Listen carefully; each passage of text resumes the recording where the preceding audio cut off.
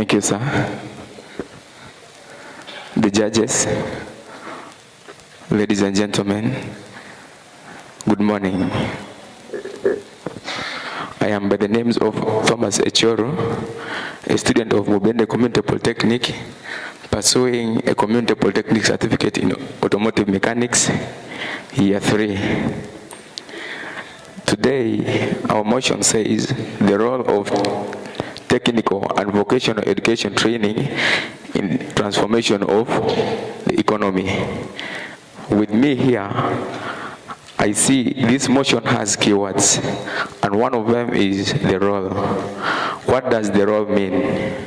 The role is the actions and activities or practices assigned of a person.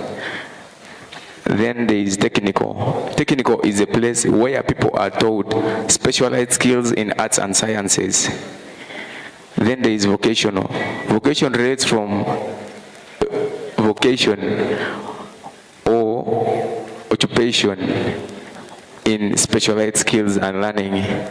Then we have education. Education is a process of undergoing activities that impart in knowledge and skills. Then transformation is a qualitative change, a change of something from one state to another.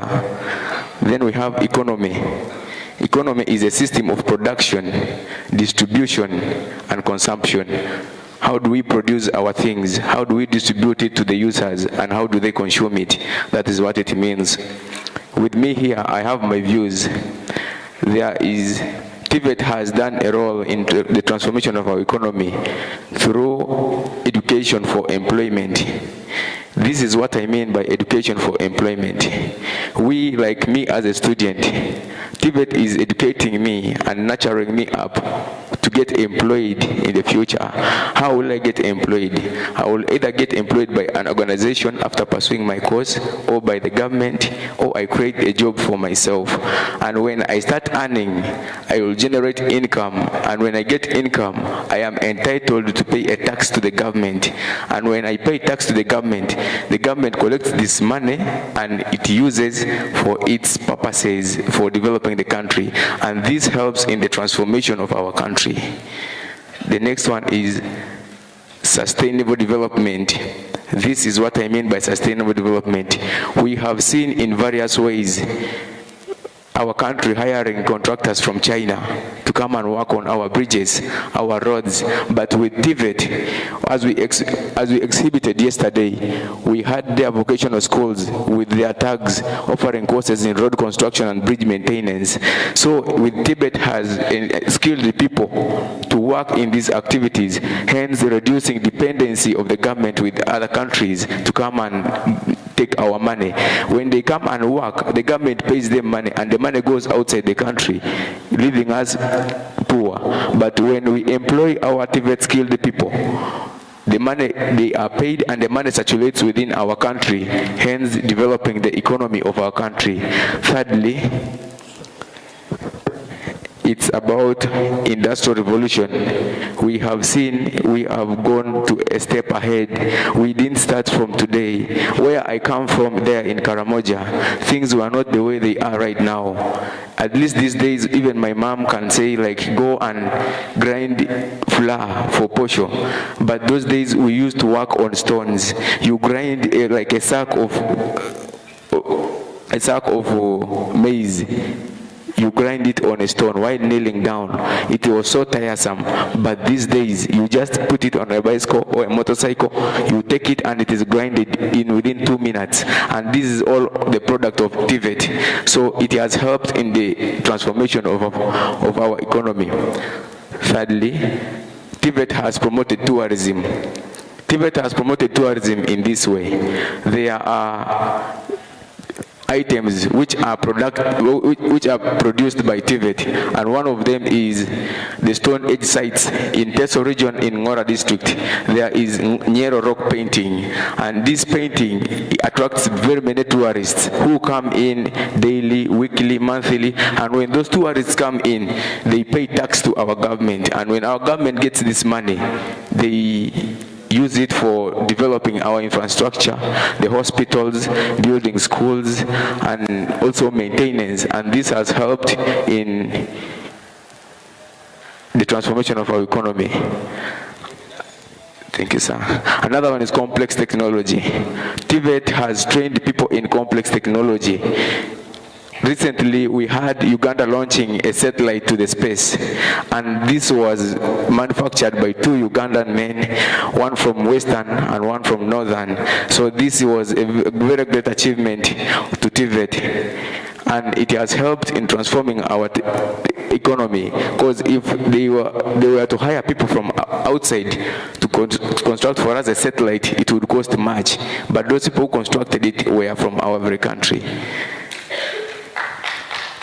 I want to conclude by saying I request both parents and the government to continue giving in a supportive hand to the TVET organization so that it runs its administration smoothly, and parents to take children to school, they gain skills to develop our country.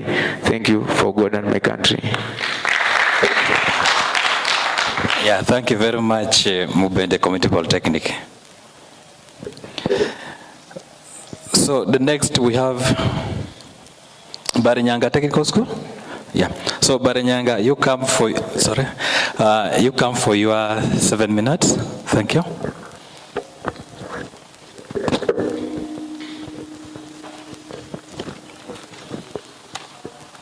I want to thank all members present. In short, all protocols observed. Good morning. Before I start with the program that we have come in today under TVET, giving us the theme of innovate and create a sustainable future, I want to greet you all in the name of our Lord Jesus Christ. Today I've come here standing to explain the role of TVET in the transformation of the economy of Uganda. Before even I explain the role of TVET, it has already given us through the theme. The theme is there just open to all of us. That is the way to start. If you tell me transformation, this is how you even see it. We transform something from another stage to another. We can all tell this gone are the ages, and we look at where the world is going today. The world is growing rapidly, day and night. The economy is simply the income and how the country is going to benefit and run it through the economy, whereby we say the economy is the income. So where does TVET come in? TVET comes in the economy, whereby it has managed to train the young youth like me and you. Straight away, let me go to the roles of TVET. Role number 1, it deep roots the education sector of Uganda. Just imagine the formal and non-informal members outside there, whereby TVET gives us the right for all of us, we young members, to go to school and learn, whereby we come and introduce ourselves to different talents, whereby today we cannot only go for theory work, but also do the practicals, whereby it has enabled the marketing of Uganda, all giving thanks to TVET. For we the young members or young people, the youth outside, after leaving school, TVET has played a very important role in issuing the future to the young members, whereby if you go to school and acquire the knowledge, the skill, whereby TVET has enabled you to do it, today you can come out and become an important person in the society. Let us talk about filling the skills gap in the job market. And today there is a lot of big gap in the skill market, whereby today members employ only educated people from the universities. But look around TVET in the technical schools and institutions. They have really played a very great role. I assume that all of us here, after leaving this institute under TVET, we are going outside there to the world of markets. We are open to the skills and we have them. That means we are going to put them in the marketing. That means our jobs shall be open and we shall be job creators, not seekers. Just like I've told you, the role of TVET to facilitate lifelong learning and career development. What do they mean? long life or lifelong development and career. That means if you achieve the skill, you shall have it and also teach the others. Just imagine like where I come from, the year ones teaching the year twos. That means they have come in what they have, and the year twos also share with them. That means we are doing what we call career development. My next offers the trainee the capacity to learn how to cope up with the new challenges. Just look at today. If you're a student under TVET, you have the skill. There are new challenges coming in with technology. How do you cope up with the world? Very many factors are challenging the TVET program. But once you are a TVET student or teenager, you are well educated and you are exposed to the capacity that you will learn to cope up with the nation or the world at large. The role of TVET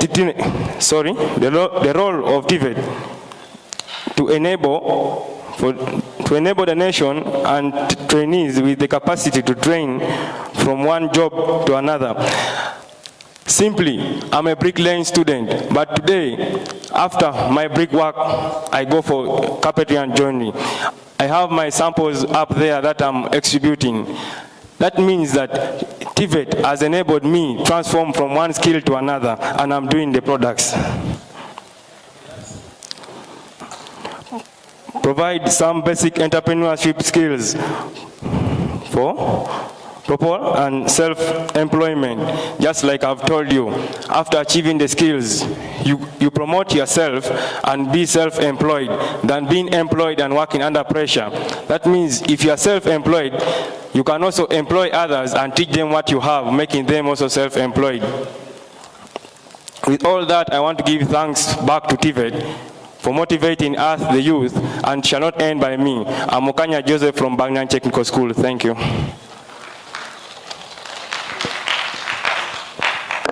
Okay, thank you, Barinyenga Technical School, for your presentation.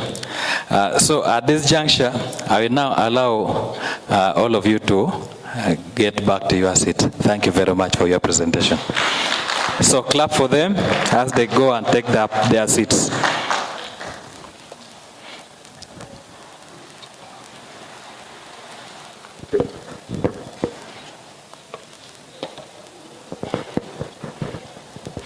So we shall have again the next 4 sets of institutions to come forward. Kachika Technical School, the role of TVET in transforming the economy. Kachika Technical School, for you is challenges. Kabasanda Technical Institute,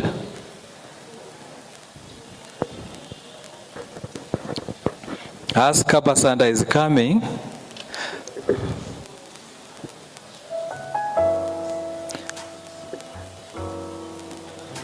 do you have Kabasanda Technical Institute?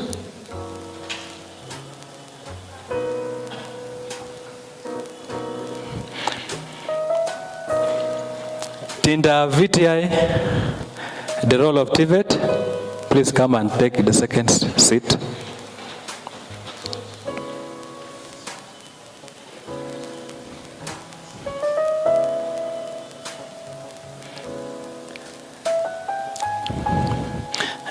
You take the first seat, you take the second seat.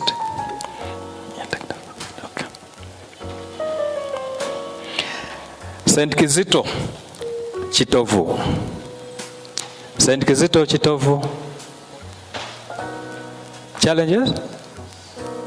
St. Kizito Chitovu, are you there for challenges? I mean for the role of, okay. St. Kizito has challenges. Kiriandongo Technical Institute, for the role of TVET.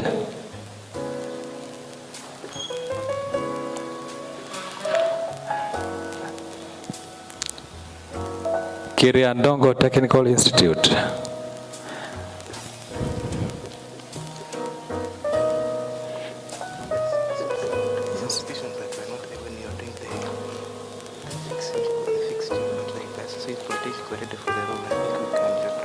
Which one? But you are not the only. When it comes your time. I'm following the list, okay?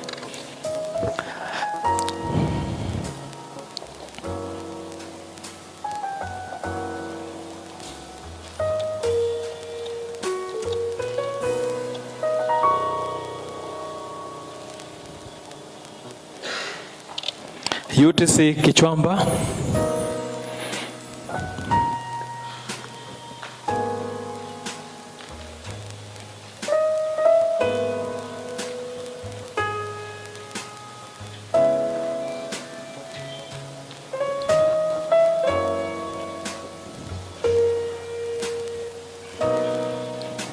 So you are Kabasanda? Yeah. So we shall begin with the Kabasanda. You have 7 minutes. 2 minutes will be allotted. So Kabasanda, you're welcome.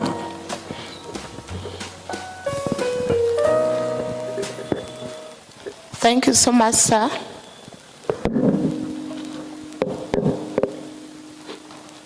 Thank you so much, the House at large. First of all, I would like to appreciate the organizer of this ceremony. Today we are going to discuss about the role of T.V.E.J. My name is Alal Kevin. I'm pursuing National Certificate in Hotel Management and Institutional Catering. I'm from Kabasanda Technical Institute, found in Kalamba Sub-County, Butambara District. Butambara is a district originated from T.V.E.J. Thank you so much. Today we are going to discuss about the role of T.V.E.J. The meaning of T.V.E.J is technical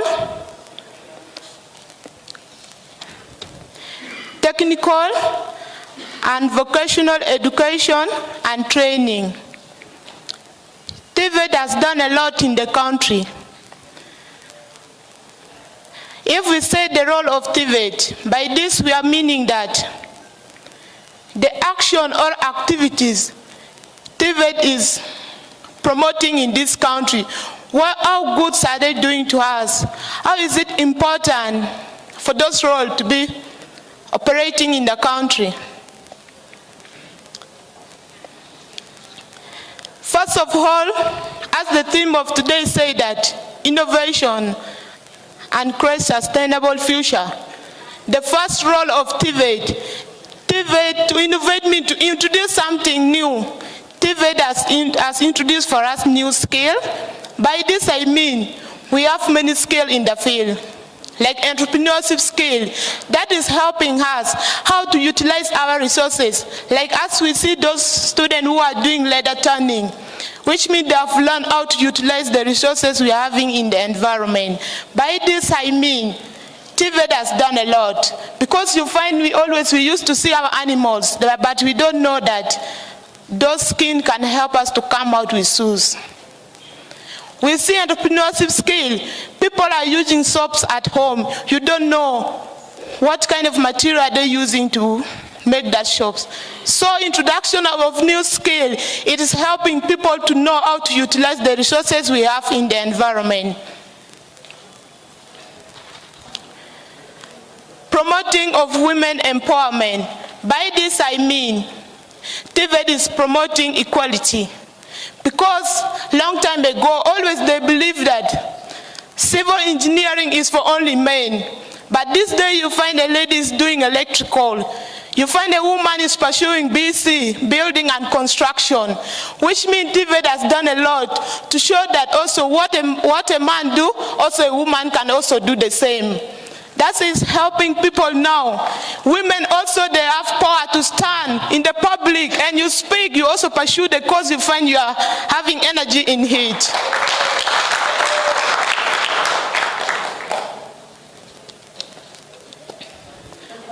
T.V.E.J is preventing antisocial behavior between youths. You find in the community, those youths who are lacking something to do, those who have nothing to do, they are always participating in stealing, fighting, abusing people, drug abuse, they're always promoting in the village.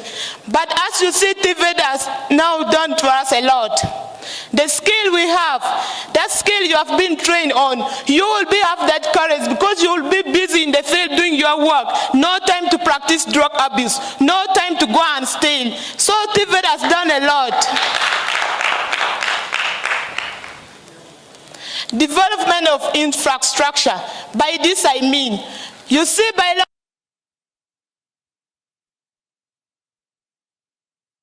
but by this due to the skill we acquire in building and construction, you find the breeze is there. Well, even if it rains for 1 week, we still have a chance to cross that breeze and you go and do what you want to do in the other side. So TVET is doing a lot to us. That is their role they're doing to us.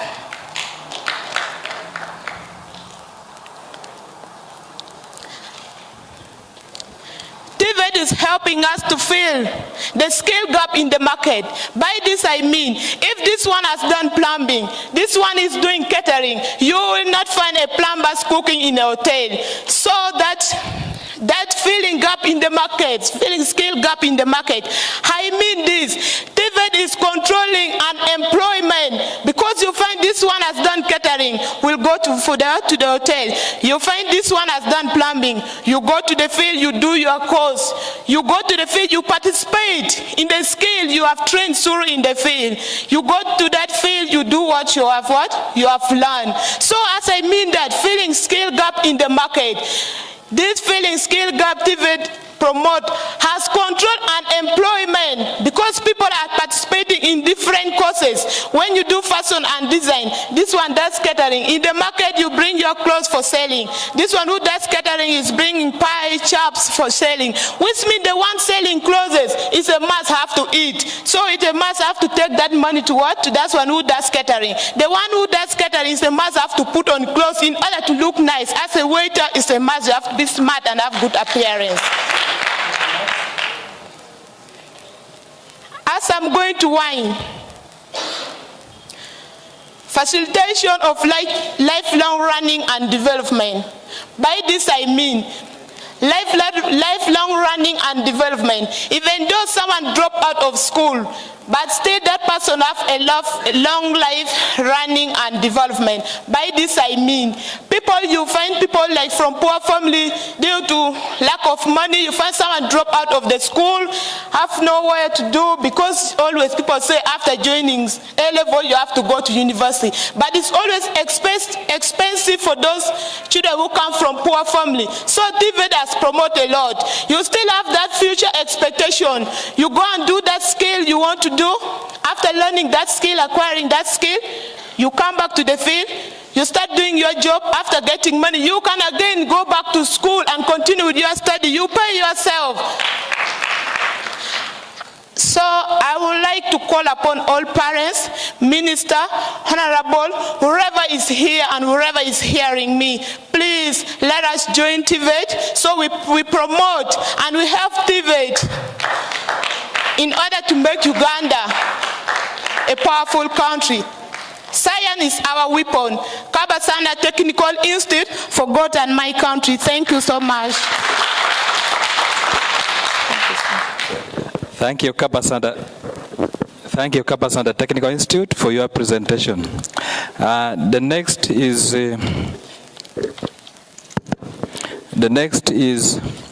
T.V.E.J. Please come forward and make your presentation. 7 minutes, 2 minutes will be allotted. Thank you.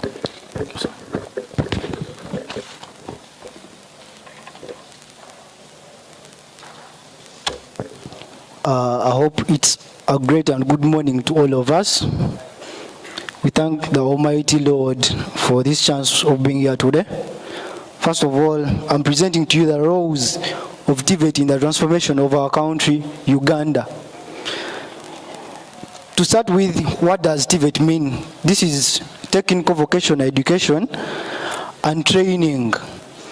A brief introduction about TVET. We have 146 institutions, government owned by TVET, and then over 800 institutions privately owned.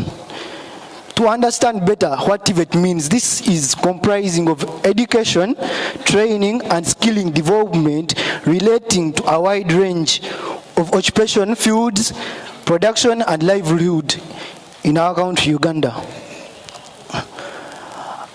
This is about the role transforming and the economy of Uganda. Let's paraphrase this. What do we mean by the role? Here is, we shall paraphrase this as what has TVET done for our country? Improvement.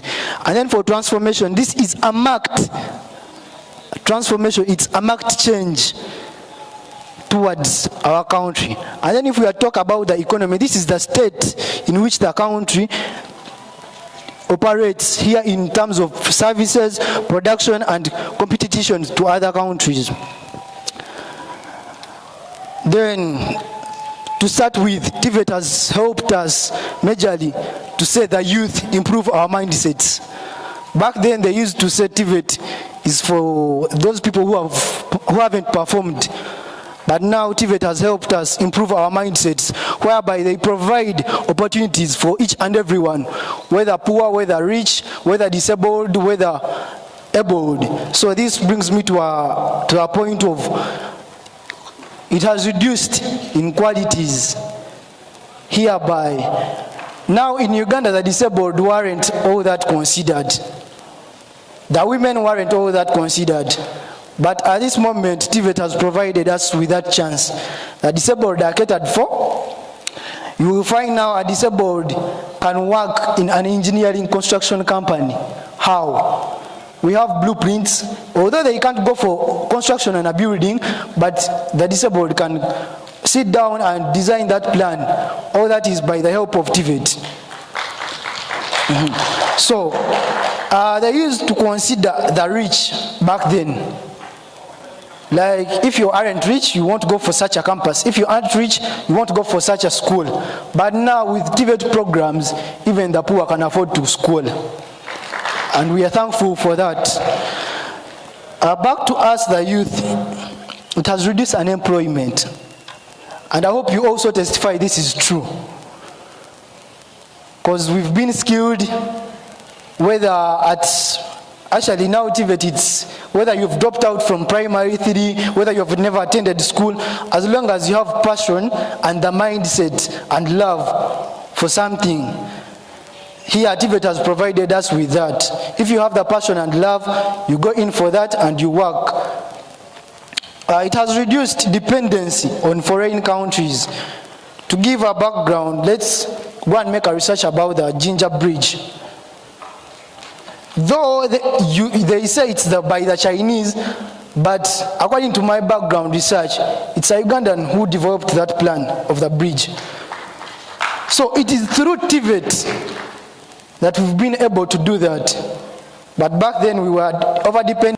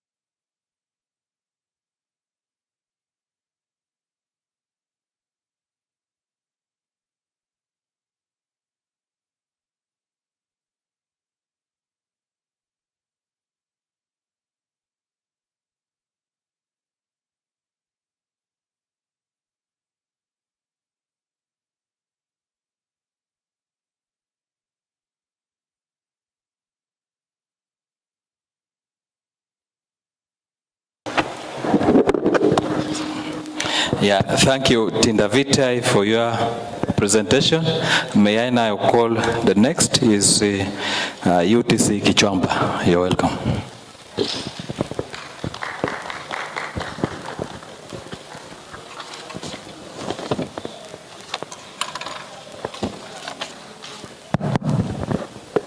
the moderator, our judges, fellow students, I greet you. Our topic today is the role of TVET in the transformation of the economy. My name is Ian Bwambale, a welding and fabrication student at UTC Kichwamba. The key terms in the role. TVET. TVET stands for Technical and Vocational Education and Training. Economy. These are interrelated production and consumption activities. Now, I'll first focus on the point of transformation of economy. We need to look at what are the factors that transform an economy. There are 4 basic factors that drive an economy. 1 being labor, 2 being entrepreneurship, 3 being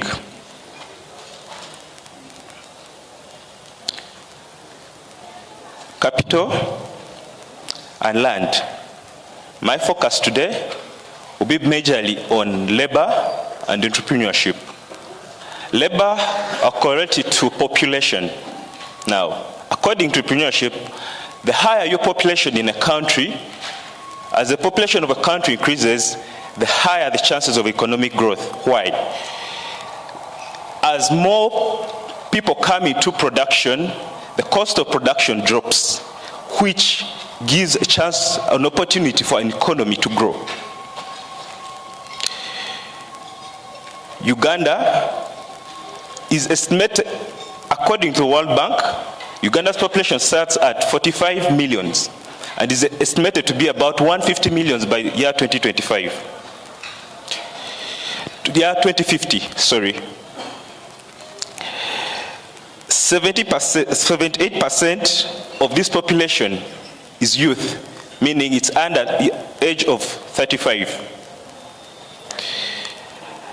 Let me also speak about the other factor of economic growth, which is entrepreneurship. And still, according to economics, the higher the rate of entrepreneurship in a country, the higher the rate of economic growth. Entrepreneurship is correlated positively with economic growth. Now,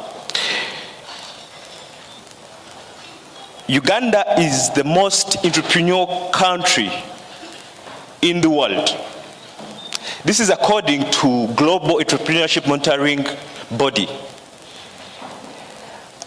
At least 28% of Ugandans are involved in a certain form of business. And out of these, at least 55% of these people are youth. But there's a challenge. According to the same body, most Ugandan businesses do not survive more than a year.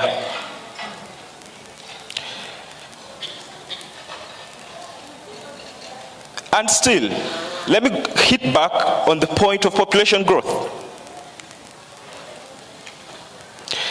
66% of this population, the young population, is unemployed. 41% out of school youth are unemployed. To give you a context, out of 40,000 students that graduate, only 800 of these are employed. Now, this creates a problem. It creates a burden to the nation, Uganda. And what are these reasons that are causing all these gaps within? Because if we had a good if we have a good population, we have a good entrepreneurship background, yet we have a bad take-up within the workforce. Now, thank you, moderator. These are some of the challenges that are faced. One, there's lack of work transition skills that are being implemented in our education system. We have a lack of we're being satisfied but not given skills in our education system. We are more of a theoretical kind of approach than a competence kind of education system. And the system is a bit inflexible in adjusting some of its policies. Now, I need to speak about the role of TVET in this. Now, TVET has come in the game. It's the game changer here. It has come up with the idea, you know what, let us bring out the industrialists, and they come into the schools. They're strengthening the relationship between training and school and skilling in school. They're ensuring that long life learning.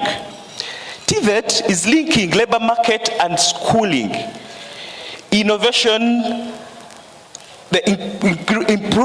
encouraging innovation. Like this is an exhibition where TVET has organized to boost our ability to innovate and create. As I conclude, TVET has encouraged apprenticeship in the different factories and different industries, and it has facilitated the different trainers and the different supervisors. It has provided scholarships to female. Of late, there are 90 scholarships that are offered to female, and this has given access to education for those who did not have access to education. Mr. Moderator, sir, I arrest my case.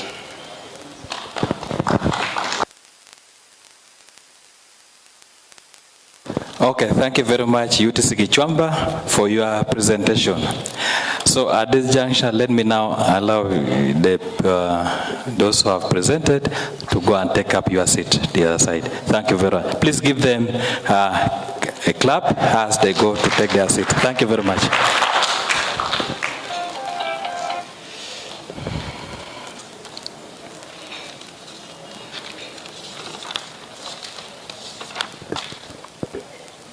So we are now going to have another set of 4 institutions to come and present their debate on the role of TVET in transforming the economy.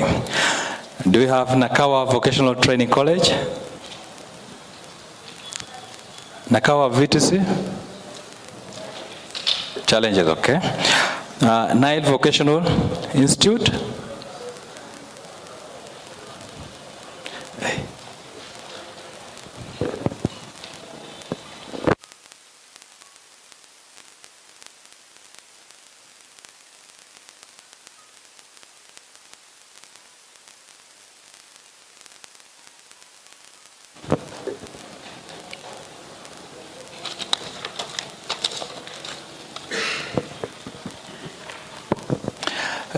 UCC Kabale,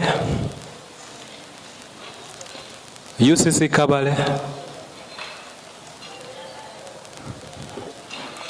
Uganda Cooperative College Tororo,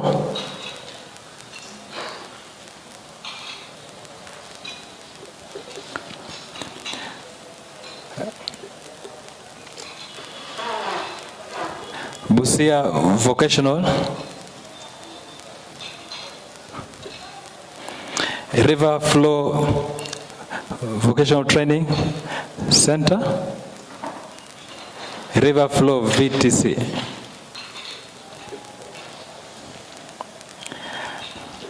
T.V.E.J,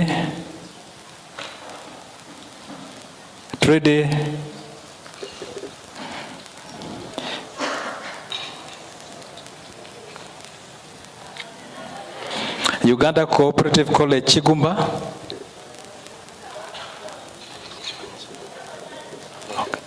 okay.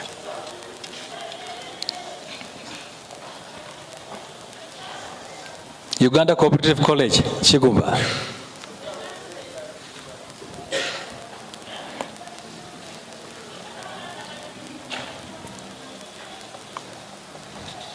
Engineers Without Borders. Engineers Without Borders.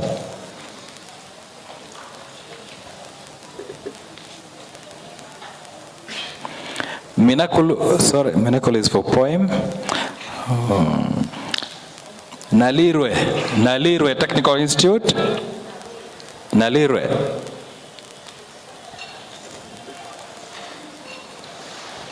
Nalirwe Technical Institute.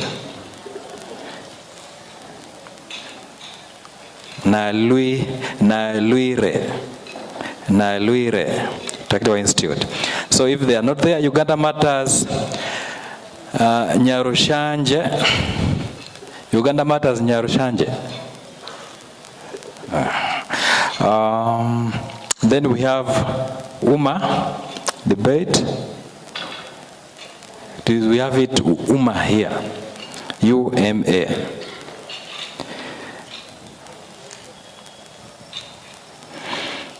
We have Dr. Samuel Chikundu.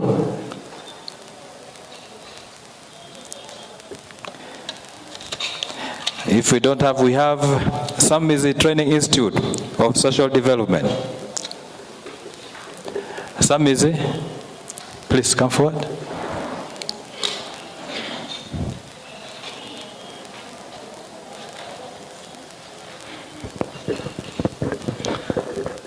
Please take up your seat there. So far, these are the ones, the debaters for the role of TVET in transforming the economy. So may I now call forward Kiriadongo Technical Institute to come and present, make your presentation. You have 7 minutes, 2 minutes you will be allotted. Thank you. Thank you, sir.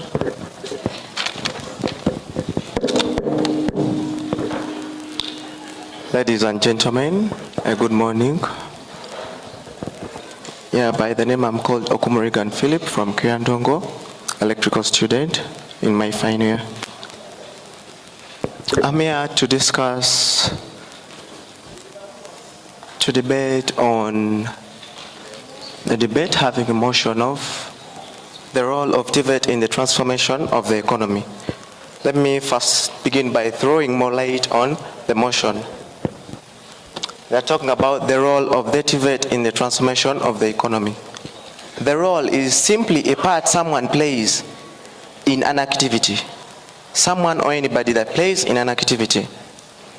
And then TVET is a short form to mean technical and vocational, educational.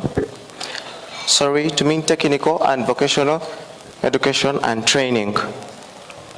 And then I'll move on to the transformation. Transformation is simply causing a change on something from one form to another. And economy will simply mean the efficient use of the available resources.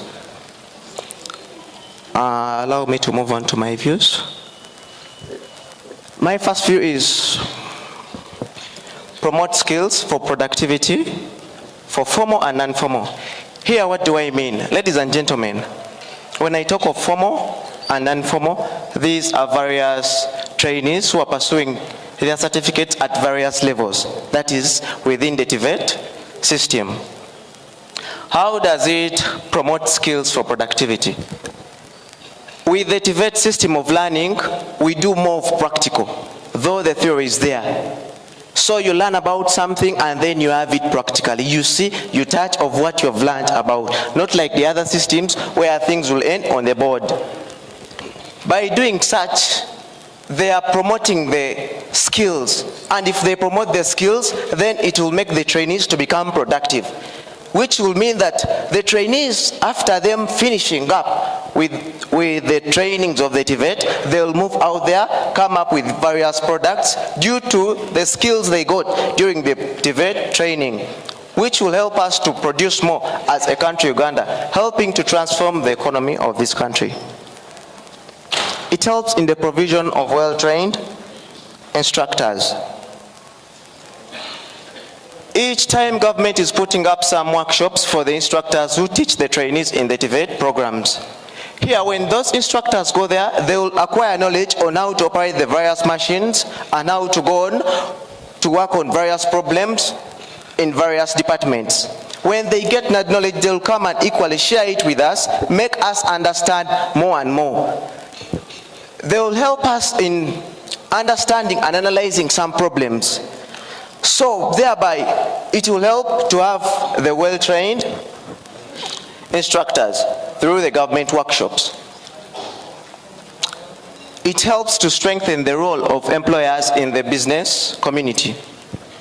Employers, these are people who employ others at various works. Employers, how will it help to strengthen their, let me call it their part in the business communities? Employers are supposed to employ the employees. We shall be making their work more easier when we go and attain the skills, and then they will be made easier in a way that they will not face very many challenges to look for people who are fit for the various works. The people who are fit for the various works will be there. Why? They have attained the skills from the various TVET programs, thereby making their work easier in the business community. It has helped various individuals to attain various certificates through assessments. Let's take for an example the TVET. You'll go and study. After studying, when you finish your course and you've passed very well, you'll attain a certificate. That certificate, you'll have to take it somewhere in case there is like a job opportunity. You take it somewhere and then you'll get that job. So there are some other jobs whereby you can go and do the job. You have the skills, but you don't have that paper. So the TVET programs that have been put are helping us to attain those papers that will put more evidence on what we have to show that so and so is fit for this work. So thereby helping us to improve on the economy. How? We shall get the jobs. Assume it is a production factory.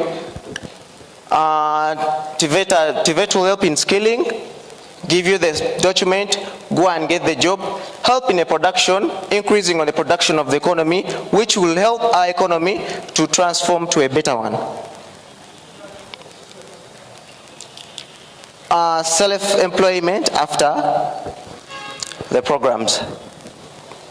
Ladies and gentlemen, in the era where we are, people are looking for white-collar jobs. White-collar jobs, these are jobs of the officers and all other clean jobs.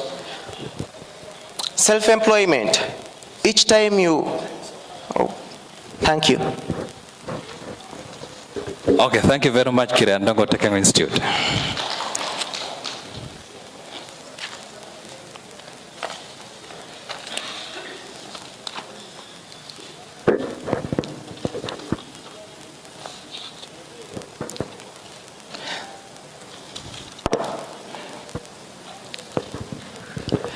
So the next is, okay.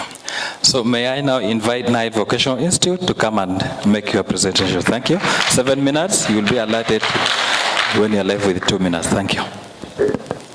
Thank you, sir. The organizing committee, the judges, the entire house, I salute you all. I am Alesso Joyce Felistas from T.V.E.T Vocational Institute. Today's theme motion is talking about the roles of TVET in the transformation of the economy in Uganda. First of all, let me define the word TVET in full. TVET is technical and vocational education training. But what is TVET?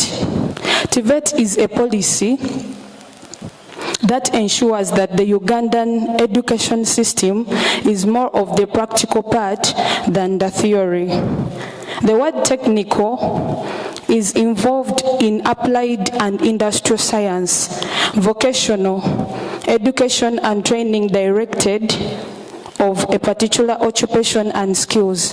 Then education. To educate is to impart knowledge. Training means the action of teaching a person or animal a particular skill or type of behavior. Then to transform. Transformation is a marked change in form. I have come here to present to you the roles of TVET in Uganda. TVET is filling the skills gap on the market. Fellow Ugandans, gone are the days when we used to look for carpenters under mango trees. Gone are the days when we used to search for one plumber just to get him in the company of National Water and Sewerage Corporation.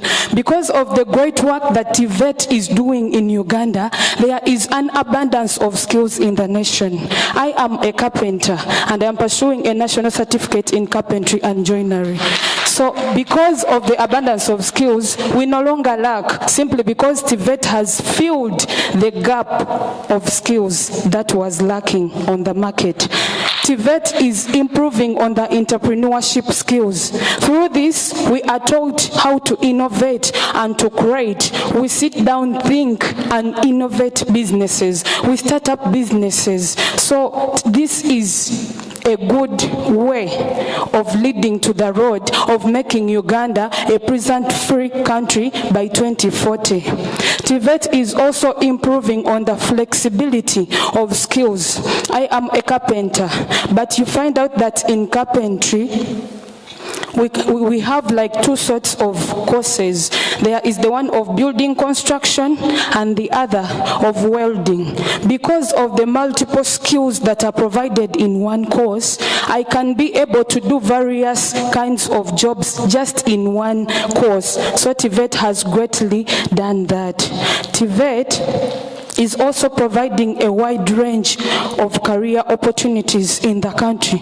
For instance, even juice making is a skill. TVET is recognizing skills that are created by youths. Yesterday we had an exhibition, but even a charcoal stove, making a charcoal stove is also a skill, and it was recognized, and still up to now it is recognized by the Ministry of Education. TVET is also helping the youth to be self-reliant, self-employed. We are brought out to be job creators and not job seekers. After us attaining certificates in our courses, we come out and do our own businesses. We do our own businesses. We are no longer employed, but we stand under the umbrella of the courses that we have attained in different institutions, hence making Uganda a prison-free country by 2040. TVET is also greatly improving and changing the mindset of Ugandans. Gone are the days when people under TVET were looked at as failures. Right now, because of the positivity that we attain from TVET, we are taught how to think. And a good thinking mind is a developing mind. It is a developed mind. We come out with various ideas, hence succeeding. I conclude by thanking the government for the great work that it has done in recognizing TVET in Uganda. I remain Alesso Joyce Felicitas from Now Vocational Institute. God bless you. Yeah, thank you very much, Nile Vocational Institute, for your presentation.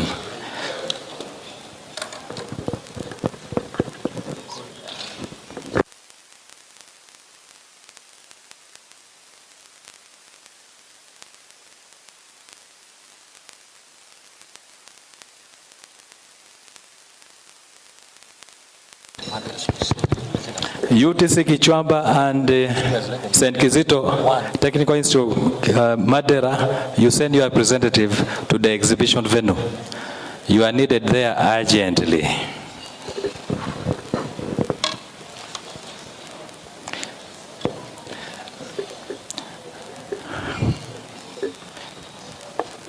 You are? Huh? Some is it? Okay. So may I now call Samizi, Institute for Social Development, to come and make your presentation. 7 minutes, 2 minutes will be allotted. Thank you.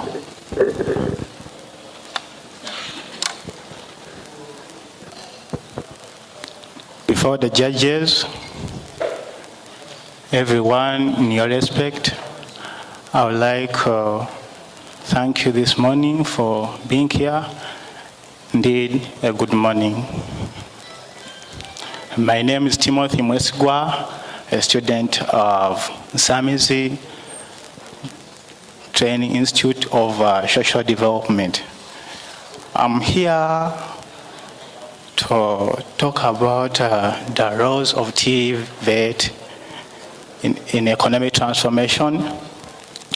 Sure. Before I go far, talk about that, I'm doing social work. I'm in the second year at Nsamizi. Talk about the technical and vocational education, training, skills, and for services. First of all, talk about the technical. The word technical, talk about the technical, it means you have something different that you're doing, so that you do that people do not think that you can even do. So that is simply technical what it means. So vocation, it is of course, it's like an institution or somewhere we do things using our hands and that way. So let me go direct to the roles of TVET in economic transformation.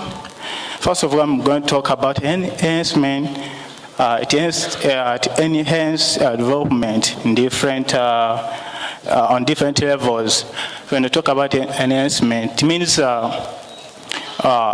this is the generation. This is the era where we're seeing find someone was behind. We used to see people used to stay in harsh houses. And then right now you find someone has done something great. They have built houses.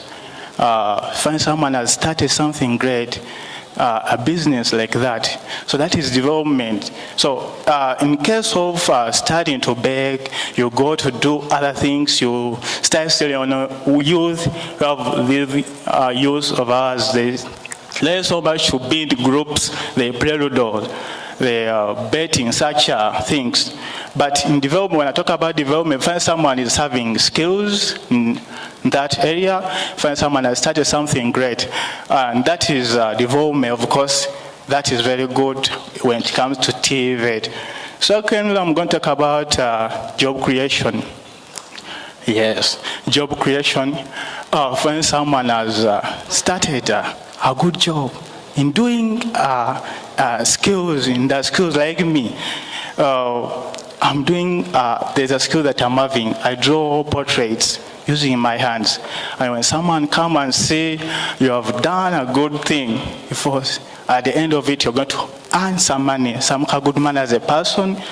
If you're a student, that is going to help you to continue the study. You can even pay for your tuition, my dear, who are here. So that is job creation. Let me go direct to mindset. Yes, mindset and attitude change. We used to be with this woman. Find a woman. Every time he's thinking that maybe the man is going to bring some kaman at home, the kameza. And find a woman is failing to go and work. They're having skills. You find someone is sitting down, waiting for money to come on the table. This is an area where we find some women, they go and work. They go and work with their hands. Okay, all together. So find someone is doing several things using hands, the mats, the what, the door, whatever, the mats. You'll find someone is getting a good money, Vanange. So this is mindset. Things they are changing. We're getting transformed from what we used to do. Now we're doing something great. Even husband giving, making a woman to start home every time, and you tell them they don't know what we go through when you're struggling. But if someone is working and you're so working, that is, it is going to bring something good at home. Find mother is bringing a bread, father is bringing a bread. That it helps also to a family to grow on a higher level or speed. So. Another question another point that I would like to talk about is young single mothers now are able to go and work. Yes, mother, they have started working. People like me, our mothers used a lot to pay for my school fees at school. They used to pay my those mothers are the ones who are paying. Nowadays, you find a mother is struggling with like 80 children. Is paying tuition in such a way. Briefly, I'm going to talk about that now. I'm remaining with only one point, that is financial independence. Instead of begging, my dear, you have your command, you're independent, you're going to do something independently when no one is going to start asking you. Now, when I talk about independence, so if you don't have money, you can even fail to do something that you would like to do. So in that way, if someone is independent, you're going to do something on your soul, and do something on your soul without maybe begging, without doing anything. So mothers who are paying for your children tuition and school fees in that way, thank you so much. With those people in Saleh, thank you, judges. Thanks so much.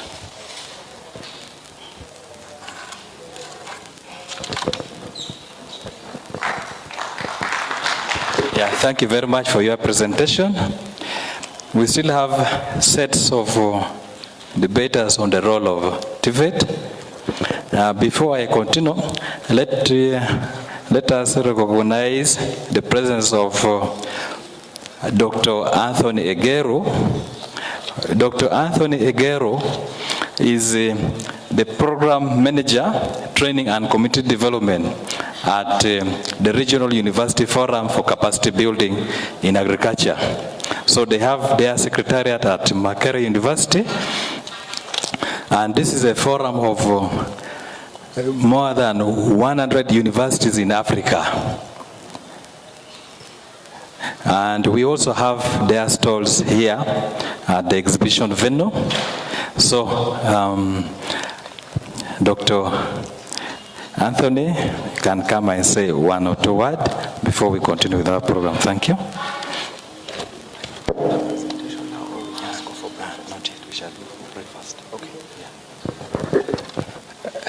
Ladies and gentlemen, good morning. I stand between you and the appetite and the food. So I shall not use many minutes to say whatever I want to say, but just to say good morning. I will have the opportunity to have a conversation after the breakfast when our enzymes have been settled. Thank you very much. Okay, thank you, Dr. Egero. Anthony, yeah. So our break tea is ready. We shall break for some few minutes for breakfast, and then we come back and we continue with our program. We give ourselves 10 minutes to 15 minutes. We should be back here. Thank you very much.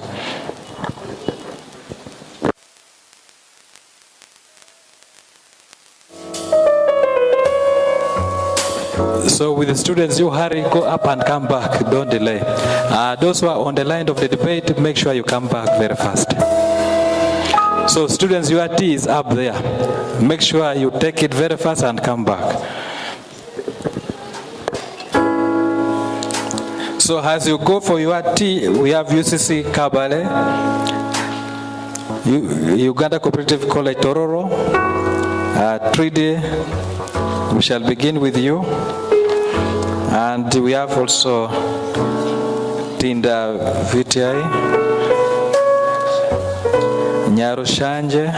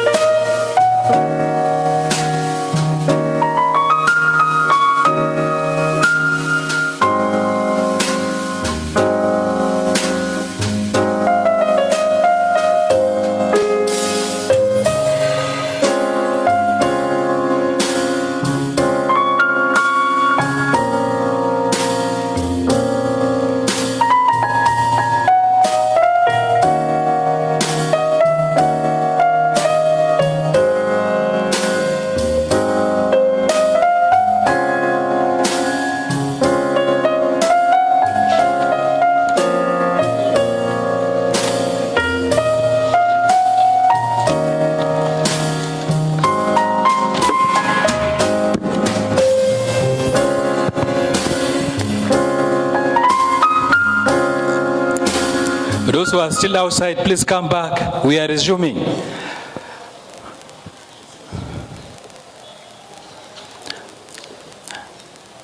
Come to the auditorium.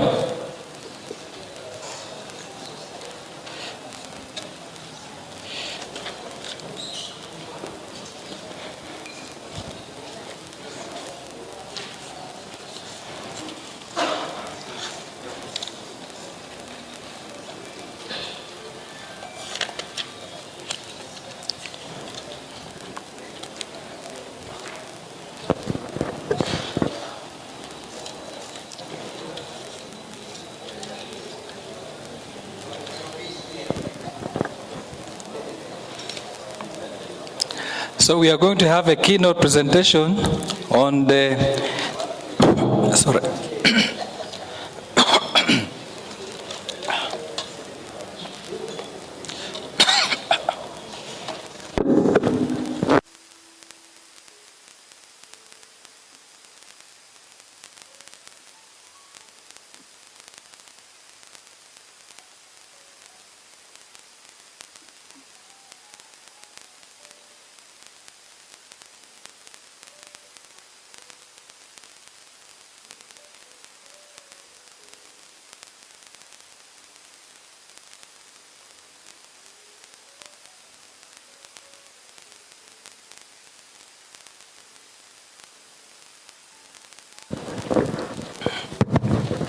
Okay, I was saying we are going to have a keynote address on the challenges and solutions of implementing skills training. Is it? No. Sorry. You are presenting challenges. Just say keynote. Okay. So we are going to have a keynote presentation by Professor Anthony Egero. I'm sorry, at first I introduced him as Dr. Anthony Egero, but he has now moved to another level. He is now a professor. So as I said before, he is the program manager, training and community development at the Secretariat of Regional University Forum for Capacity Building in Africa. They have, the Secretariat is at Makerere University. When they have their home, they will move away from Makerere University. This is a very, very strong regional forum which operates all over Africa, and many, many youth have benefited a lot from this program. And we really thank Forum for changing the lives of so many youth in Africa. So at this juncture, may I now invite Professor Anthony Egero to come and give you a keynote address. Thank you very much. Was it this one or this one? Yeah, that one.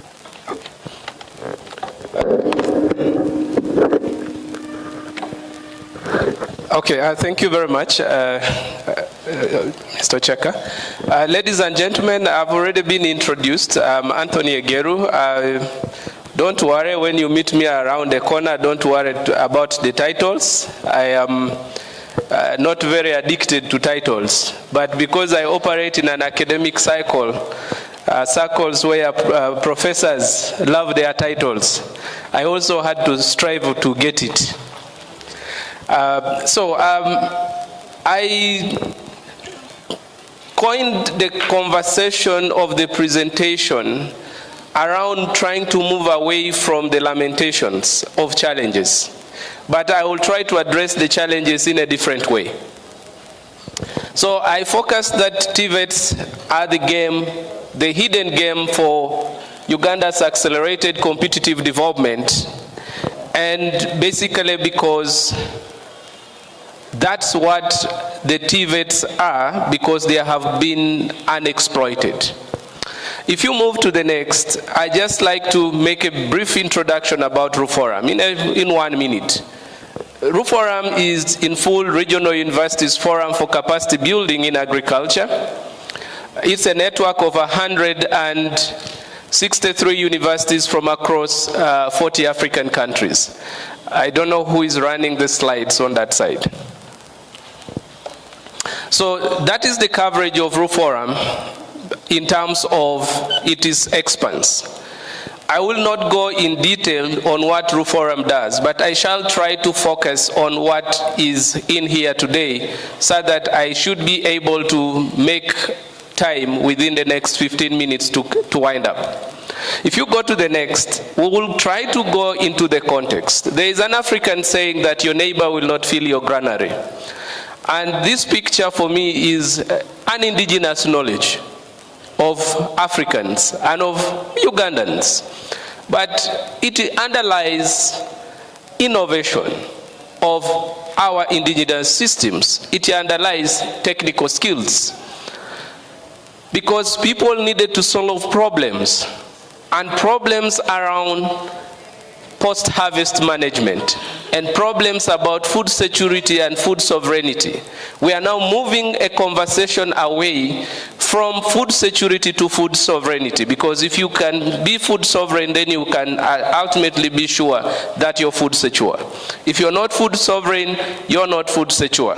And that is what the Ukraine and the Russia war has taught us, that we are not food sovereign, because we are dependent heavily on imports of Ukrainian wheat and Russian wheat. So if you go to the next, I would like to just touch a few fundamentals. Fundamental one is that overall Africa is a young continent and therefore young countries. The median age for Uganda is 16 years. That's the median age. 83% of Ugandans are 35 years and below. So we are a young country, and therefore we are part of the young continent, and population is going to continue to grow. The second fundamental I would like to pose as we look towards, and this is because skills are important for this young country. The population is going to continue to grow. In the next 30 years, we will hit 104 million. And if you are yet thinking that we are overpopulated, imagine yourself at 104 million.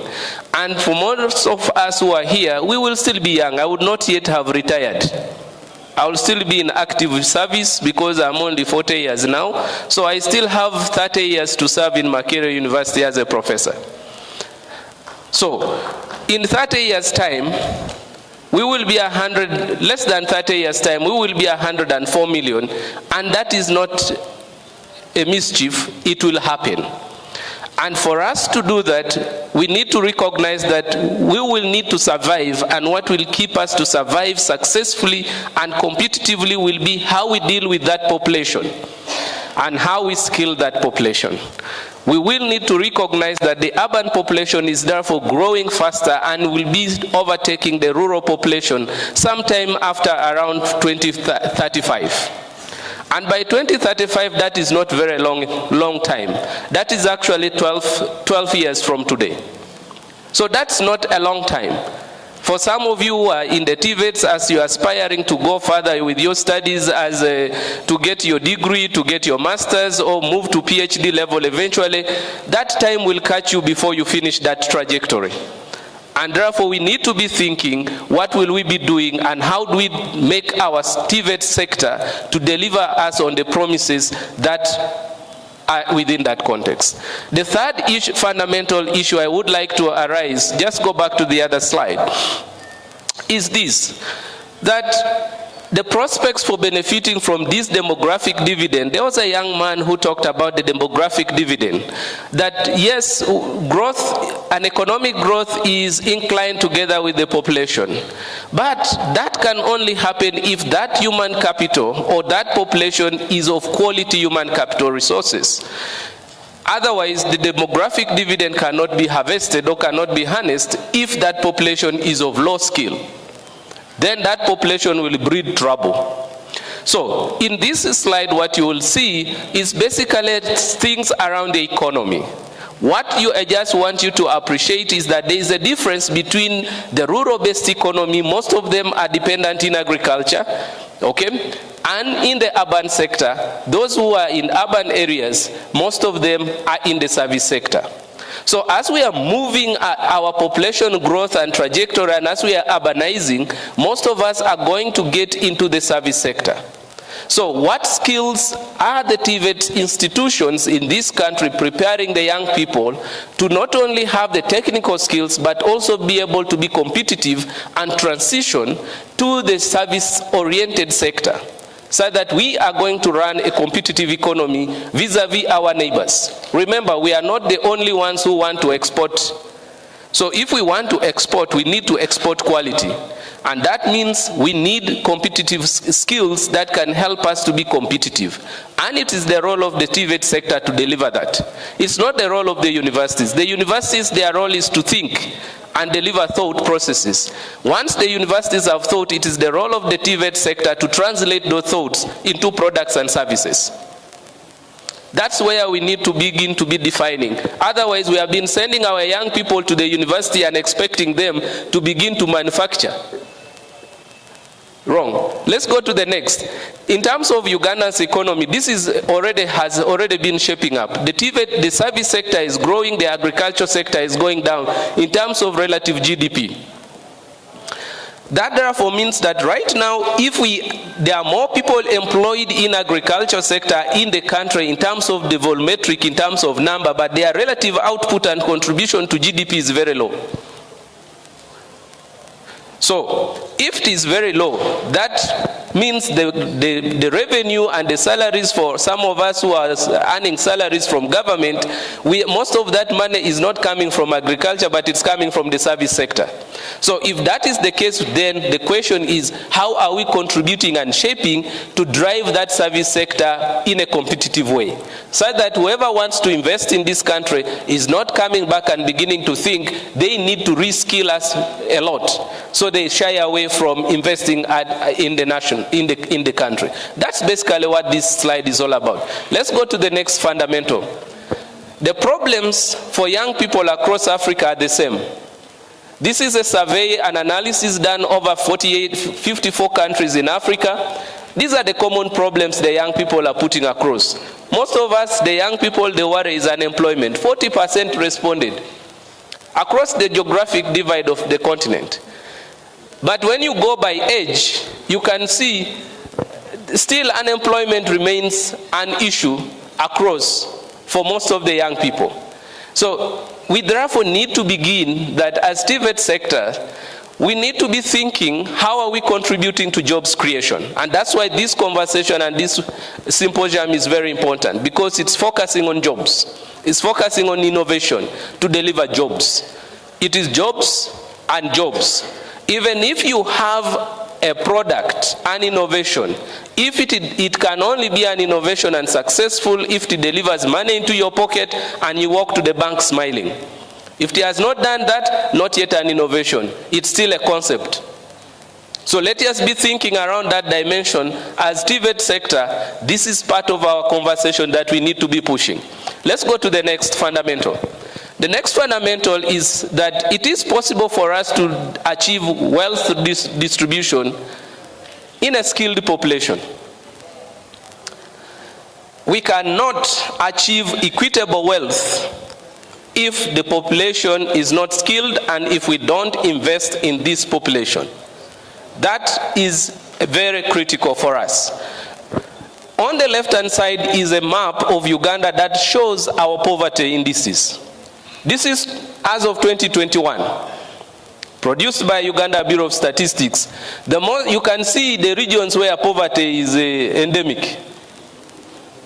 So if you come from that region and you are part of the TVET sector, that is a TVET institution that is located in there, ask yourself, what are you doing to change the equation? How are you training young people that eventually, when they get and transition to the world of work, they are making a difference in trying to bring the poverty equation down? That, if we are still at 65.7% in some regions, generally anything above 5% is unacceptable. In other words, those people, this is abject poverty. People who are not in money economy, they are living on less than $1 per day. $1 per day is less than 3,700 shillings. On this side, on the right-hand side, is just a picture taken over above across the road. It basically shows you the wealthy part of Naguru and the lower part of Naguru, which is a shanty place. All right? This is Kampala, not anywhere else. Now, these people see those people as having taken what belongs to them. So in the night, they cross the road to recover. And so these other guys keep on raising the wall fences. Isn't it? That's what we are all doing. And then we put electricity, we put cameras, CCTVs. But now we also know that if you go with the smoke, the CCTVs will fail to work. So these people also innovate. I'm not saying that they are the ones who are the thieves.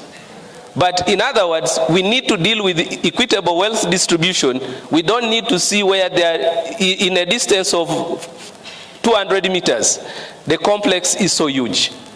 But it is the role of the TVETs to help these guys to be able to be very well skilled.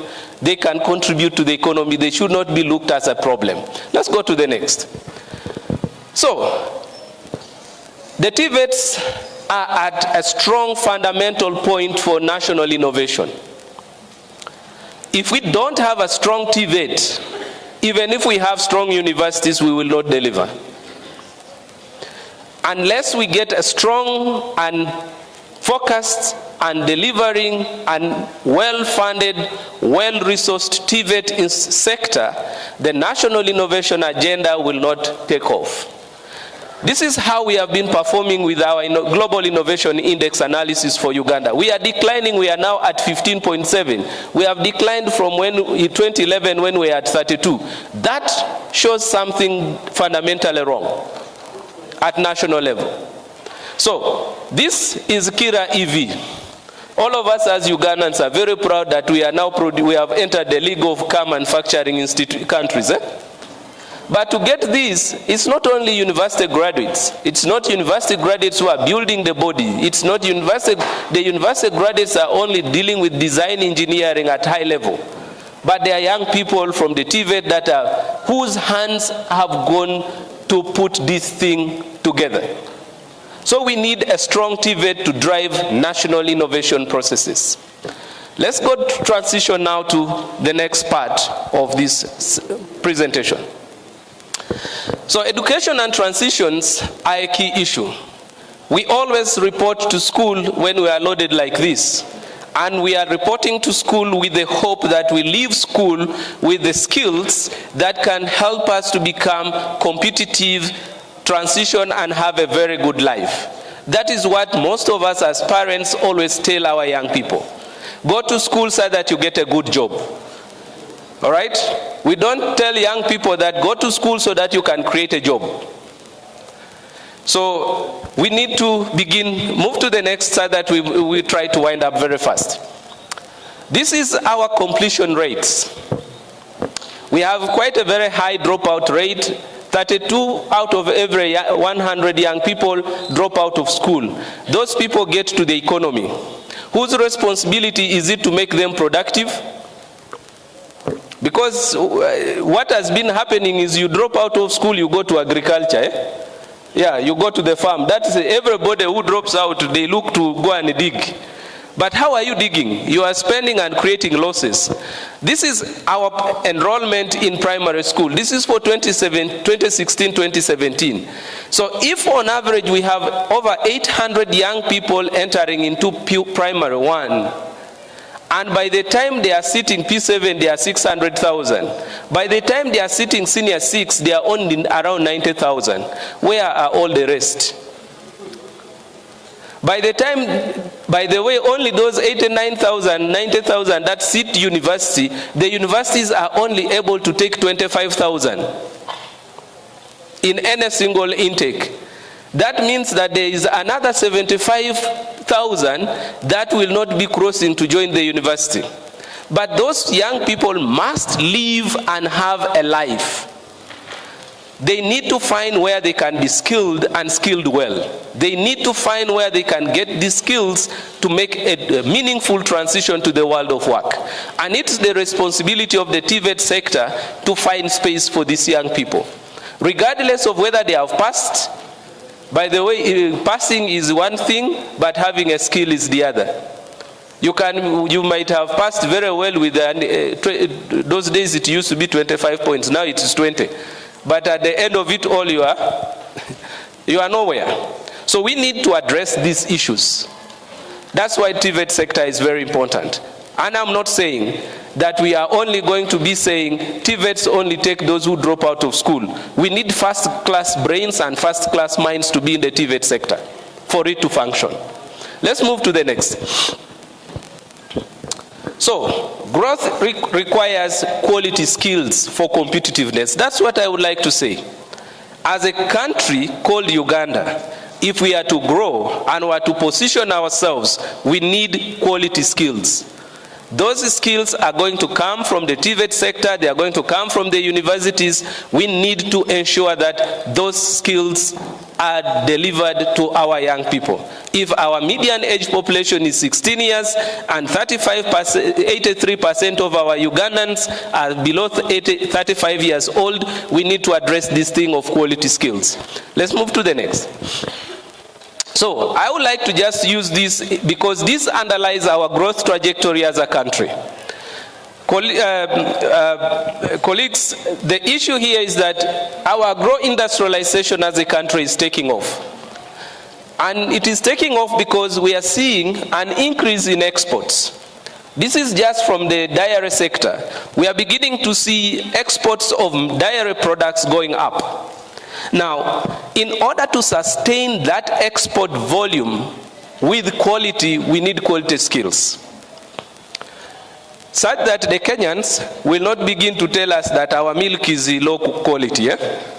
So that the Congolese later on will not wake up and say that Ugandan products are poor of quality. And therefore we don't want that curve to begin to drop all over the sudden because we are not delivering quality products to the market. The people, 90% of the people who are processing this milk are from the TVET sector. 90% who are responsible for bumping up that growth in the dairy sector for export are from the TVET sector. You have a role. Next issue for us to point across, the second next slide, is this is the value chain, and our value chains generally are expanding and growing. Now, they are becoming active, therefore they are beginning to deliver jobs. This is from the fisheries sector. That generally, when we look at the fisheries sector, it has potential of providing 5.3 million jobs to Ugandans. Look, we are only saying that as a country in total, we are able to deliver around 8,000 jobs a year. 8,000, those are the total number of jobs we are able to produce as a country. But we need, on average, 120,000 jobs a year. We are only delivering 8,000. But only the fisheries sector has potential to create 5.3 million jobs. We need to be able to get the TVET sector to unlock some of these jobs. There are different segments to engage in. And young people here, and indeed in other institutions, have a role to play in this thing. You see this thing, Yalero? Yeah, I think most of us are now familiar with this. Ever since these Yalero guys came on the market, I have never gone to the market to buy fish. So the fishmonger in the market and the market mommy in the market has lost my money, because I go to a decent place, I am sure the fish is fresh, I am sure of the weight, I am not bargaining. The young people who are in there, most of them, wherever I've gone and tried to talk, most of them are senior 4, senior 6 and below, with the exception of their managers who are degree holders. Most of those are TVET fellows. They are functioning well in the economy. Let's move to the next. This is the service sector. Our service sector likewise is growing. And for us to sustain that growth in the tourism sector, we need quality skills. We need quality skills for the tourism industry. Every single tourist that enters into this country, there are 10 people involved in the chain. And those are 10 jobs. So for us to ensure that we maintain those jobs and ramp up most of those jobs are to be delivered by the TVET sector. Most of the skills are by the TVET sector. They are the ones that are going to sustain the tourism industry. We are not going to fly space rockets. Space rockets are good, but we need to deal with the basic fundamental problems first. If you're hungry, your brain will not have glucose. So let's address where the most urgent issues are. Let's go to the next issue just to see.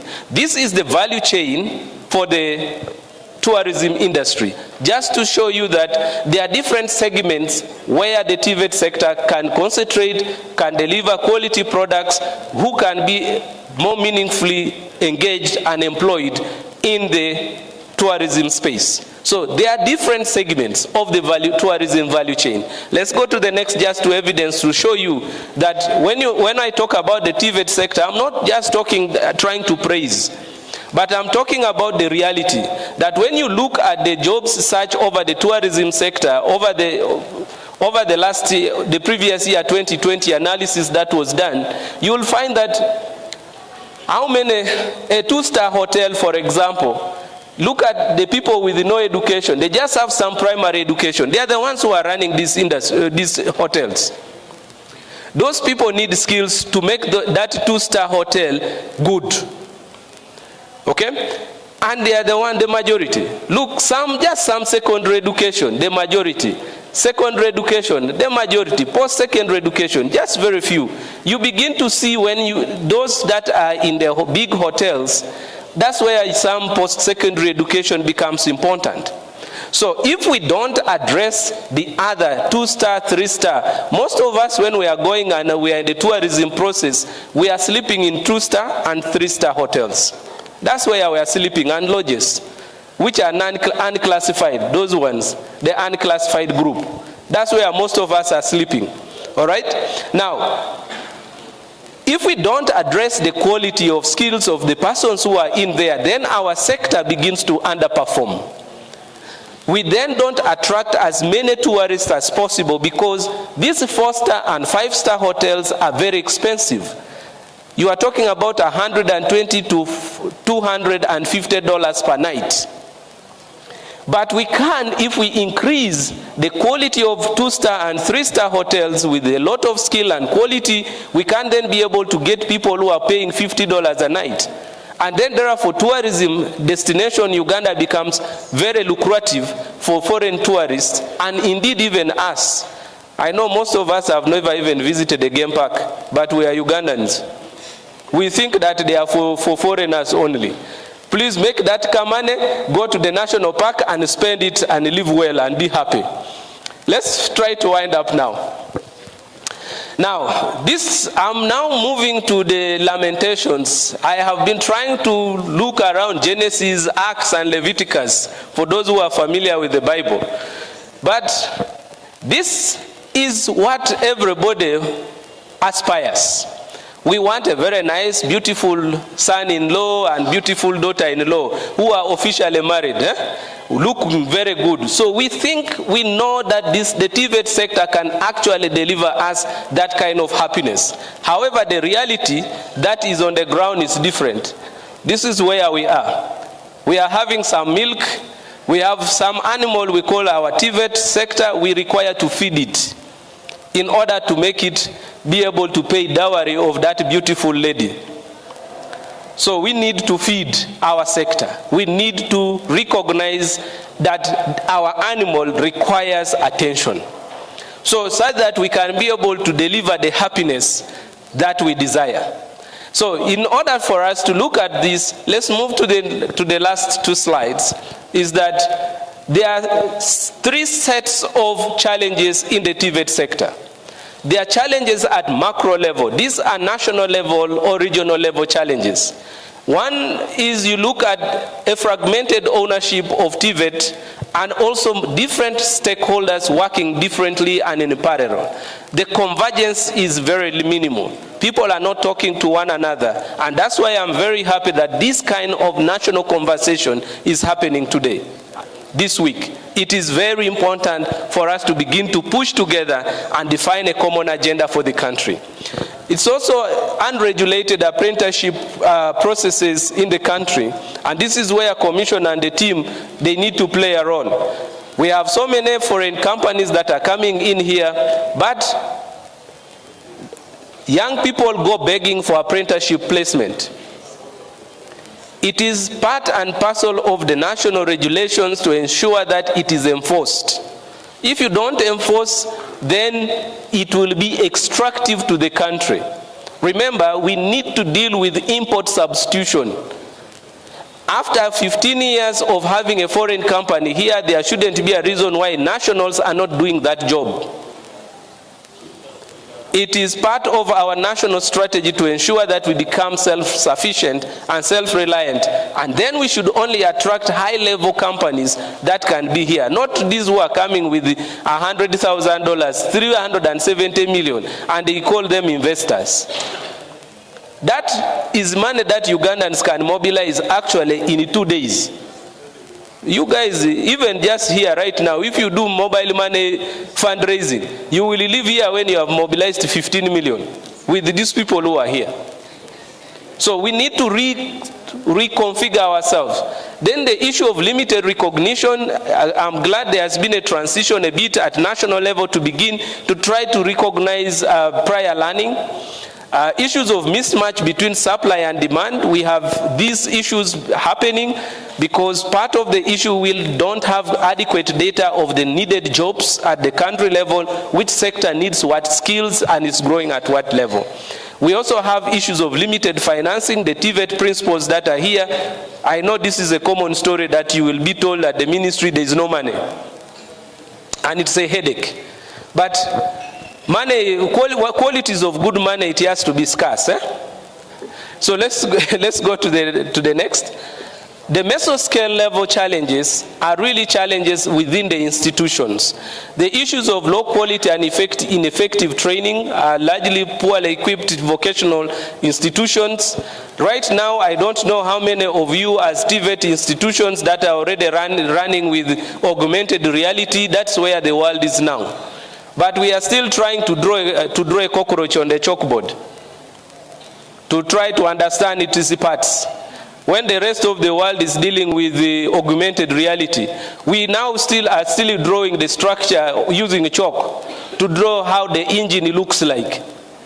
When the rest of the world is dealing with augmented reality and you are able to see the actual engine and separate the parts using just a screen and your phone, you can be able to remove and reassemble them practically with augmented reality. But it is because of investment. Weak policy, this is quite a challenge. There are still policy issues to work with. Then also outdated curricula, not demand driven. We need to pay attention to that. An assessment that was recently done in Ghana showed their TVET sector is worse off. 75% of all the TVET institutions were found to be running an outdated curricula. We don't need to be in that state. We need to recognize these issues and begin to rethink together. Issues of no continuous teacher training. Yeah, we need to recognize one of the challenges we have. Yes, our TVET instructors will go into the university. When they have gone to the university, then they come back and they are thinking different. They are now researchers and scientists. Okay? We don't have a technical university that is supposed to build skills and competences for people who are supposed to be in the TVET sector. This is a national issue. That is not the problem, the doing of the TVET institution instructors. But at micro level, we look at the young people themselves and individuals and trainees themselves. There is the issue of low prestige, and I'm happy listening to young people here making presentations and appreciating the value of the TVET sector to themselves. We need to repurpose this conversation, starting from our own individual families. It is important for us to put that TVET is not about that you failed. It's not that you have failed. We need to ramp up the value and appreciation of the TVET sector. The issues of lack of funding, it is difficult, it is expensive to be in the TVET sector. And we need to recognize that some of the fees at TVET institutions is far higher than a degree. Because I was trying to arrange a budget for paying for students in TVET, and I noticed some of the requirements. When I put the budget, it was quite high, far higher than a person pursuing a bachelor's in some of the degree programs. So that, we need to begin to find a way how to address that. And then, of course, the gender biasness has always been there. People, when they look at, if you find a female mechanic, will she really manage to work on my car? These biases and gender biases, we need to deal with them. And this is where the issue of parity is. Assessment that have been undertaken shows that you can be able to increase GDP by 10% every year if we achieve gender parity.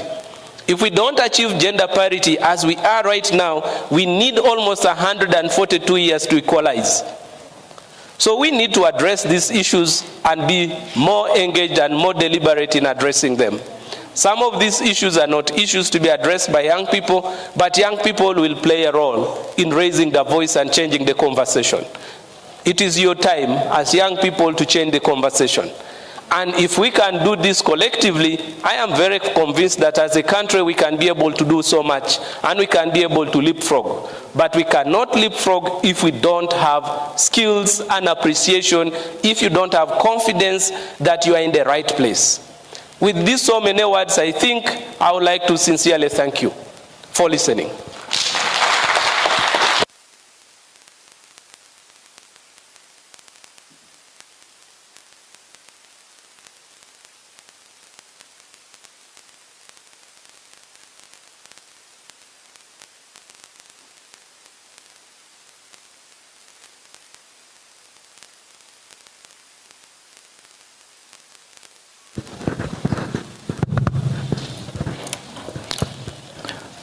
Professor, thank you very much for your very good presentation.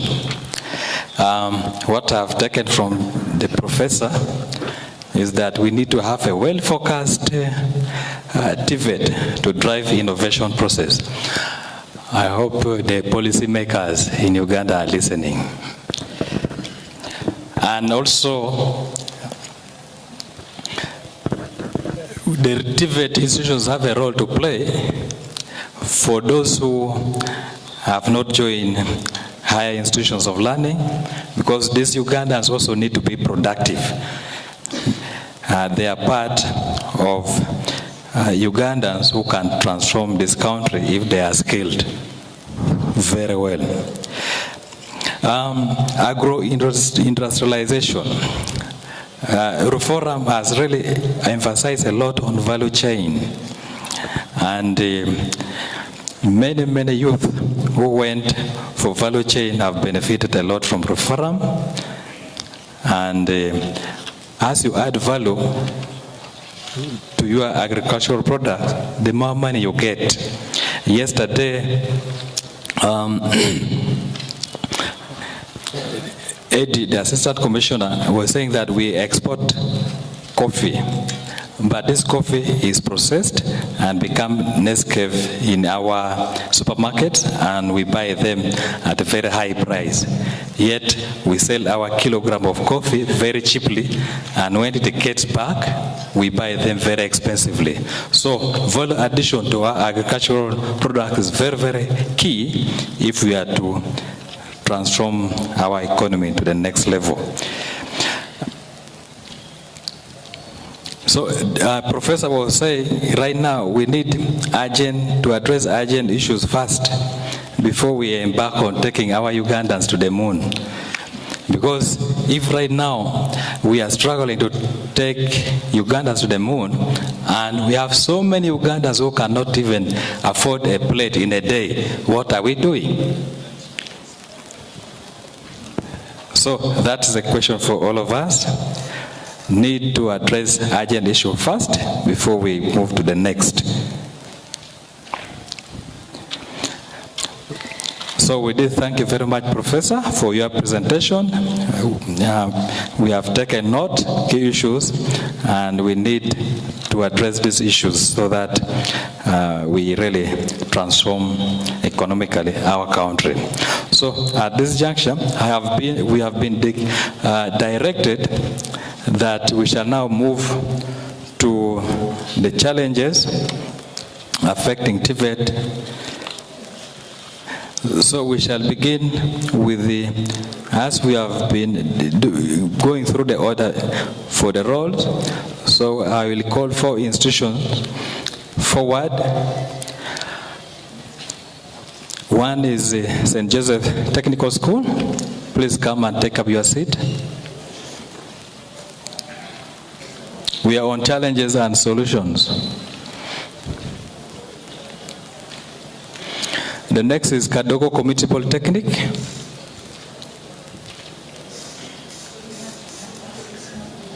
Kadogo Community Polytechnic.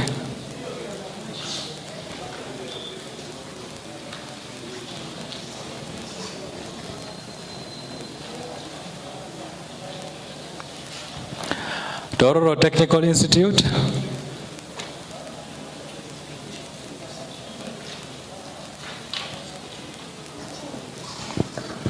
Please take up your seat there.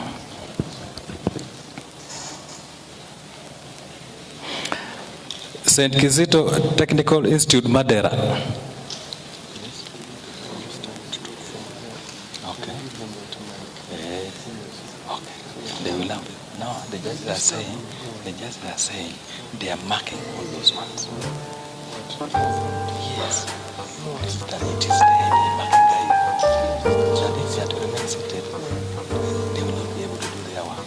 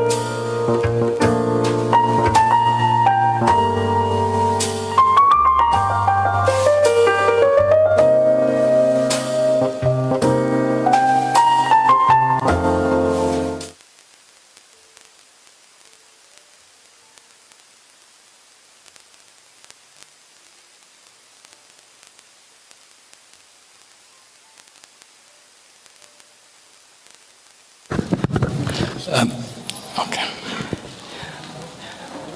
So those who are capturing the video, they are saying that they are not getting full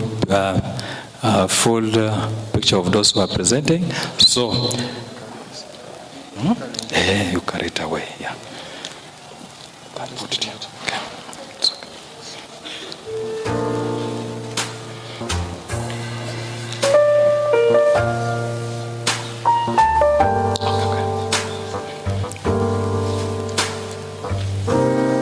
So we shall begin with the St. Joseph's Technical School.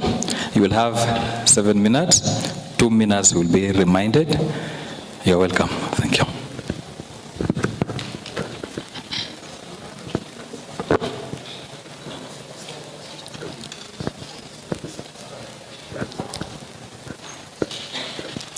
Thank you, sir. The organizers, my fellow innovators, and the House at large in your respective capacities. Good afternoon. My name is Akanju Nadidas from St. Joseph's Charles Bingo Technical. within Chitagwenda district. I'm here to elaborate more about the challenges experienced in implementing the skills training institutions and their solutions.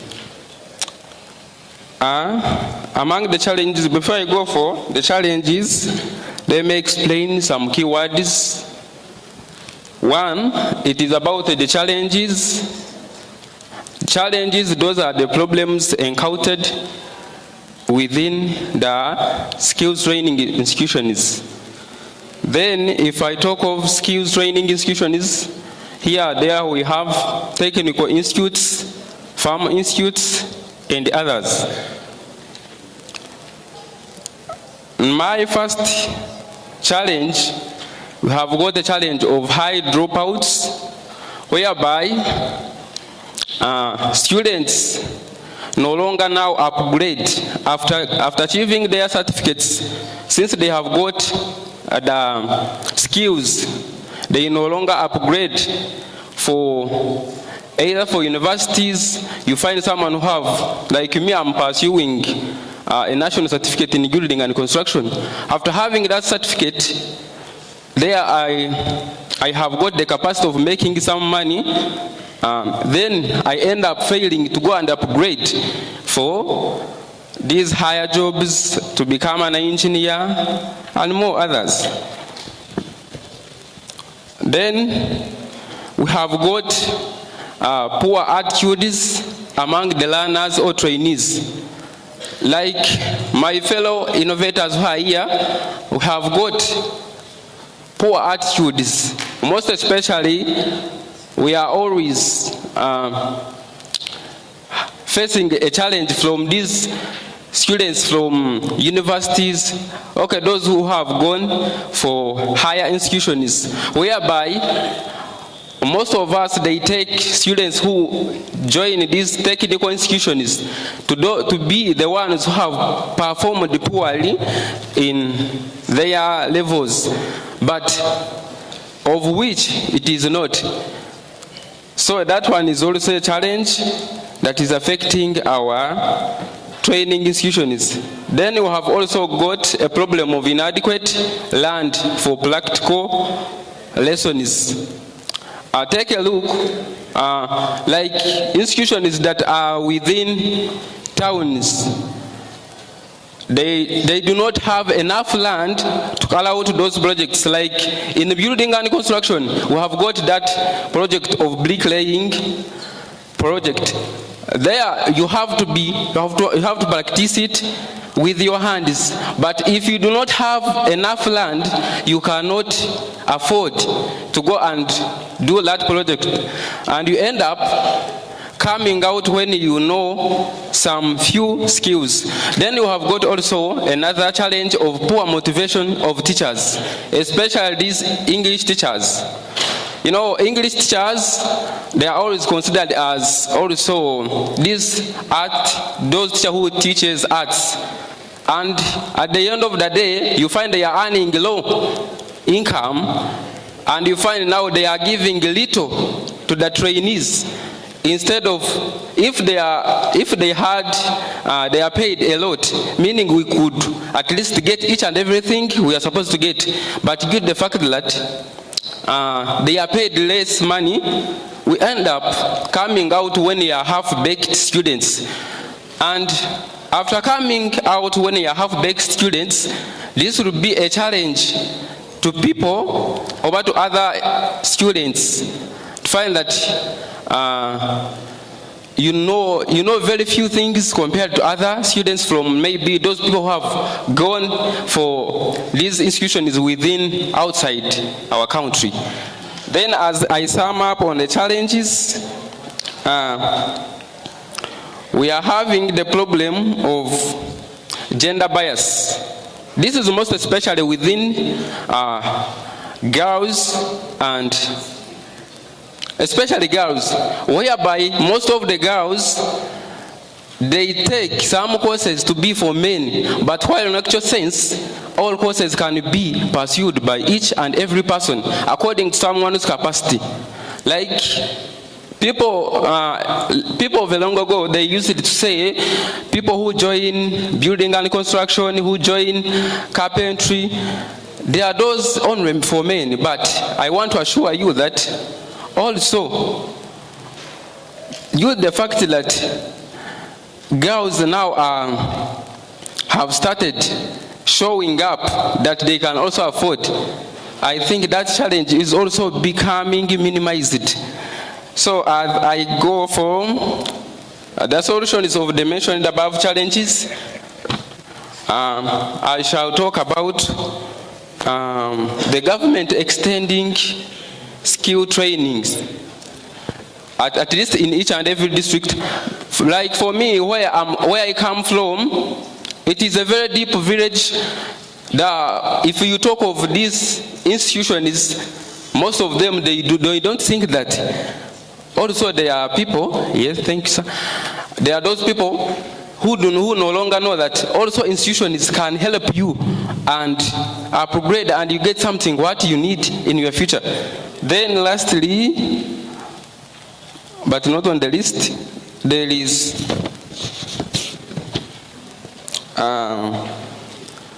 there should be sensitization of parents, most especially our parents who come, those students who come from villages. At least there should be sensitization by these organizers of, especially for TVET. They go in the villages and they explain more to our parents what TVET is. With those, I wish you well. I remain Akanju Nadinas from Charlie Bingo Technical Institute within Chitagwenda district. Thank you very much.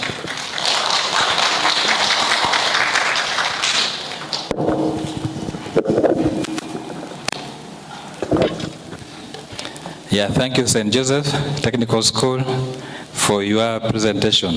So the next we are going to Kadogo Community Polytechnic. You will have 7 minutes, 2 minutes will be reminded. Thank you. Thank you, sir. Protocol observed. Ladies and gentlemen, good afternoon. My name is Kokas Esiro.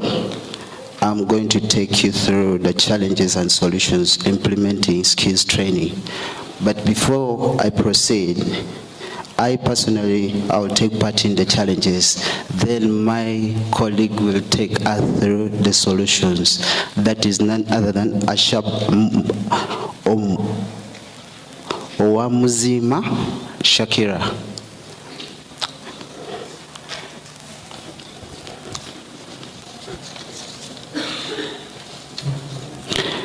Challenge number 1 is large classes. In technical education, we always have very many students pursuing one course. So it is a challenge in a class whereby a teacher has to train more than 50 students in a very small class with few equipments. That is one challenge.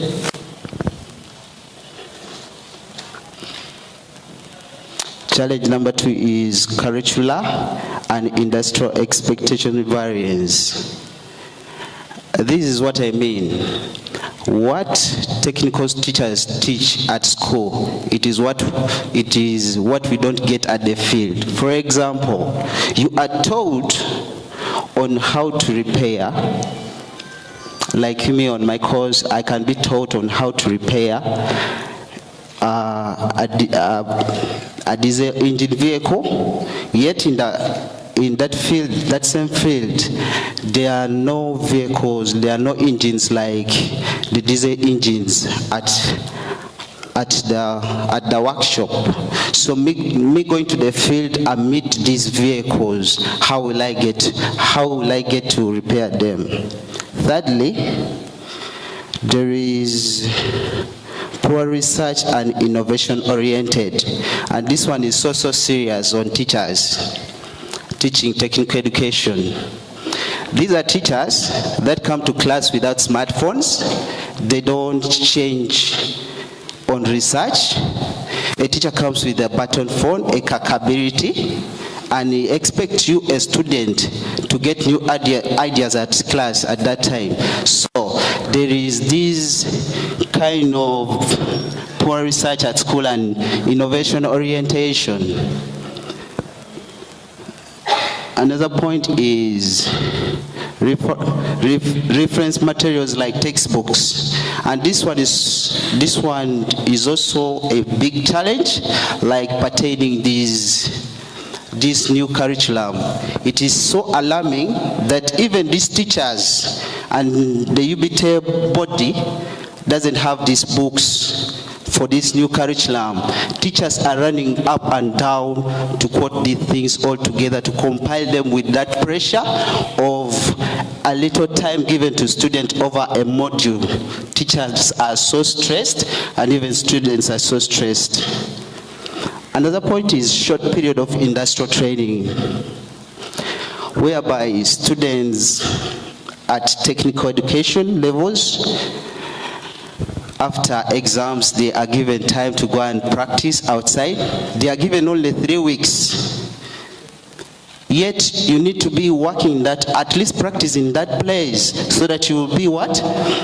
You can be retained in that work.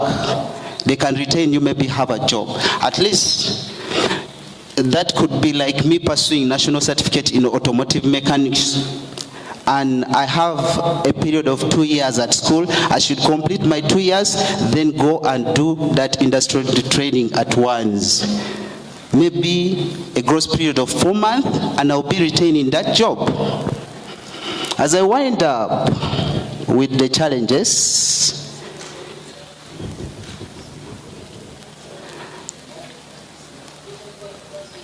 excuse me.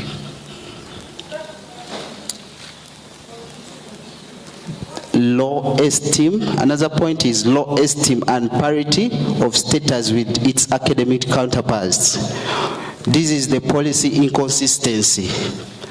And this one is so alarming, so much. It's a key point I can give out to you as a challenge. In A level, you get to principal passes.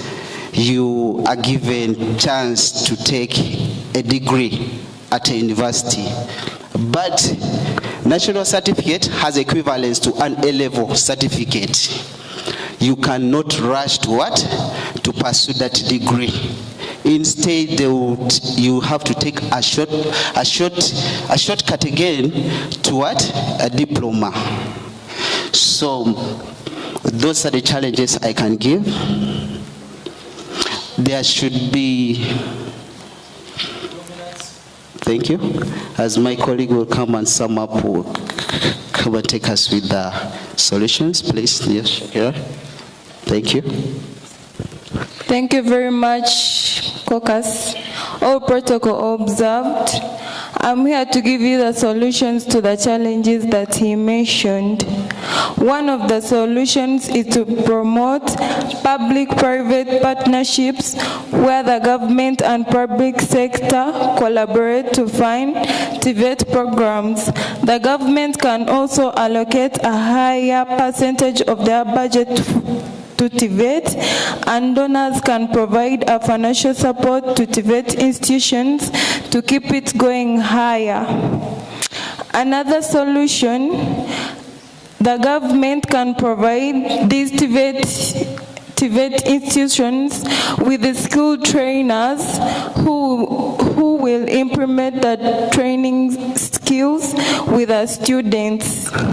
Then another solution, the government and private sector organizations can provide funding to equip the TVET institutions with the necessary technology and equip the TVET institutions so that the research and other things can be made possible and easier.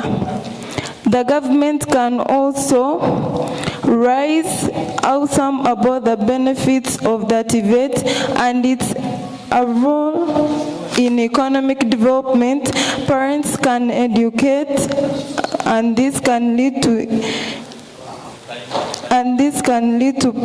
higher technical education. Thank you very much for listening.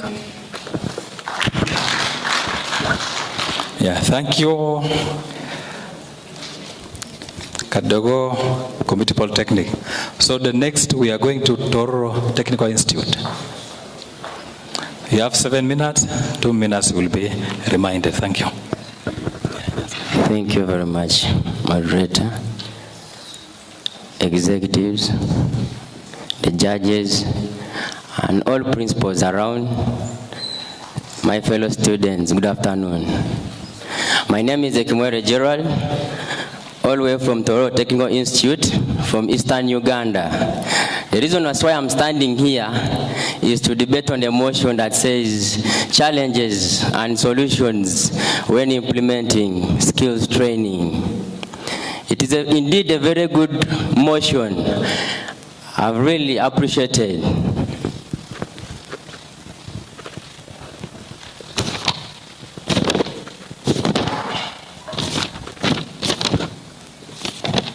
Here with me, I have challenges and all solutions. The first challenge I have, as I'm going to elucidate the challenges, the first challenge is insufficient and incompetent trainers. Most especially, I've realized that most of our trainers are advanced certificate holders these are people who are being put in workshops. These people have never gone in structural training, so they end up giving us limited and required skills to expertise our knowledge. So we always leave the institutes when we are incompetent. Let me even give the solution straight away to each and every point. My appeal to the government, at least they should now ensure that competent and skilled trainees are recruited and being put in these workshops. Thank you. The second point is low enrollment of trainees, most especially girl child. Women have this perception that these science courses are always meant for men. So, and also they have this perception that these courses are always meant for failures. Please, my thanks and appreciation goes to Toro Technical Institute principal. He has always endeavored, goes to the radio stations, advocate a girl child education. As we are talking right now, in Toro Technical Institute, it is girls who have much percentage than the boys. We are just a few. Thank you so much. So my appeal is, at least all principals, please, let's try all our best to see that we sensitize through media, through any social media, through any channels. We see that we can curb this issue of low enrollment among girl children.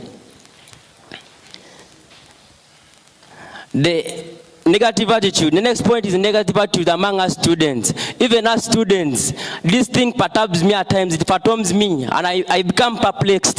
The thing is, at times during lectures, some students remain in dormitories, gallivanting around the institutes, instead of attending what?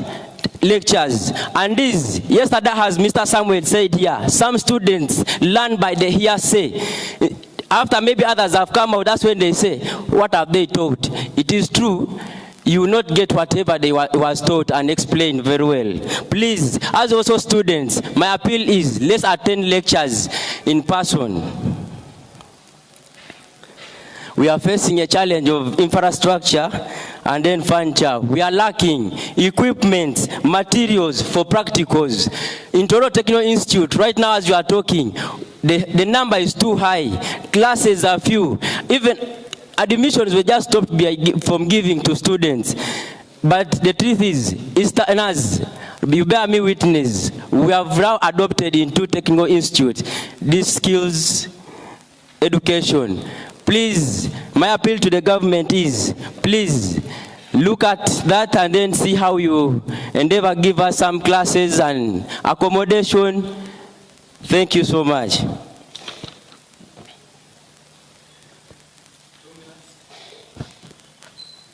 Okay.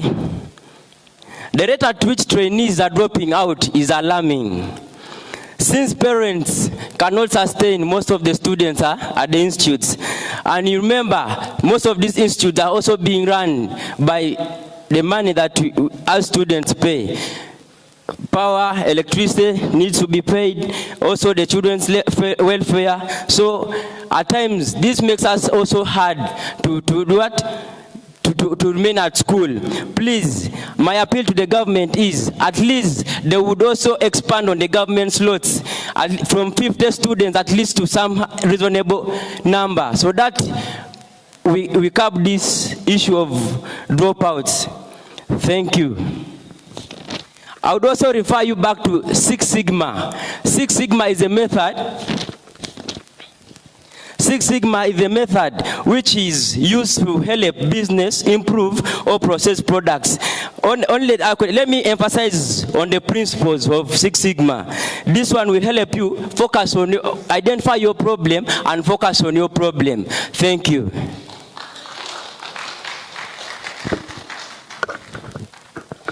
Yeah, thank you.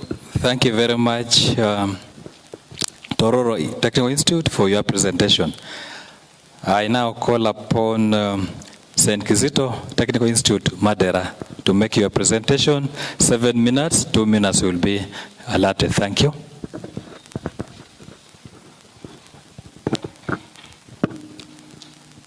Thank you so much, the Chief Judge and other judges, ladies and gentlemen.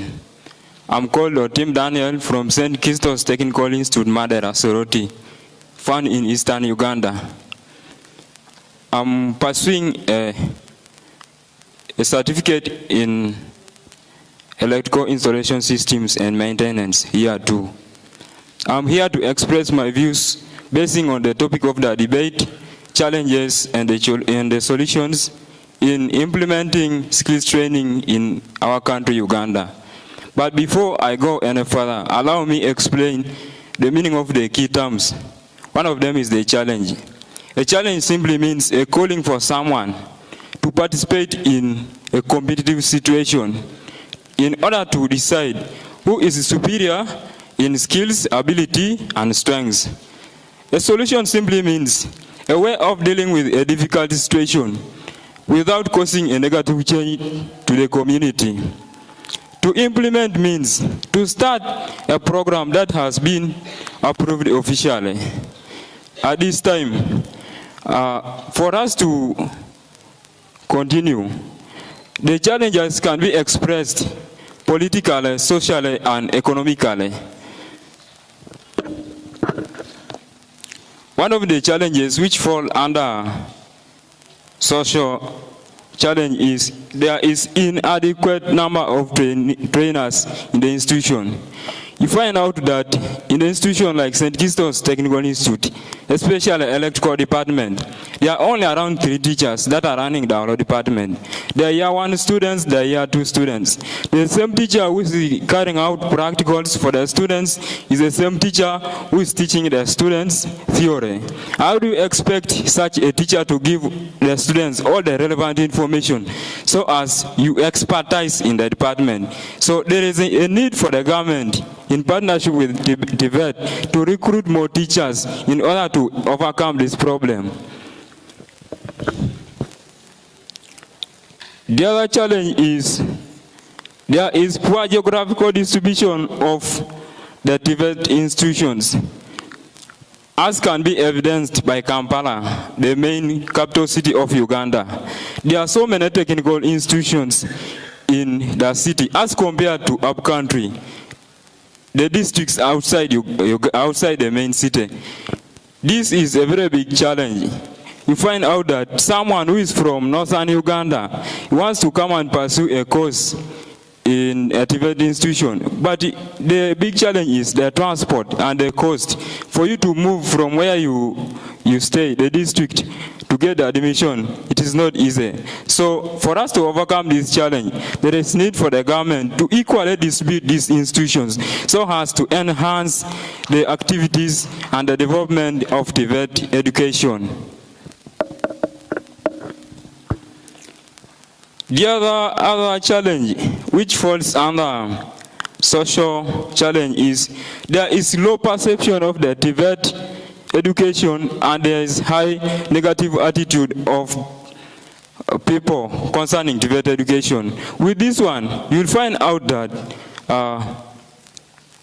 someone who has finished senior 6 has passed well and does not have money or tuition to go direct to pursue a diploma, a bachelor's in the course he or she wants.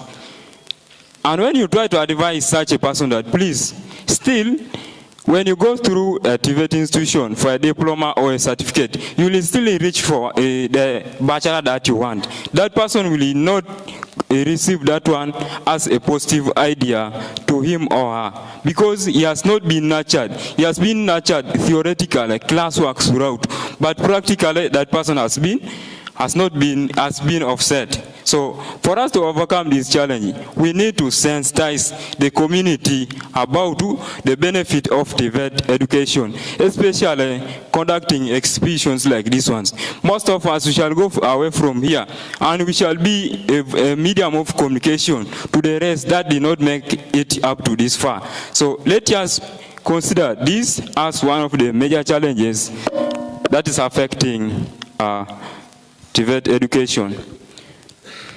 The other challenge which falls under social is there is uncoordinated admission of students to TVET institutions. I experienced this personally. Some few months ago, the senior 6 results were released. Those students who wanted to apply for a diploma, they have already applied. Some of them are going to be absorbed on government.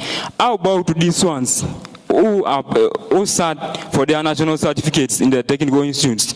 They are going to be disadvantaged because the results were released of recent and they cannot apply and even qualify for government. So for us to overcome this kind of challenge, there is need to release these results at the same time, so as we balance the ones that come from technical and the ones that come from senior 6.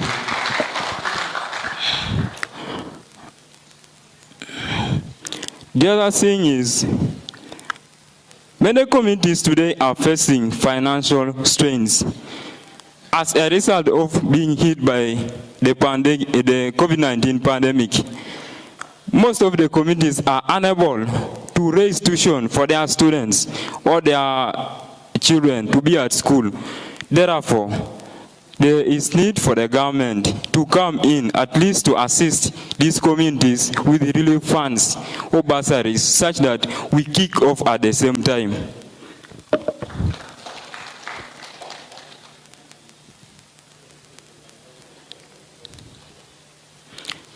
Politically, there has been interference of TVET institutions' operation by local communities and the national figures. What do I mean by this? Take a case of an institution being owned by a government and other government officials come in to claim the ownership of the institution and the land at the same time because they want to use it to invest something different outside the setting of the government. This has led to most of the principals even failing to come to school, because you come to school, you can be arrested at any time. Time over.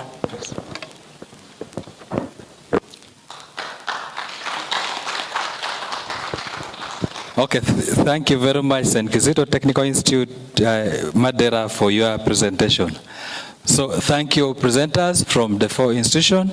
So may I now request you to go and take your seats. Clap for them. Thank you. Now, there are those institutions that submitted the visitors book for the minister to sign. Go and pick them from the secretariat, where the T-shirts and the other wares were being distributed. So go and pick your visitor's book from there. So may I now call another 4 sets of institutions to come and make their presentation. One is Wera Technical School. Wera Technical School.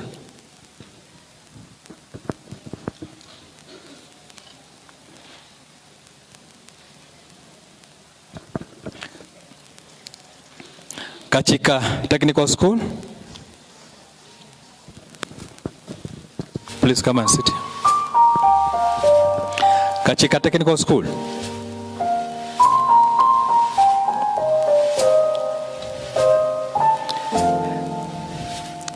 St. Kizito Chitovu. St. Kizito. If St. Kizito is not there,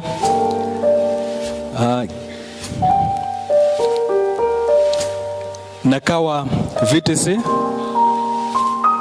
Nakawa VTC.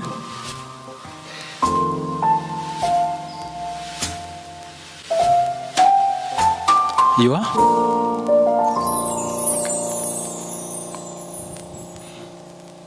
Nakawa VTC.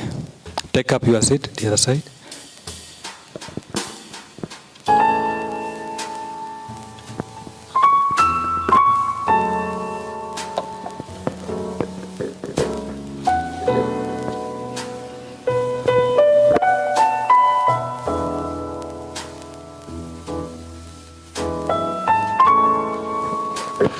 Yeah, good afternoon. Now to the panelists, the participants, right? So a quick one. We have a live stream on YouTube. So people, and this is on the Ministry of Education YouTube channel. So you have the whole country, if not the whole world, watching you. Okay? Remember to be your best. And I would like you to stand where you are, a bit in front of your chair, and use the mic. Don't be so loud, okay? Moderate the mic, and of course, make your presentation wonderful. So to those of us who want to share the link to your friends and family to watch you, send me a WhatsApp to 0755, a quick one, 0755 140 292, 0755 140 292. Just send me hi, send link. I'll send you quickly the link and then you'll see that. So please, stand where you are, a mic will come to you and be audible, okay? Thank you. Yeah, thank you very much for that guidance. So I'm now calling upon Wera Technical School, make your presentation. You have 7 minutes, 2 minutes will be allotted. Thank you. Thank you. Protocols of BAB. Good afternoon. I'm Sentongo Jonathan from Wera Technical School, pursuing a course in National Certificate in Electrical Installation, Year 2. As our motion states, challenges and solutions of implementing skills training in Uganda. The key points, challenges. These are problems or issues that interfere with someone's ability to achieve a life goal through skills training. Solutions, solving a problem or dealing with a difficult situation. Implementing, to put a plan into action. When we define skills training, this refers to a process of developing skills, habits, knowledge, and attitude in trainees.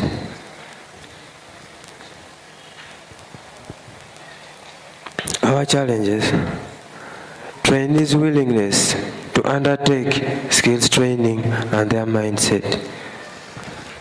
Most trainees in Uganda have negative attitudes towards skills training because of the surrounding communities. They call skills training or technical education for failures, timber or wood eaters, failures, sort of names.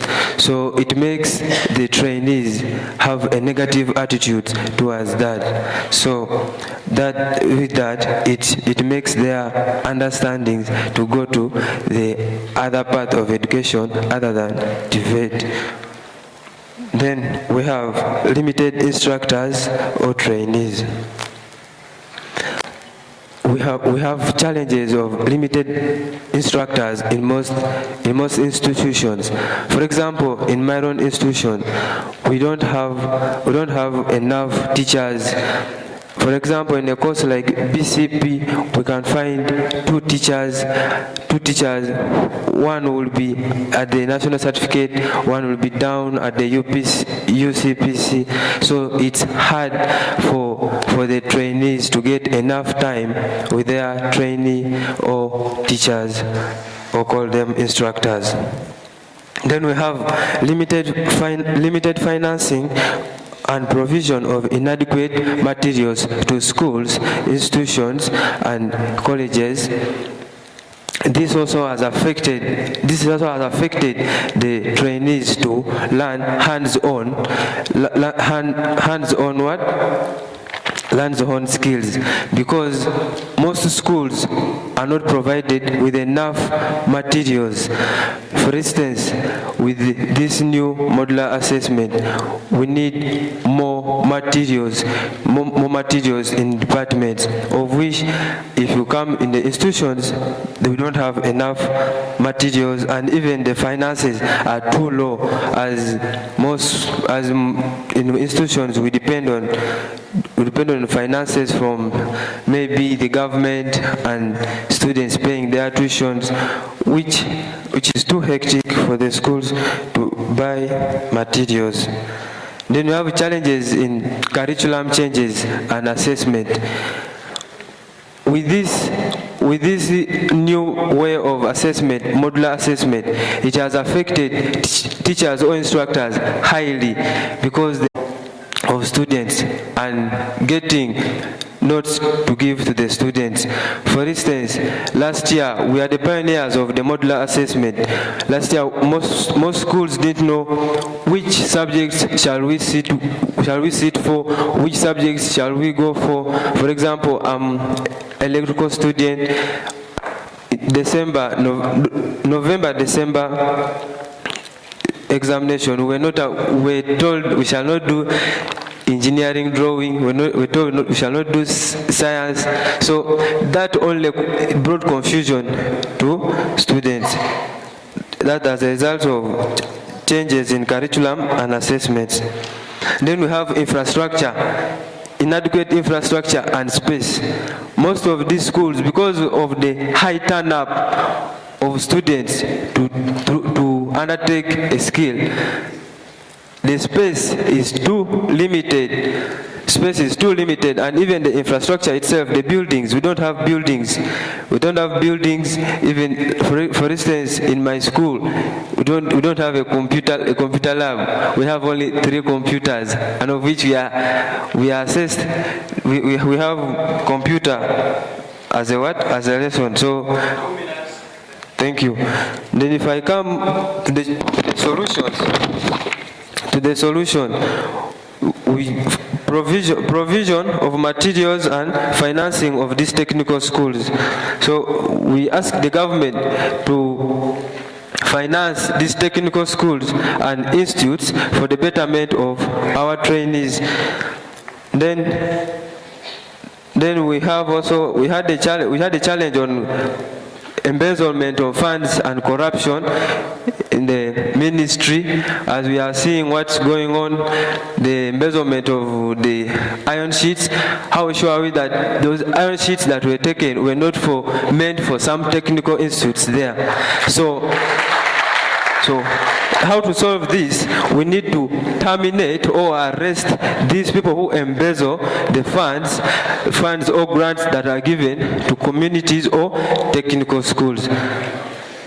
Then infrastructure development and expansion of the land. We ask the government should at least provide buildings and equip schools with computers. For instance, in Rural Technical, we only have 2 computers. So if they equip us with the computers, we are able to also gain skills in computer for. Thank you. Due to time.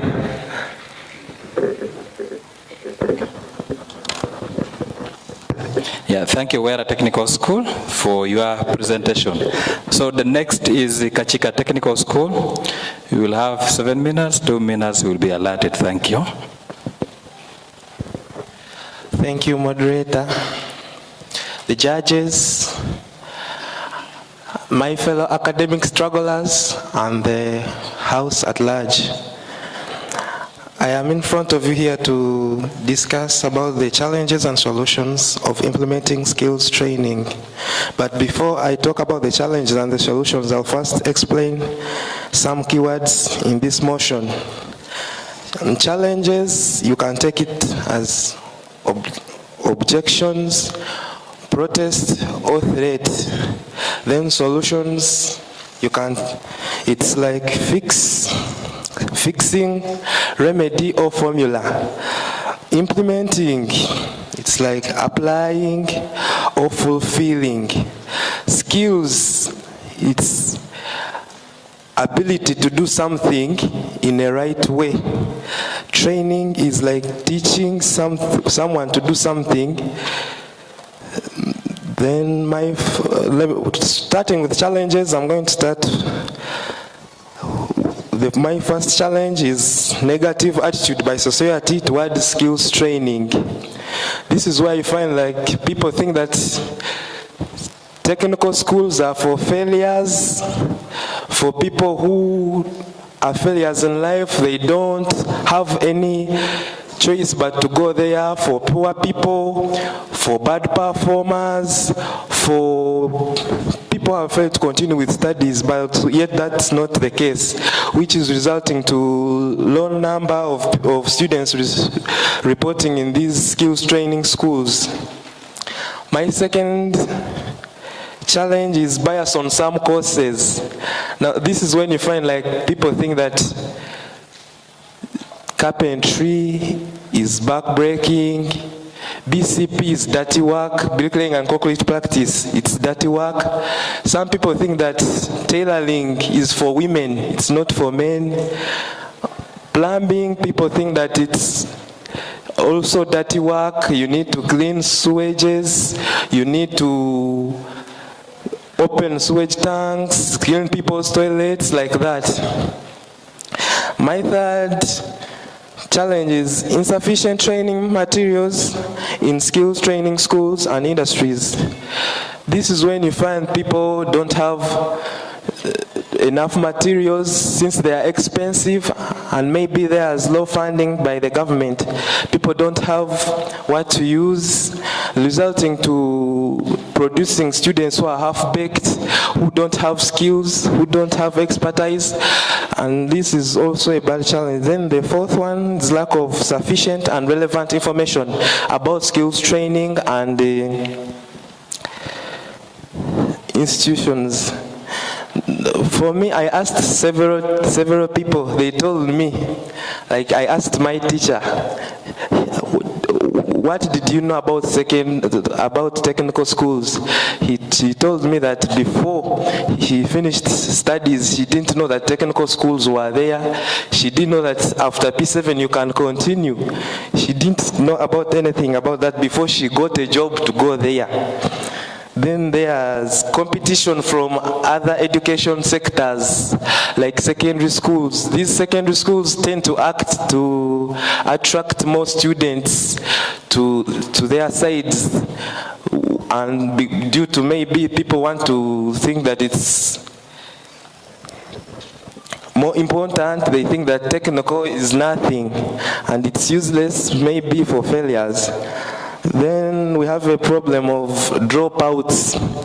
People in these sections of skill training, they think that when they like finish the junior certificate, they go for, they don't know that if you finish junior certificate, you can go for higher education, or maybe if you finish a national certificate, you can go for a diploma. They think that since they have started to get little money from that, they can stop there and earn that money, yet they can continue up to degree level.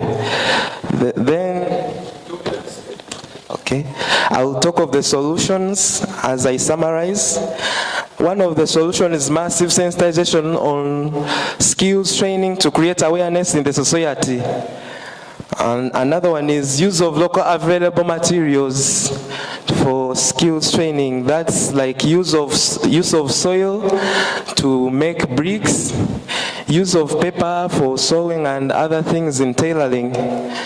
Then there should be increased government funding and policy shift.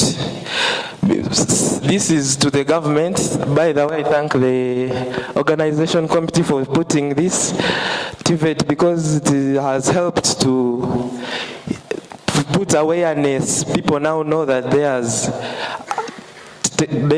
skills training in this process. With those, thank you all. I've remained Nasasra Isaiah from Kachika Technical.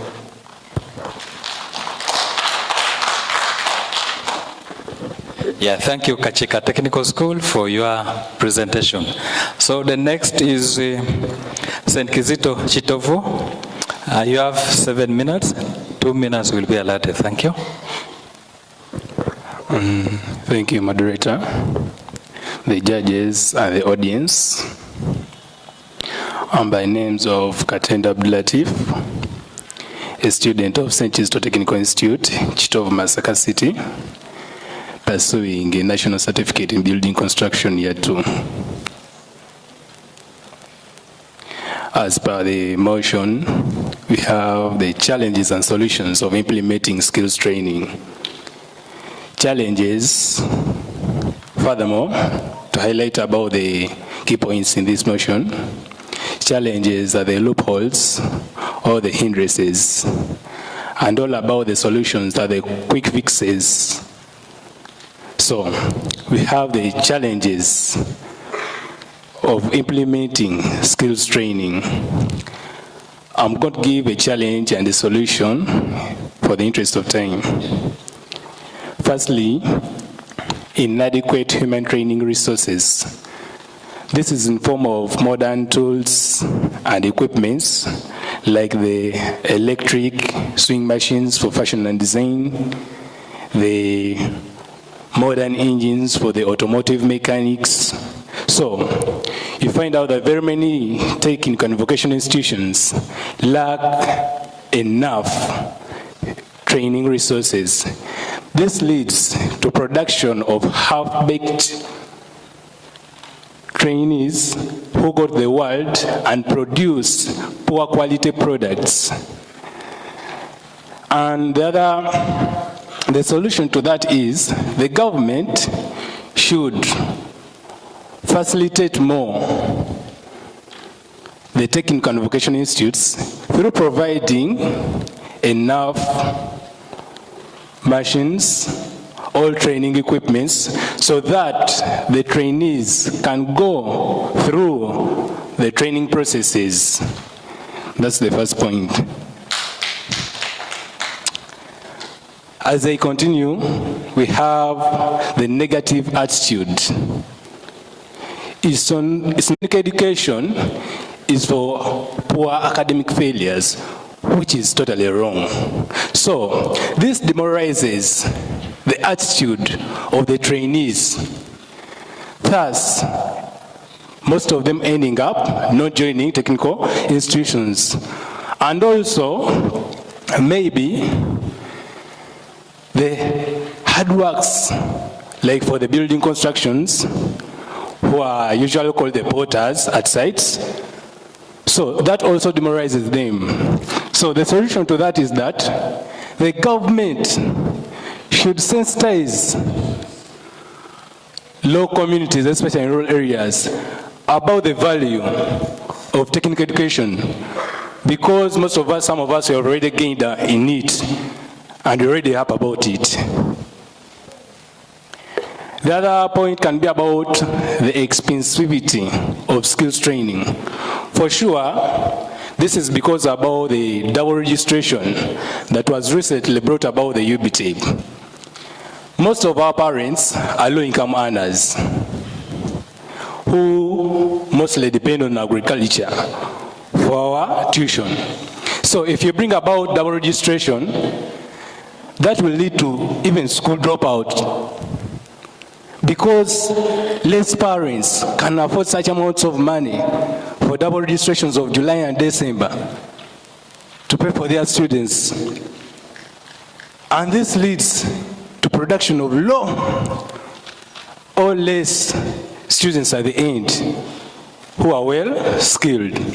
And the solution to that is that the government should provide more bursaries in technical and vocational institutes, and also carry out what we call the parents, teachers, annual meetings, so that there is good monitoring of the what? Of the skills or the training that is carried out in technical institutions.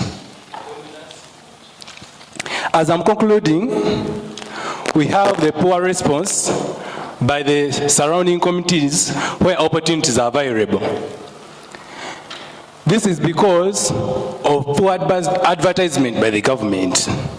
Since some of the communities in rural areas are not aware about technical education, and thus having less students in most technical institutions. And the solution to that is that the government should advertise in accordance to areas, especially in rural areas. The government should provide their more officials to sensitize the rural people about the advantages of what? Technical educations. For those points, I raise my voice. Thank you.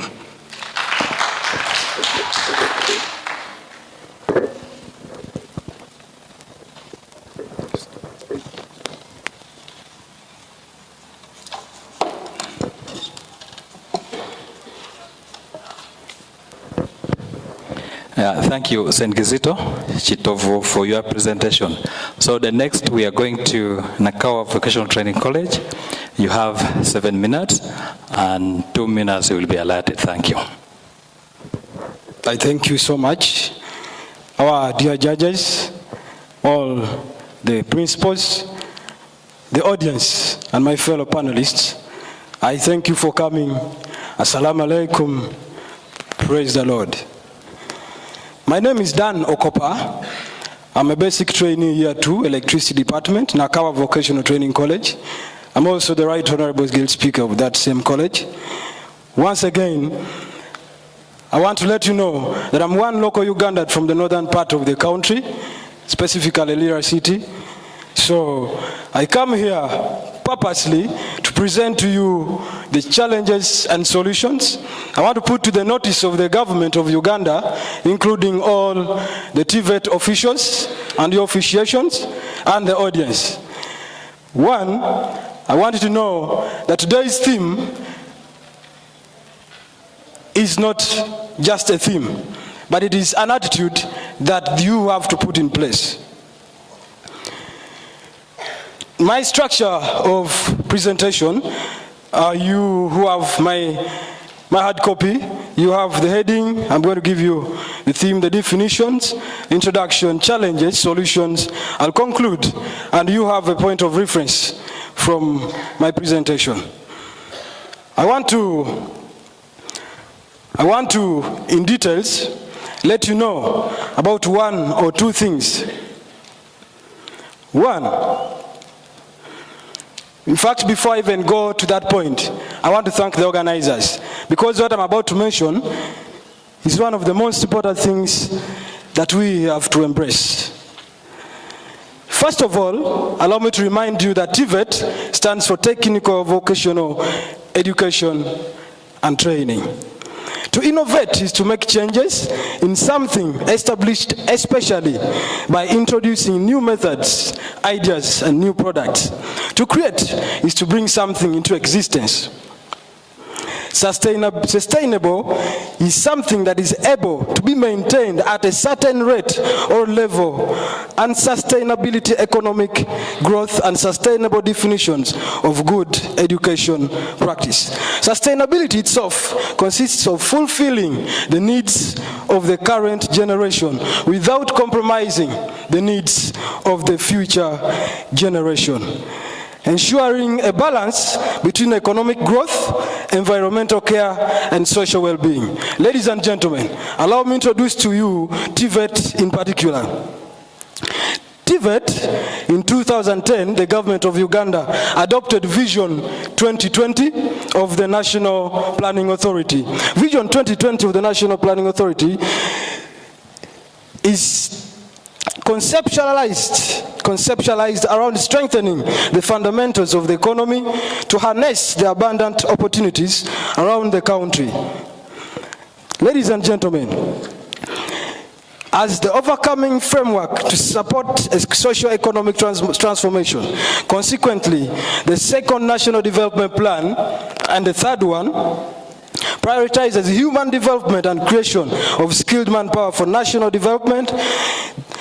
Then the government, through the TVET policy, I want you to know the TVET policy of 2019 prioritizes to support the creation of needed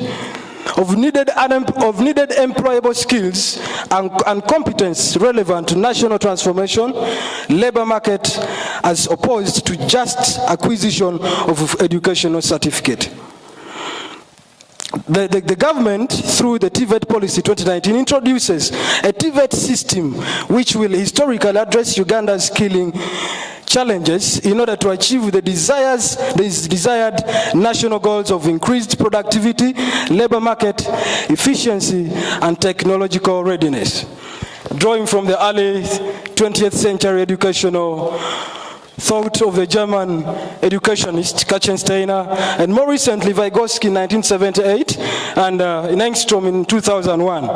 The activity theory hinges on the philosophy that learning occurs best at work and through work, indeed, some from activity, praxis, or practice. Hajj 2008, ladies and gentlemen, challenges and solutions implementing skills in Uganda. Policy inconsistency, misbehavior in as far as policy formulation and implementation is concerned. No policy to guide. Some of our institutions have national diploma and have vocational diploma, but there is no policy that is up to inform us what is the meaning of national diploma and what is the meaning of vocational diploma. There is no policy.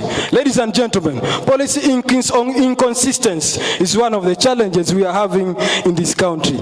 Historical, socio-economic, and cultural prejudices. The historical curriculum of Western education, which was introduced by the British a long time ago, has led us away. We are glad that the TVET has finally come up. This is an education system where we need to get to the point where we need to know what we can do so that we start on it immediately. Other than learning SST, you're going to learn parts of an insect. Where does it apply when you go on with education? The TVET system is one of the major things that we have to base on. Ladies and gentlemen, a demand-driven TVET is one of the solutions to these problems. A demand-driven approach is the future of manufacturing, when the TVET institutions must visit the industries and must act in the classes what the students must get from the industry. If in the industry they're manufacturing cars, why don't they teach in class the steps and procedures of manufacturing a car? We don't need to study a lot that is outside what is in the industry. That is as far as TVET is concerned. Ladies and gentlemen, I thank you so much. The government should firstly embark on the pandemic of corruption, which we continue to make politics work for the sustainable future and embrace the curriculum. We innovate and create sustainable development. Yeah, thank you, Nakawa Vocational Training College, for your presentation. May I now request you to go and take up your seat. Thank you very much. Please clap for them. Now, before I continue, may I have 3 minutes from you?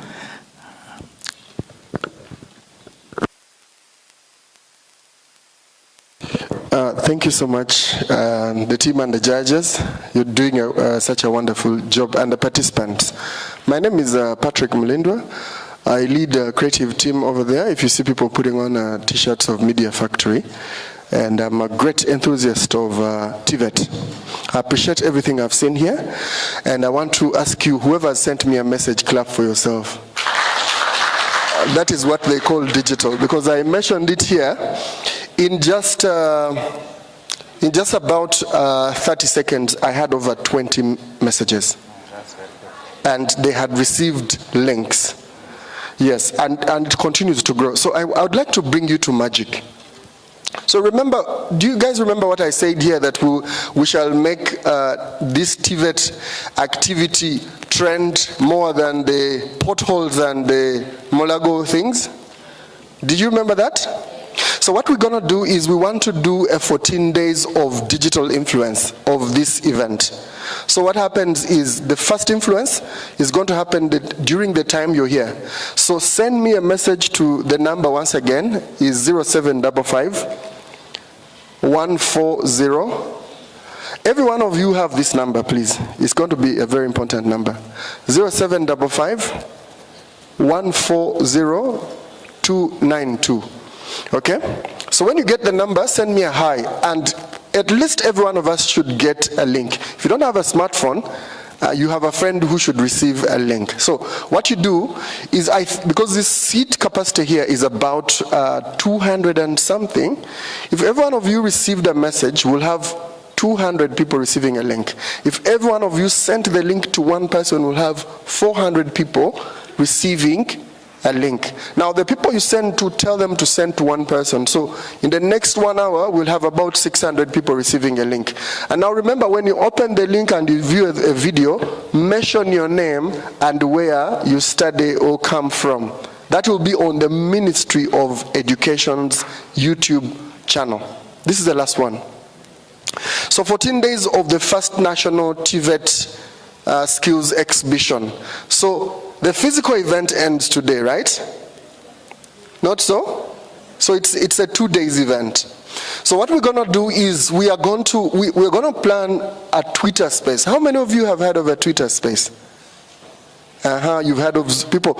And then I think the most common recently is the TikTok lives. How many of you have been on TikTok lives? You've been there? So what we're going to do is, if the discussion fruits very fast with Nina and our bosses from TVET Home, so what we're going to do is hold a TVET space, a first national TVET skills exhibition space around Monday, because tomorrow is a Friday, right? Yeah, we may not be able, you guys will be traveling and then maybe trying to rest from this. So around Monday, we will hold a Twitter space, then a TikTok live, then a YouTube live. So we will bring all these conversations to perspective, because I know every one of you here at least had something to say, but you didn't get a chance to say it, right? So on the Twitter space, you can actually say it's an audio. You just go live with your phone. You don't need video. Little bit of data, and then you can actually talk anywhere you will be. So send me a message, and I'll be able to send you the details around this. For now, I'm going to send you Twitter handles of the ministry and the rest of the people who are tweeting, so that you influence. What we want is the same desire that you want TVET to be famous, so that someone says that some people who study at university do not respect those who study in TVET institutions. We would like to come to their space, because university students go big on Twitter. We want also to visit that space and make it big. This is the last one. It's quite personal. So I work with this youth organization. It's called Youth Entrepreneurship Spark, and I have some free friends here. We've been cooking something which we believe can also help the TVET. It's called What Next? Chechidako. For those who are graduating soon, because you want to look for a job, then they tell you are not skilled enough, yet you have the skill. Then you maybe have low esteem. So want to cook something for the TVETs. So if you are students almost finishing, send me a message and indicate it. I'm almost a finalist. But in case you are a second year, still send and say I'm a second year, because this will be wonderful the moment it's ready. We are cooking it and we'll discuss it with the department. So those are the 2 or 3 things I would like to engage with you. Thank you so much. Yeah, thank you very much, Patrick. We have water outside. Those who feel thirsty, like they feel like taking water, you can go and pick water from outside, and you drink it from there and dump the empty bottle there. You are not allowed to come with the bottles of water in the auditorium here. When it is... Yes.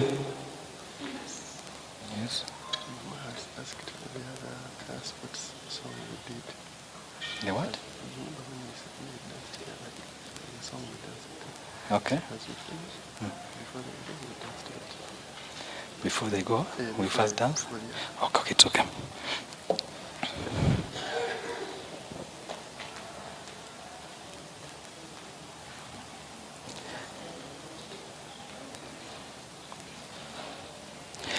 So the chief guest will be here soon. So this has marked the end of the debate on the challenges and solutions on implementing TVET training. So the next we shall come for poem, and we shall begin with the UCC Kabale. We go to Busia Vocational. We go to 3D. We shall follow the list like that. Students will go up at the exhibition venue. That's where you will get your lunch from. Now, before we go, we are going to have a song before we leave the auditorium. Thank you. You can lead us, Patrick. Yeah, thank you so much. Please clap for Mama asked for this song. Yeah, sure. She said she loved the energy yesterday. So let's get up, throw us that thing. You remember that thing we did? You know, the haba. Let's do some energy here. You know, let's do some energy cracker here. Who wants to join me here? Who knows how to do those tracks? You know, come. If you want to join me here, and come. Who was it? This thing we'll lead together. Come. Let's do this. Play the song, man. Play the song. Open the doors, guys. Open the doors. We are going to sweat for just DJ Smith is taking over control.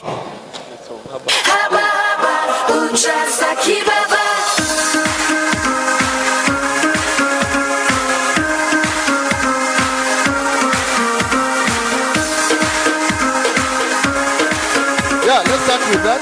That's the leg one. DJ Smith taking over.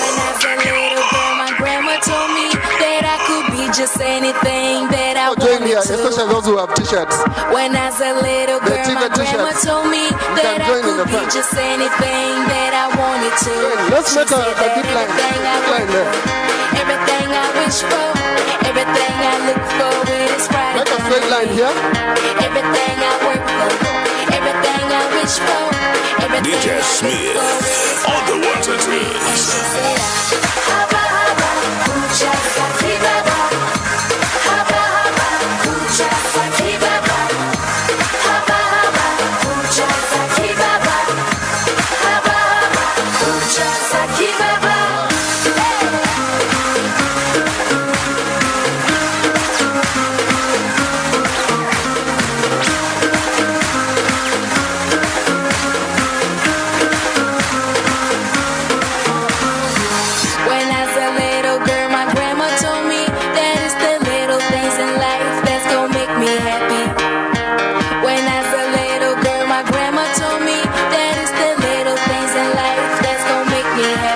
She said that little by little, feel something measure. Let's go. Don't ever give up, keep on moving. Little by little, DJ Smith on the ones and twos. give up, keep on moving. Haba haba, ucha sakibaba. Haba haba, ucha sakibaba. Haba haba, ucha sakibaba. Haba haba, ucha sakibaba.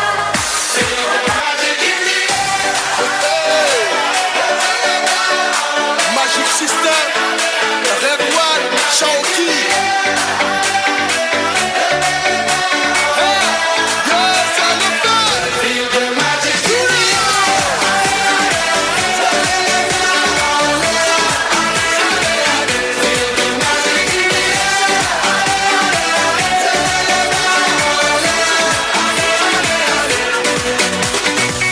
Comme d'habitude on est calé, comme toujours ça va aller. On te met l'ambiance à gogo, tous ensemble on fait le show. On t'invite à la magie.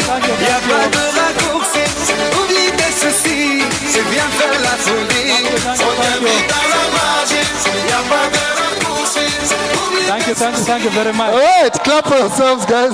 Thank you very much. That was such a lovely one. Thank you. Thank you guys who came to the stage. Thank you so much, Mama.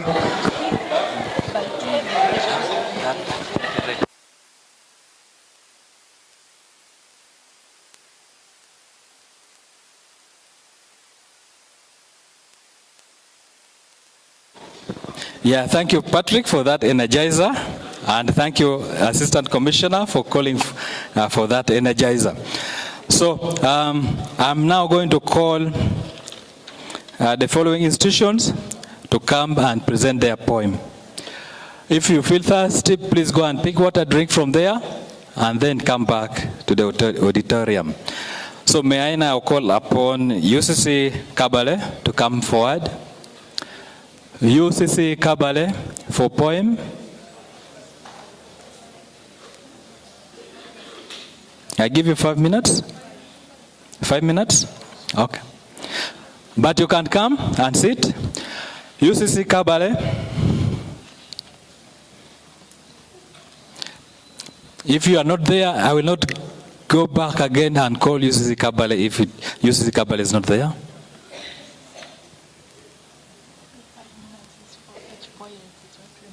Yeah, okay. UCC Kabale? Okay, thank you. Take your seat. Busia Vocational. Busia Vocational.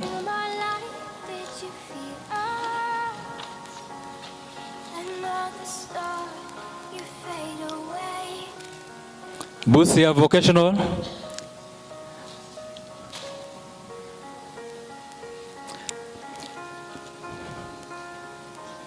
Trudy.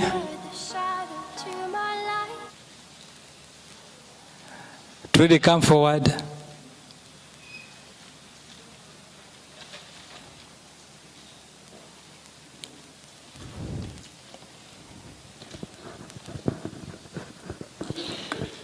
Please take your seat, the second seat. Moves. Do you have moves here?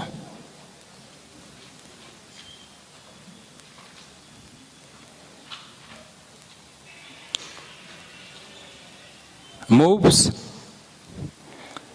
Take up your seat there. And then we have Chris Cut Skills TC. Chris Cut.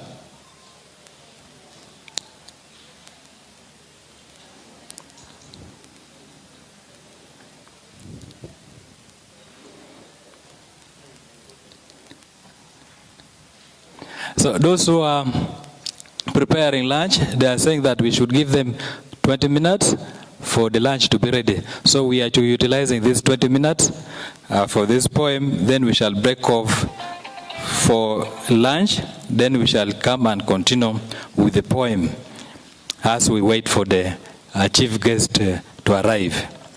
So once the chief guest arrives, we shall have one poem and the closing ceremony will begin. So the judges are saying the poems, each presenter will have 5 minutes for the poem. So when you have 5 minutes elapsed, you get back to your seat. So may I now call upon UCC Kabale to present your poem. Thank you. Protocol observed. Adrian Orshambia is the name, doing a diploma in hotel and institutional catering, Uganda College of Commerce, Kabale. TVET promotes and encourages us to use what we have. UCC Kabale, we are using our own language, that is Onyankore Ruchiga, to present this poem.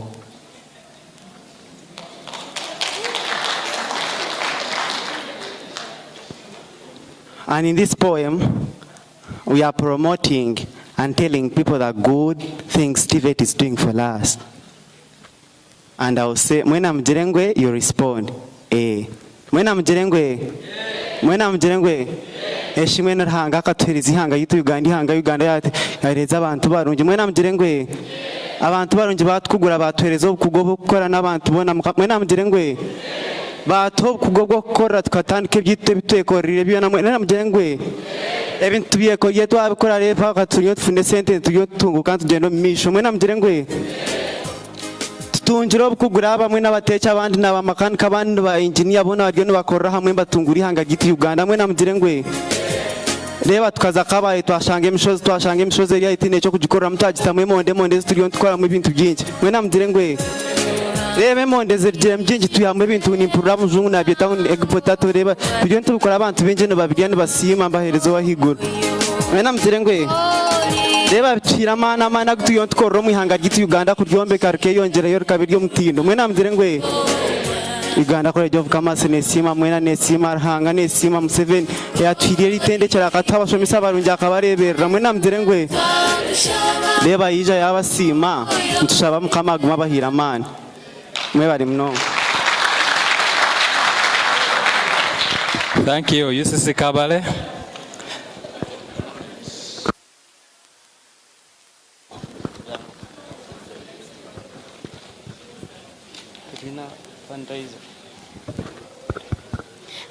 Good afternoon, ladies and gentlemen. We are requesting our principals who are here and they have stalls up there.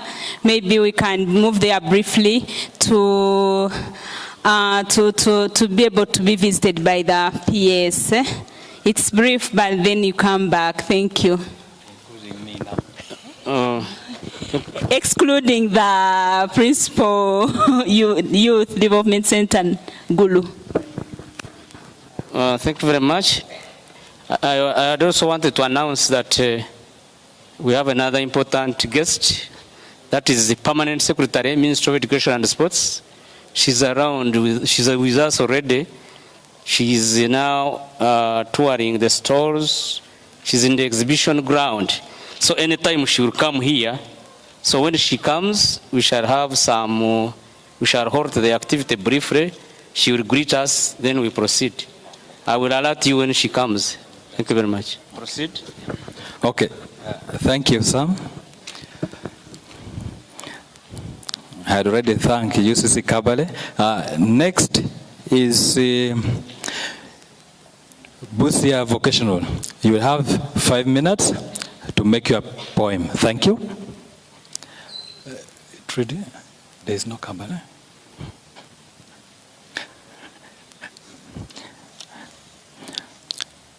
So we are going to, we don't have UCC, we don't have Busia Vocational, so we are moving to Trudy. Trudy, you're welcome. You have 5 minutes for your poem. Thank you. Thank you, sir. My name is Neumbe Masi from Tropical Institute of Development Innovations. In short, it is Trudy. I'm here to give a poem entitled Giving Innovation a Fresh Embrace.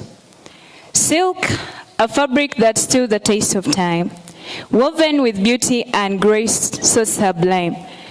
But now with innovation on a rise, we can take silk to new heights and realize a future where silk is more than just a luxury, but a fabric that's sustainable and eco-friendly.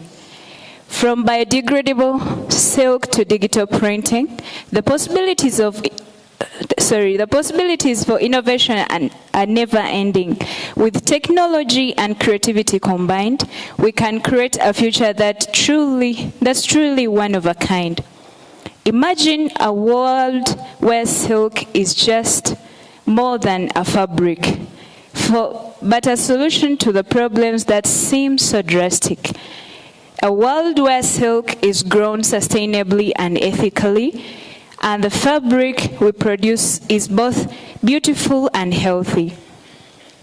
Silk fabric innovation is the path we must take to ensure that the future we create is one that is sustainable, ethical, and just, where innovation and tradition come together and trust. So let us work together towards a future that's bright, where the beauty of silk shines in the light. A world where silk fabric is sustainable and true, and the fabric we produce is a symbol of beauty and virtue. Thank you for listening. Yeah, thank you, Trudy, for your presentation of the poem. So next we go to Moobs. Moobs, you have 5 minutes to present your poem. Thank you. I don't know if I can leave this.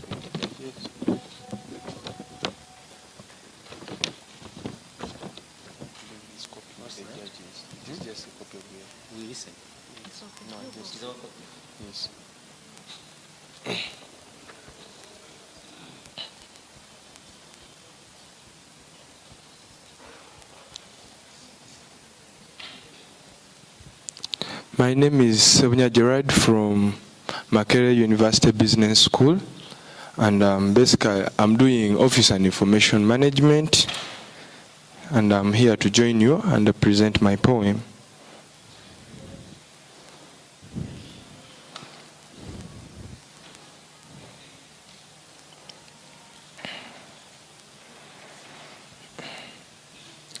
Innovation and creation, the keys to a sustainable future. We must embrace this notion and let our imaginations nurture. Our world is ever changing and our needs continue to grow, but we must be forward thinking and let our innovation flow.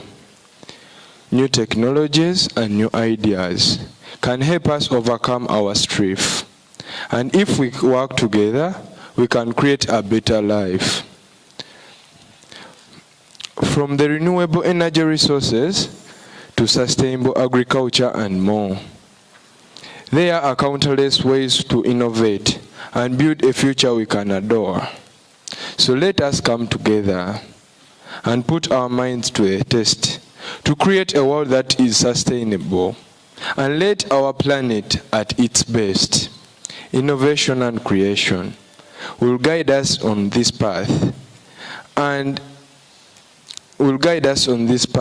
make the planet a better place to live. Thank you very much. I remain T.V.E.J from Moobs, Makerere University Business School.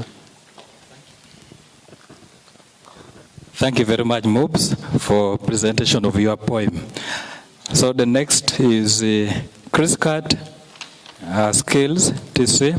We have 5 minutes for presentation of your poem. Thank you. Thank you, sir. I honor the presence of our judges, members of TVET, ladies and gentlemen, good afternoon. My name is Nakato Betty from Chris Cat Vocational Training Center. I am not the best poet, but allow me present this poem to you, entitled, Innovate and Create a Sustainable Future. Here it goes. This innovate. This means initiate, start, arise, wake up, my fellow brethren. Let's engage into the skills. The handwork. We need to initiate a sustainable future through handwork by attaining a skill that will last a lifetime. Innovate, and create a sustainable future, please. Look at our white brethren. They have been able to sustain better futures. Innovate, wake up, arise up now, and let's build better futures. Using all that God gave us, and these include our bodies, mindsets, and knowledge. Together we can change the world. Thank you.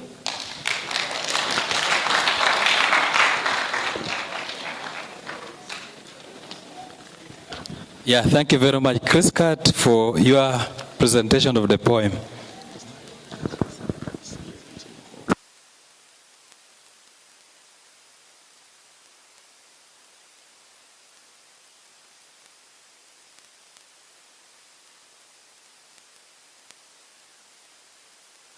Yeah, thank you very much for presentations of your poem. May I now request you to go and take your seats. Please clap for them.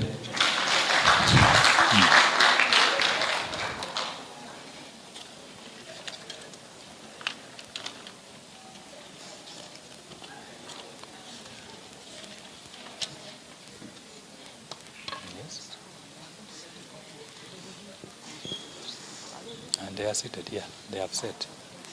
Yeah.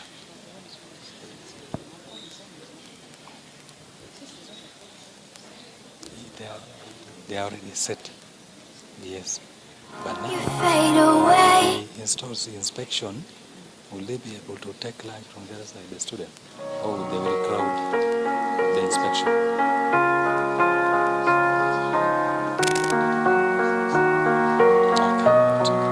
Okay, it's okay. So, thank you very much. You have been very good audience. It is now time for lunch. Go and take your lunch very fast and come back so that we continue with this. Yes? Just hold on, please.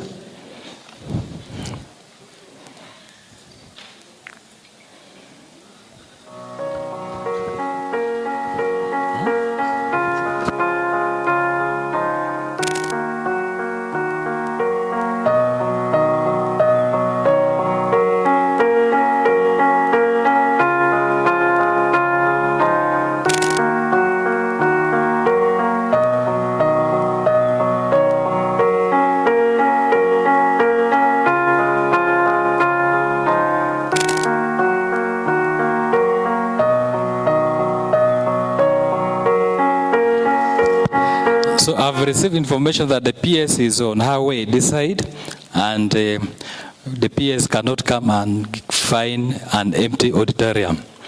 The Permanent Secretary, Minister of Education and Sports. Now, as we wait for the PS to come and say one or two words to us, I will now call another set of institutions to come and present their poems.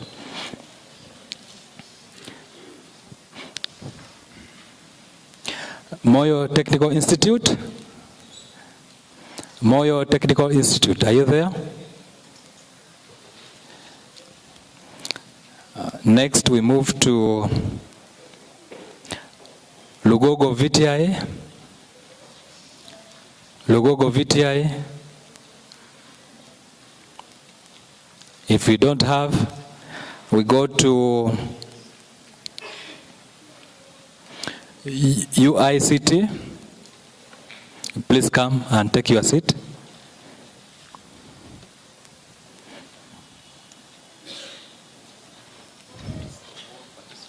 There, yeah. I'm following the list. Yes, I'm here following. Yes, it has come to here.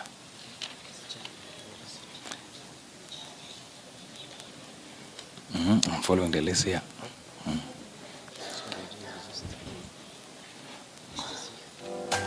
Yeah, yes.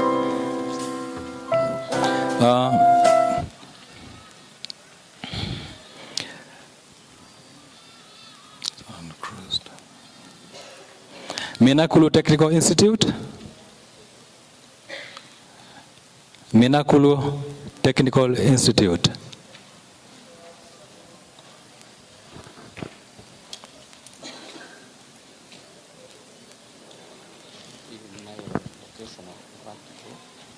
They presented their debate, but it was not indicated that they have a poem. It was only debate. Okay, this is the last. Okay. Chihanda Technical Institute. Chihanda Technical Institute.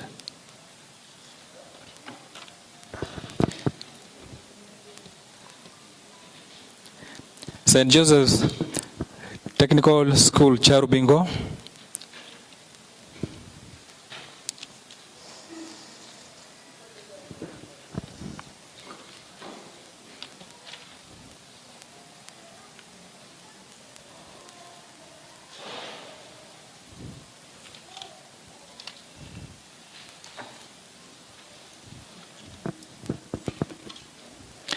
Uganda Matters, Nyarushanje.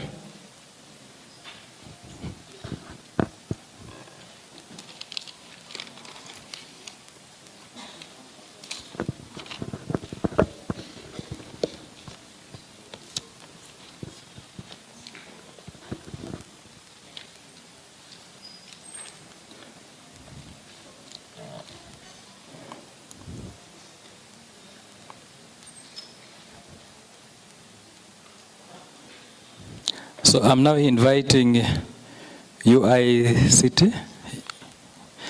Please, you have 5 minutes for presentation of your poem. Thank you. Thank Thank you, sir.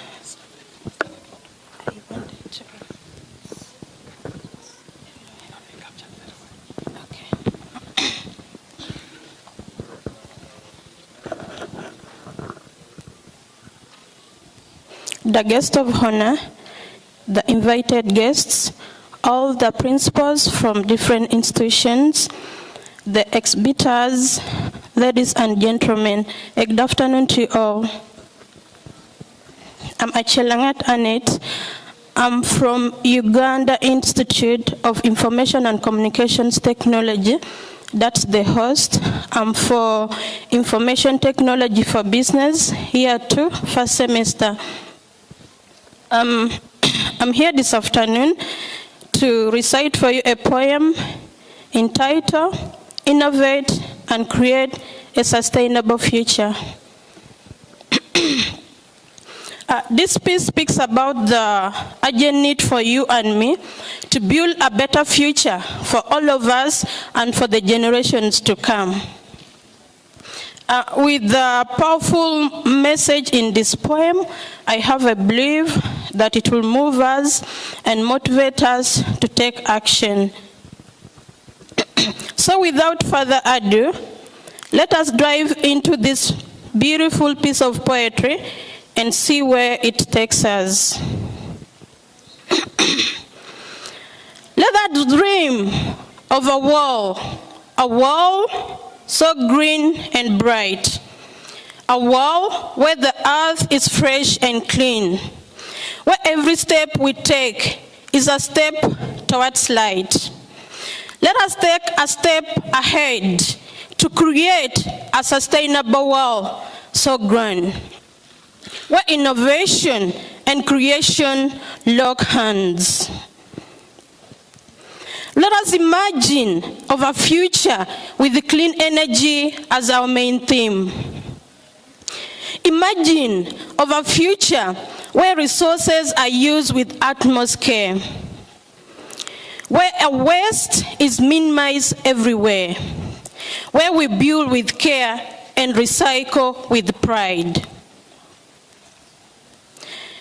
Let us strive for a world where nature strives, and every species happily survives, where oceans are clean and our forests stand tall, where the air we breathe in and the water we take are the precious resources that we must take care of. From a green technology to a caution science. Let us innovate and create a sustainable future for all of us and for the generations to come. Let us work together to make this dream come true. Let us lead our way towards a future where kindness and compassion are our grade, where every soul has a future to cheer, towards a world where all can share and spread, where a sustainable tomorrow is our noble deed. Thank you for God and my country. Yeah, thank you very much, Uganda Institute for Information and Communication Technology. The next, we have Minakulu Technical Institute. You have 5 minutes for your poem presentation. Thank you. Thank you, sir.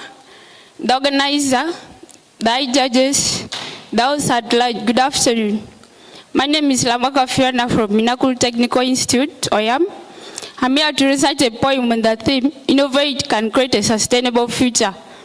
The title of my poem is Hands-on Ideas. Innovate, innovate, innovate.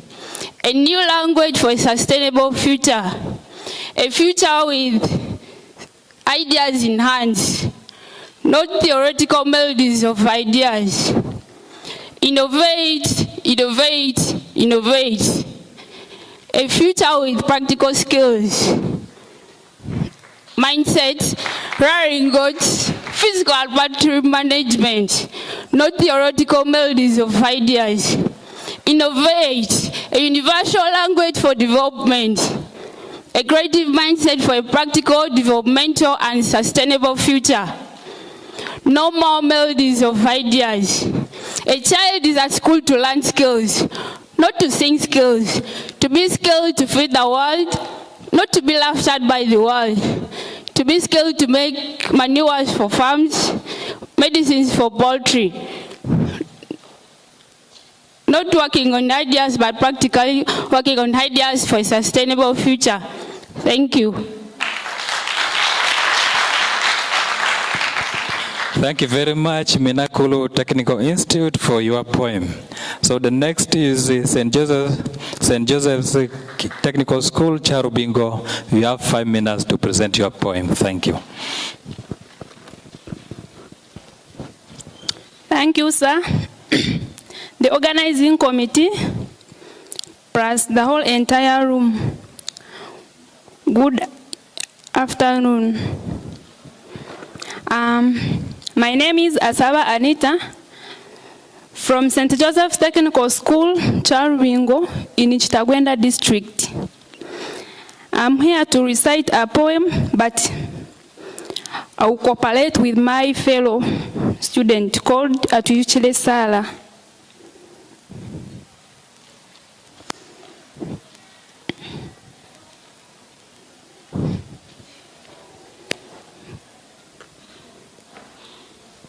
I'm called T.V.E.J Sala, GDC Year 3 from St. Joseph's Technical School, Chitagwenda district. Innovation has crossed the limit of the past, present, and future with flying colors. With innovative and creative minds, the future is ours. We carve and beautify. We ornament and prettify man and environment. And so the future is ours.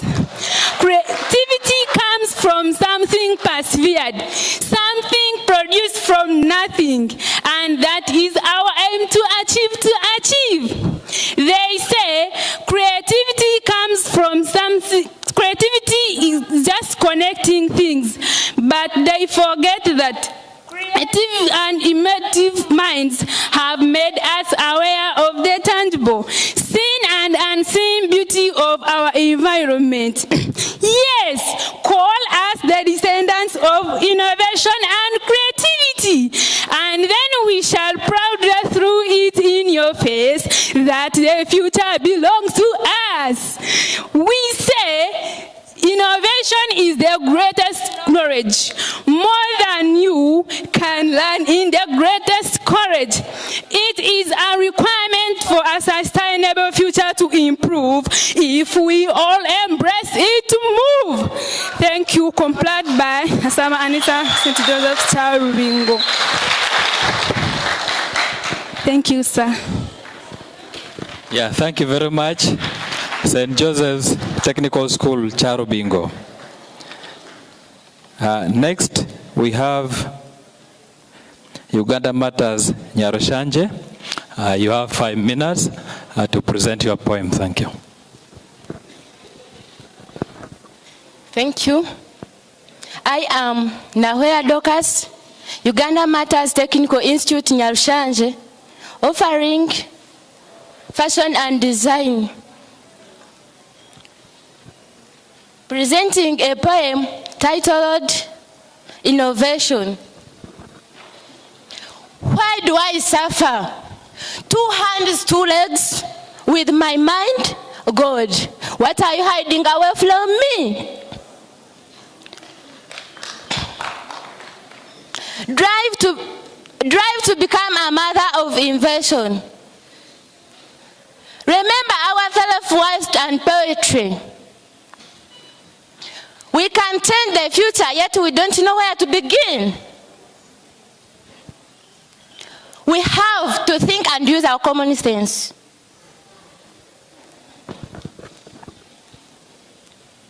Do we dream of life that is so happy? Where likes and skills vary, there is much trying more with good intentions.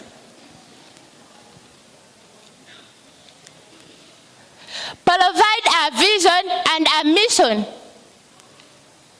to succeed.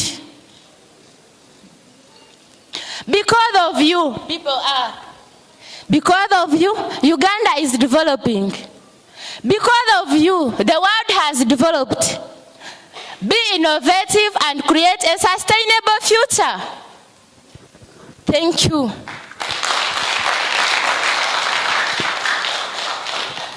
Thank you, Uganda Matters Technical Institute, Nyarushanje. Thank you very much, presenters, for your presentation. I now request you to go and take up your seats, and please clap for them as they go to take up their seat. Thank you very much. So we are now going to have another set of institutions. We have Kasese Youth Polytechnic. Kasese Youth Polytechnic, please come forward.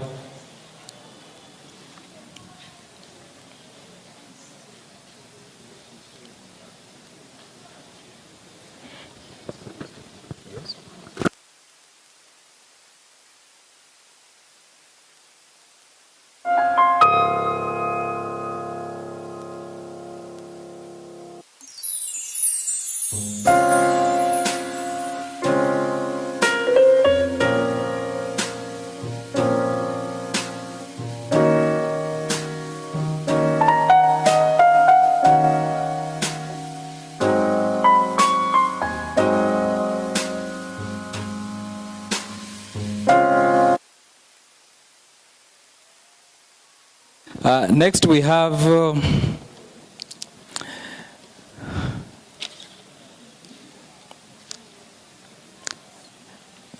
how it is written, H, is it Edmond H. Dominic Saro? I don't know whether it is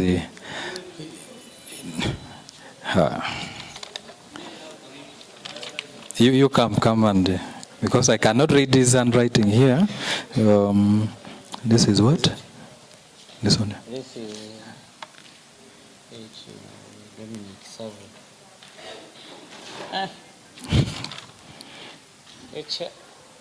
Who is Dominic Savo? Dominic Savo? H-Mat. Read another one. This is not very clear. We go to Dr. Samuel Chigundu.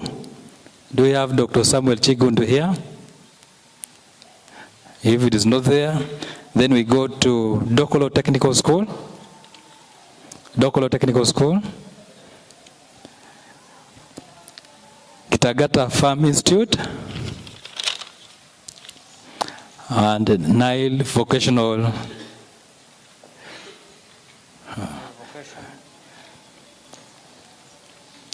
Nile Vocational Institute. If Nile Vocation is not there, then we go to Buganda Technical Institute. Buganda, please come. Buganda.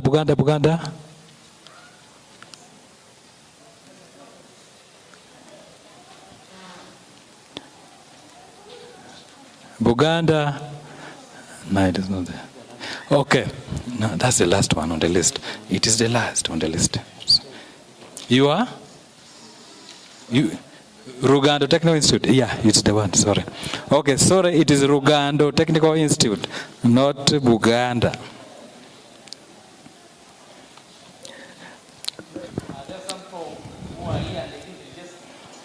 So so far, these are the ones who have registered for poems.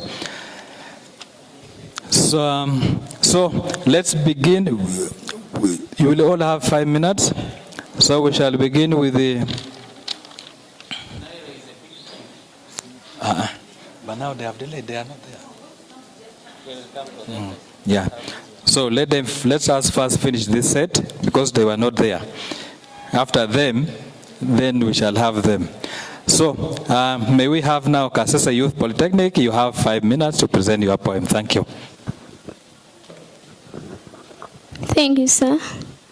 My name is Muhindo Franklin from Kasese Youth Polytechnic, pursuing National Certificate in Plumbing. I have come here to recite a poem with a title, Uganda, the pearl of Africa, you whom Mother Nature has gifted with natural resources. Look at the numerous lakes and rivers, fertile soils and enabling climate, mineral resources, gold, copper, iron ore, cobalt, oil and gas, alongside a sustainable peace ushered in by NRM. Where then is the skilled human resource to tap these resources? Oh, Uganda, the pearl of Africa, I cry, my beloved country. When COVID pandemic trailed in our land, tiptoeing, it winnowed the unskilled from the skilled. Only hands-on skills meant earning a living. Africa unite, Ugandans, let's come together and embrace skills. No, we can't remain consumers of technology when we can be inventors and managers of our own technologies. Oh, Uganda, the pearl of Africa. Uganda is a country with the highest young population in the whole world, but portals for foreign investors we are. This is a curse, not a blessing. Countrymen and women, let's come together and innovate and create a sustainable future. Oh, Uganda, the pearl of Africa. Why did Antarctica not impact? Why? Where is prosperity for all? Where? And now Emyoga alongside parish development model. Who? Even the presidential handshake are now Mabati. But for a first selected citizen, what we need is innovation and technology. I'm running my race at Kasese Youth Polytechnic, and you? Thanks, T.V.E.J, skill is wealth. I remain Muhindo Franklin from Kasese Youth Polytechnic. Yeah, thank you very much, Kasese Youth Polytechnic, for your presentation of the poem. So the next on the list is Dokolo Technical School. You have 5 minutes for the presentation of your poem. Thank you. Thank you, the presenter. Our invited guest and my colleagues in the struggle are students. Good afternoon. My name is Opio Abraham from Dokolo Technical School. I'm here to recite a poem with the theme, Innovative and Create a Sustainable Future. Men say they know many things, but no, they have taken wings. And 1,000 appliances, the wind that blows is all that they know. Sustainability, ability to sustain. Sustain our lives, least to wane. Sustainability, ability to sustain. Sustain the movement, create improvement. Sustainable living, giving and giving.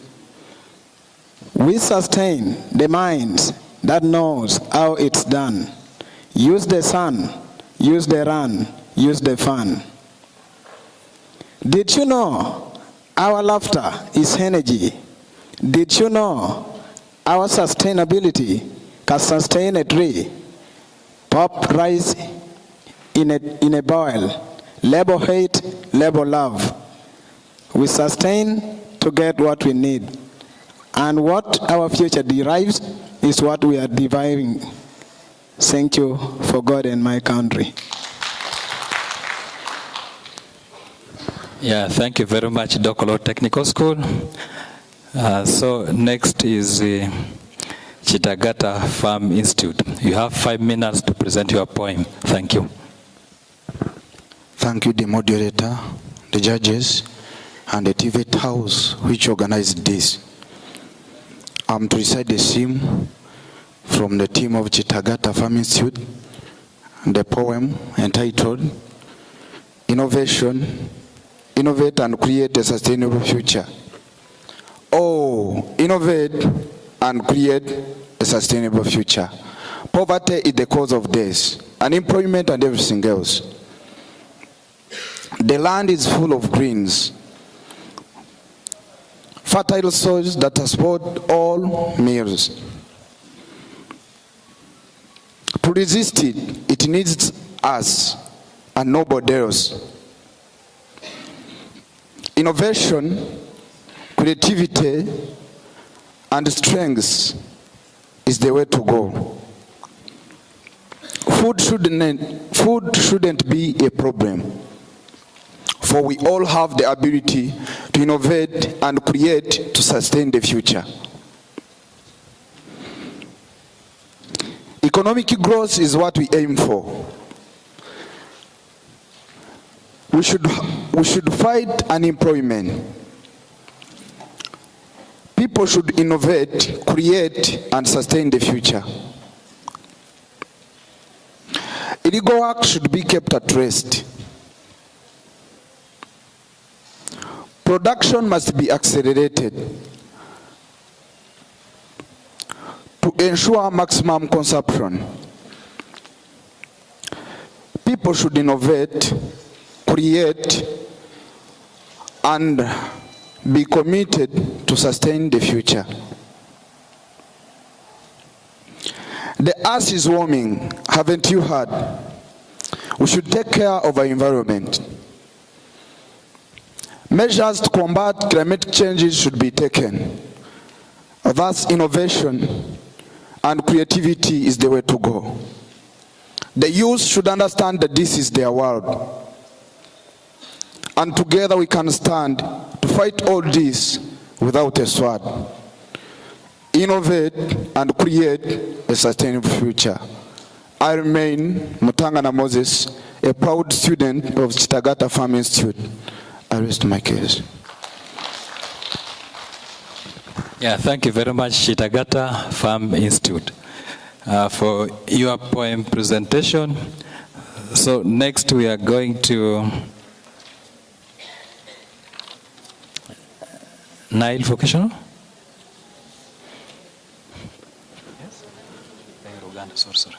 So we have Rugando Technical Institute. You have 5 minutes to present your poem. Go and stand it aside in front of you.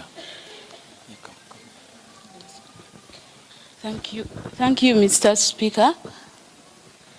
The audience, my name is Usembeide Mary. My name is Usembeide Mary from Rugando Technical Institute. Thank you for this opportunity granted. I am here to give my poem entitled To Innovation. Sorry. I am here to give my poem entitled To Innovation. It's the time. You, granite barricade, against unemployment and poverty. Together, we have seen roads on plateaus, mountain ranges, peaks like creepers reaching the sun. We have seen roads fleeting to nowhere, the northern bypass, the flyovers like the hanging gardens of Babylon. Together, we have seen Tamaka roads, the road to Entebbe, the road to Masaka, and the road to self-reliant. What a great work of engineers. We have seen mansions, bungalows, villas, lodges, hotels like Serena, and skyscrapers in Kampala City. Together, we have seen towers of great strength that hide granite concrete, enduring like life itself. What a great work of an architect. Together, we have seen inhaled toxic fumes crushing our lungs from the dead massives. But mechanics has given life breathe. What a great work of mechanics. Together, we have seen African shoes. We have seen kitenjis, the gomesters, and miniskirts, which make men salivate and expose God's creation. Above all, innovation. Who do not wish you were here? You have facilitated life learning, and development has led to the growth of individuals and even the community. Blessed innovation. The sky is the limit. I remain Usembere Mary, a proud technician. Thank you. Yeah, thank you very much for your... Please, don't first go and take your seat there. Rugando Technical Institute.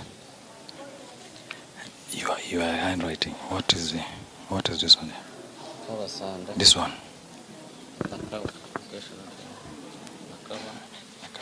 Presented their debate. I was also presented. What about so? They have one. This one. Okay, it's okay. So thank you very much, presenters, for presenting your poem. Please go and take up your seat, and please clap for them. Thank you very much. So we have another set. Please wait. We have another set of presenters. One is Nile Vocational Institute. Please come forward. One will first sit, others will join when you are... Yes, it's okay. Let them sit there. You first sit there. So you take up your seat there. We have Mubende Community Polytechnic. Mubende CP.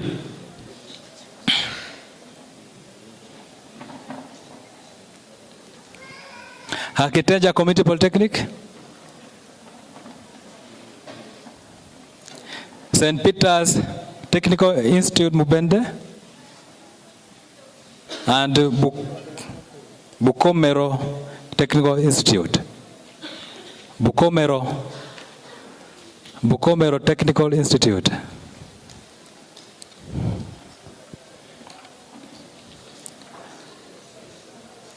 Bukomero? You will join. Excuse me. St. Peter's first wait. When he is presenting, then we'll call you, okay? Yeah. So take up your seat there. You will call.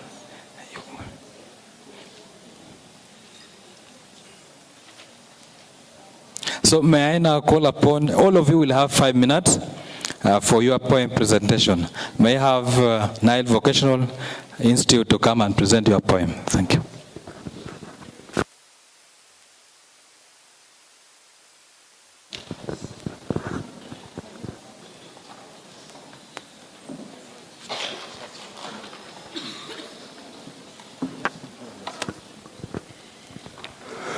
Our dear moderator, the judges, and our dear honorables in the house, including the students, fraternities around, good afternoon. Before you is Nile Vocational Institute, ready for the poem about the theme that states that innovate and create the sustainable future. Listen to the poem and get the meaning.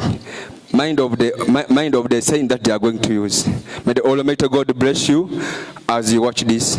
Pick the message, utilize your notebooks as well. Thank you.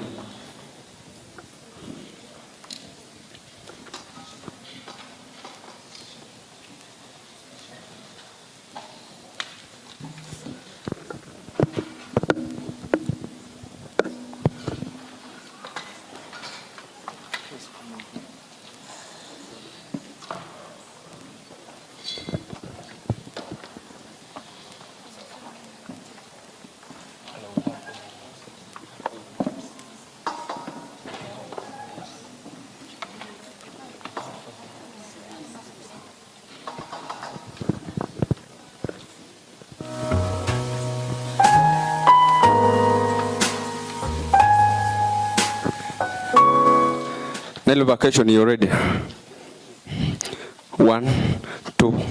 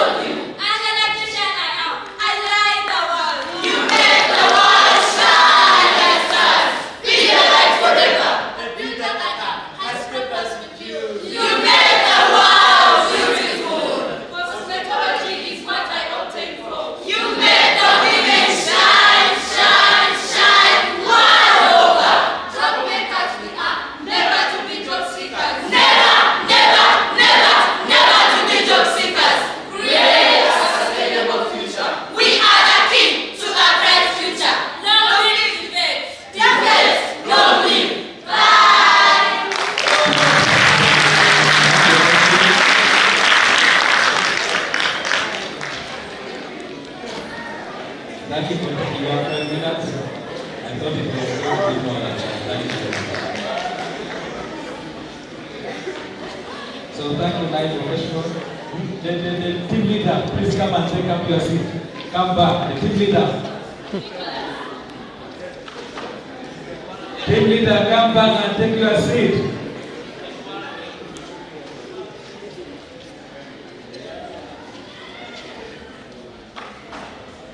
Hurry, please.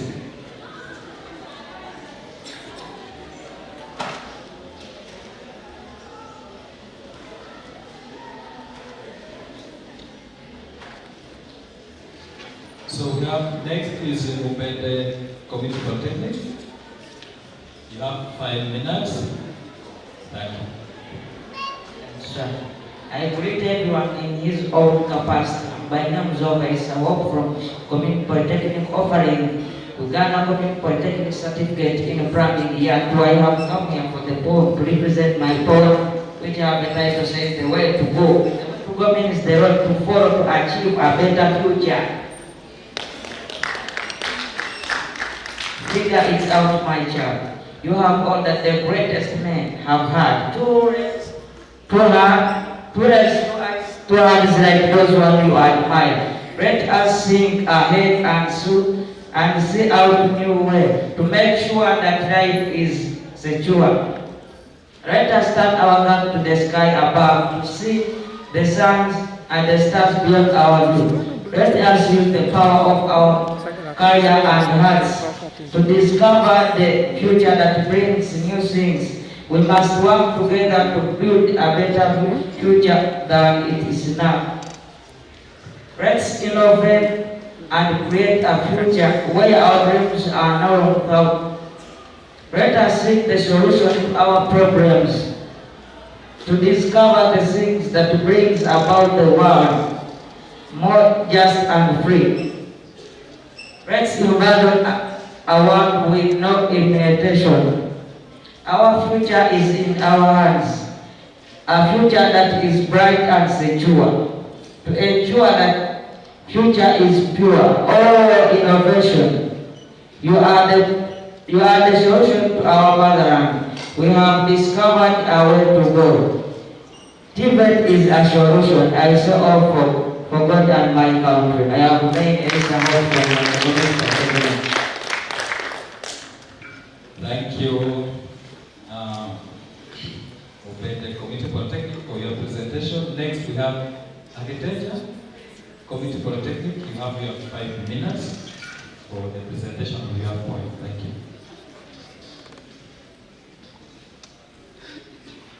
I salute you all, ladies and gentlemen in the house.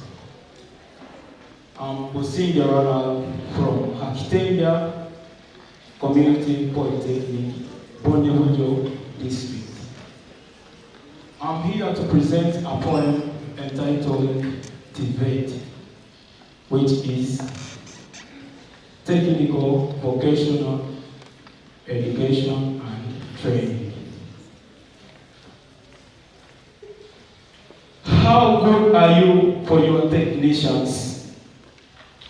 How great are you? You have made us proud of our country for your work well done.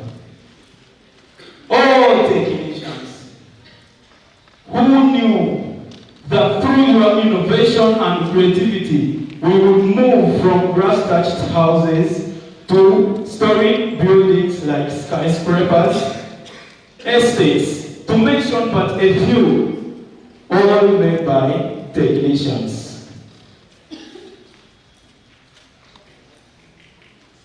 Through your great thinking, villages have now villages are now cities. Hey technicians, you make us cover long distances within a twinkle of an eye using moving houses.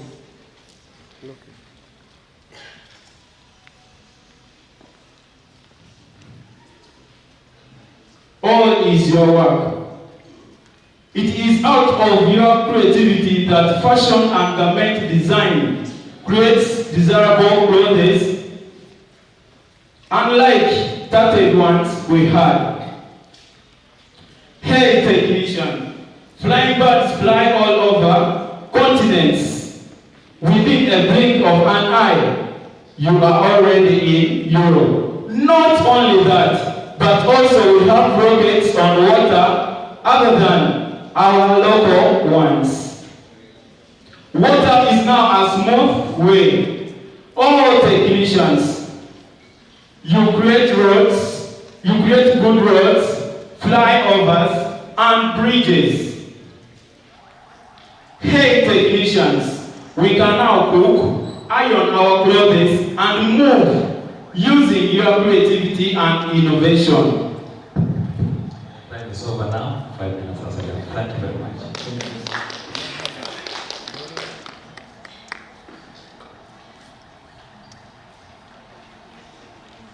So thank you, T.V.E.J Community Polytechnic, for presenting your poem.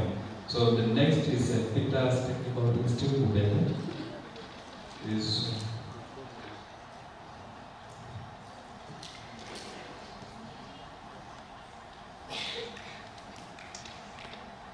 So thank you, Bukomero.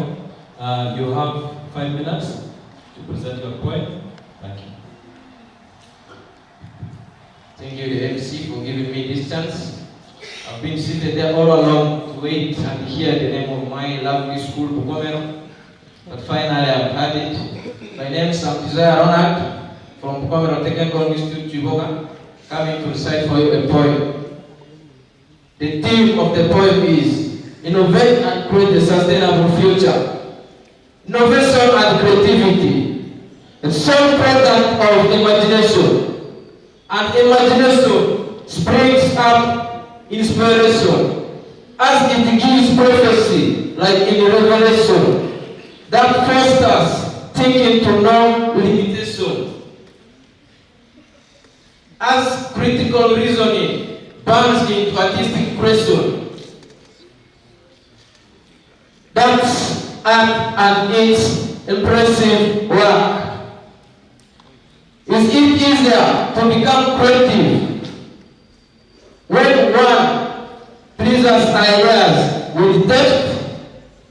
Is it easier to manipulate what someone else has done to welcome an inspiration in one who has none? Creativity is something perceived, something obtained from nothing, as one is involved in a mission of too many more visions. Those vivacious visions with more variable visions. To be drunk in a stylistic terrible narration, hence promoting social and economic integration. Innovation and creativity. No one regrets in you, but only enjoys the fruits of your benefits. Time will come and time will go, but the world will never grow. Our lives shall fully be taken up by you. Thanks.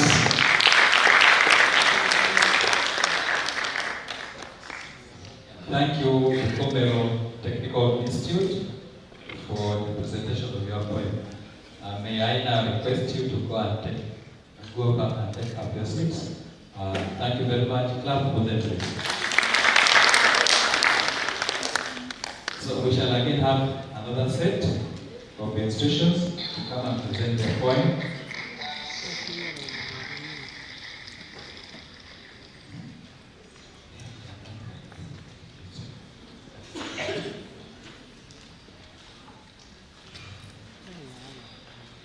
So may I have St. Peter's Technical Institute Mubende?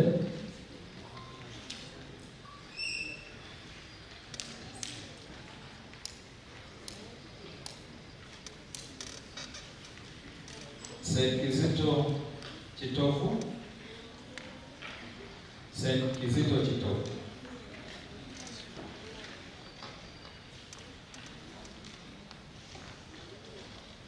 UTC Kichwamba.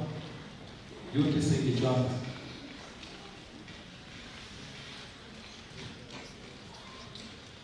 Do you have UTC Kichwamba?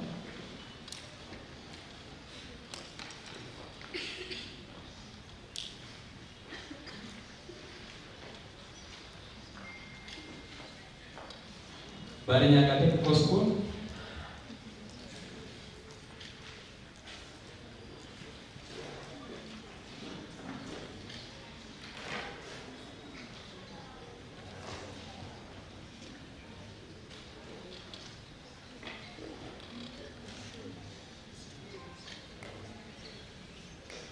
St. Kizito Technical Institute, Mandela.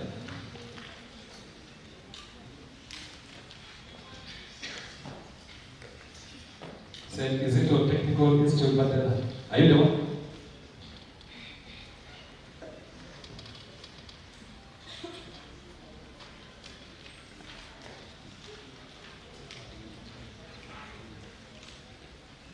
So each one of you will have 5 minutes for presentation of your poem, and we are beginning with St. Kizito Chitogo. Sorry, we are beginning with the St. Peter's Technical Institute, Mupende. Thank you. Thank you, Margaret.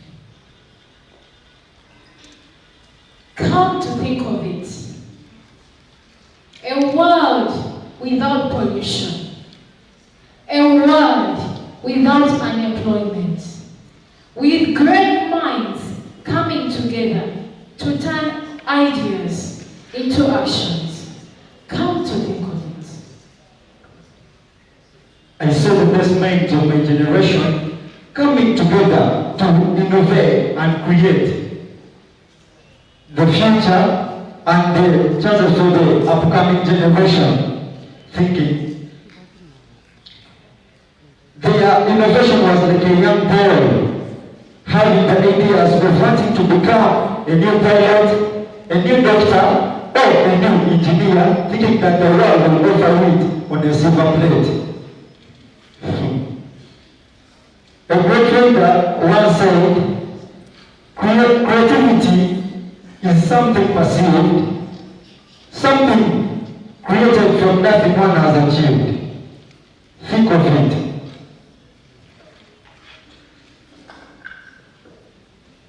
A world without innovative minds and creative bodies is like a 90-year-old man who just lost all his family members in a car crash last week. The pain, the horror, and the disbelief, and without ability to bring them back. Come think of it. Innovation based on transformation, creation of great institutions, institutions based on economic development, development of great economies, economies with future ambitions, ambitions for the future generation sustainability. That's what an innovative and creative mind is all about. Thank you. I'm Babu Medrin from St. Peter's Technical Vocational Training Institute, Mubende. I'm so grateful to stand amidst you to recite a poem which is already recited. We are so happy. We wish you well. Thank you.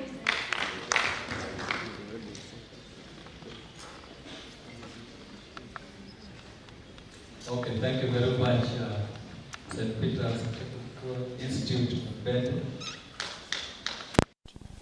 Okay, take it down.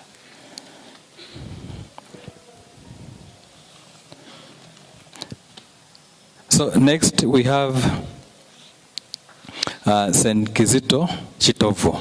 You have 5 minutes for presentation of your poem. Thank you. Protocol observed. Namata Agnes Wabirie, pursuing National Certificate in Fashion and Design. Second year. I'm here on the theme, innovate and create a sustainable future. Here I go. Oh Uganda, my motherland, thank you for embracing skilling and giving everyone chance, the youth, young, and the elderly, to engage in practical skilling and innovate the country.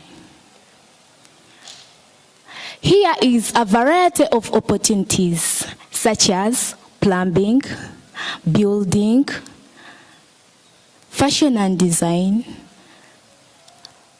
electrical engineering, and carpentry.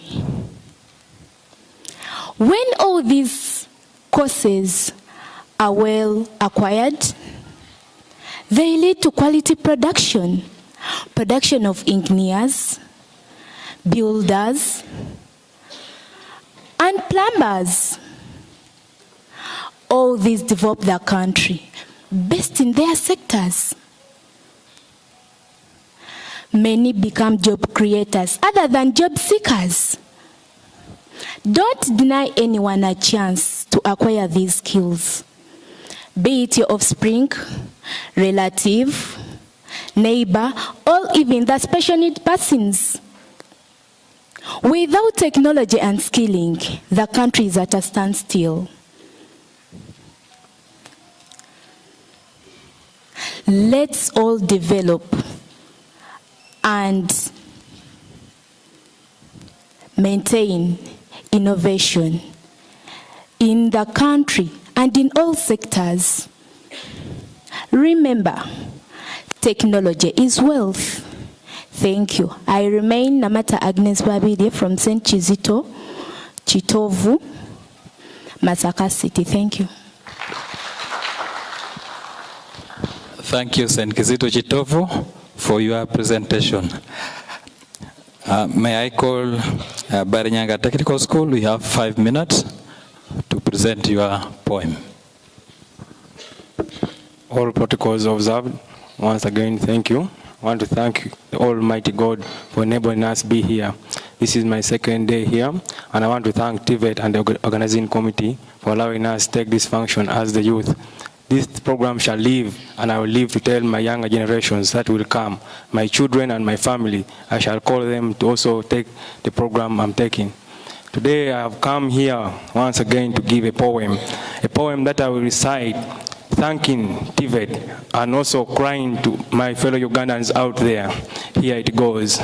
It says, "A tears to cry, calling for my fellow Ugandans to come up and rise for what is theirs. Oh, I'm tired of overthinking. What shall I do again? I'm tired of flocking with the cattle. I'm tired of tying the goats. I am tired of chasing after girls. I'm tired and tired and tired being called at this case of laws to answer the crimes of theft. Why me stealing? Why me chasing after girls? Why me ever walking at 5? Go and tie the cows. Oh, I'm heartbroken, but I shall rise. What shall I do? My uncle has picked me. The government has supported me. Why be broken when I can stand? This has been said that this program shall be the roots that shall develop stems and become branches that shall give us roots of flowers that come from the leaves of the beauty of fruits. What is this fruit? TVET has come saying innovate and create a sustainable future. The future just shall live and teach others. Why die alone in this gravity? Oh God, where shall I go? I call upon you. Thank you, Mommy. Thank you, Daddy. But for how long shall I continue thanking you when I'm capable of building the houses I see, when I'm capable of running the farms I see? Why not me creating my own jobs? Why not me running my own business, but being employed after chased away like dogs from the offices, yet I've studied for it?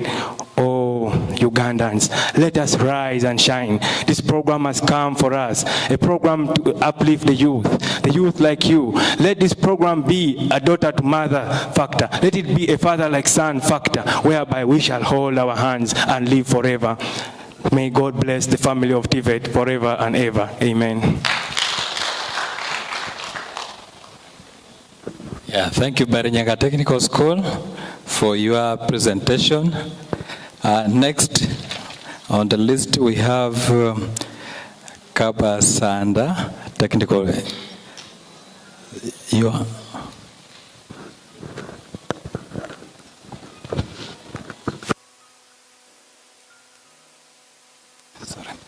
Yeah, so we have St. Kizito Technical Institute, Madeira. You have 5 minutes to present your poem. Thank you. Thank you so much, Mr. Moderator, the judges, and the entire audience. Good afternoon. We are here to recite a poem based on the theme, Innovate and Create a Sustainable Future. But before I go any further, allow me to introduce my colleagues. My name is Apollo Habiba from St. Kizito Technical Institute, pursuing a national certificate in fashion and garment design, a second-year student. My name is Alposandra of St. Kizito Technical Institute, Sorot, Madeira, pursuing a national certificate in plumbing, year 2. I'm called Tim Daniel from St. Kizito Technical Institute, Madeira. I'm pursuing a national certificate in electrical installation systems and maintenance, year 2.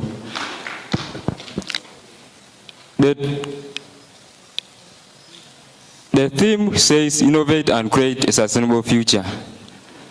TVET, TVET, TVET. Hello, Mr. TVET. You have asked me to talk about innovation and create a sustainable future. But if I may ask these questions, who is this Mr. TVET Uganda? What is your role in the transformation of our economic trajectory? What are your challenges and possible solutions in the skills training in our country, Uganda? Mr. TVET, your full name is Technical Vocational Education and Training. You were formed through legislation, through an act of Parliament of the TVET Act 2008. Through Section 20 of the TVET Act 2008, you gave us the UVQF and DIT for occupational standardization, assessment, and training packages. Mr. TVET, did you tell me to talk about innovation? But how do people call you Mr. Innovation? I heard them calling you the successful exploitation of new ideas, and that your success is based on 3 key words: ideas, actions, and foresight. Oh, for innovations to succeed, the 8 P's of innovation are prominent: people, processes, project, problems, priority, progress, partnership, and place. How about your brother's sustainable future? I think doing something that meets the needs of the present and meanwhile not compromising of the livelihood of the future generation is called sustainability. Sustainable future also reminded me of the 5 C's, which are consciousness, conservation, community, culture, and commerce. Oh, Mr. TVET, TVET, TVET, you gave me the chance to innovate and create a sustainable future. Technologically, I can innovate and create a sustainable future. Through innovations in wind and solar energy, I can reduce on pollution and hence conserving our environment. I can innovate and create a briquette machine that uses agricultural and industrial waste products for clean energy for cooking and hence conserving our environment. Oh, TVET, you have helped our communities and individuals to promote a lifelong career path of development. In trying to promote and develop your growth, Mr. TVET, you have suffered a number of challenges, such as poor funding, philosophical disorientations or TVET for dull children, low esteem among parents, separation of the learning from the field of work. But Mr. T.V.E.T, we are ready. Thank you. Your time is over. Thank you.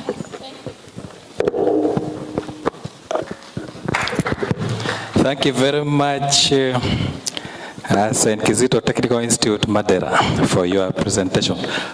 At this juncture, I would like now you to go and take your seat. Thank you very much for your presentation. Please clap for them. Yeah.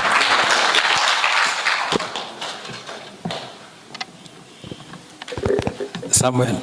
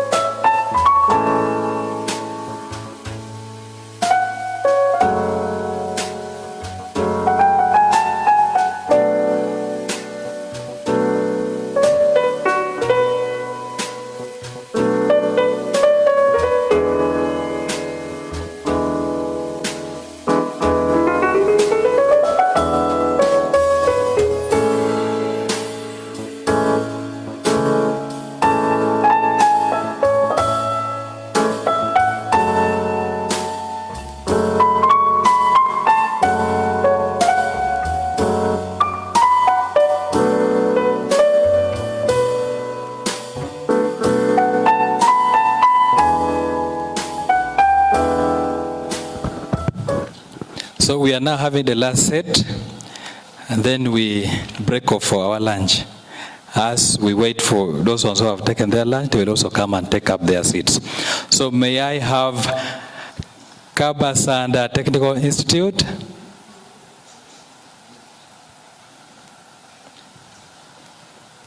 Nakawa VTC?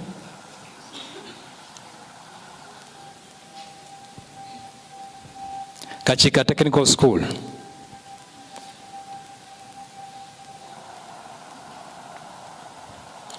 Kachika Technical School.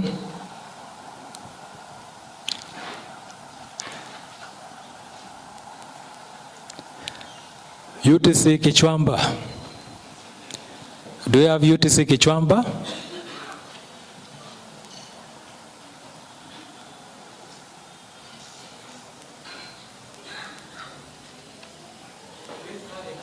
Hurry, please.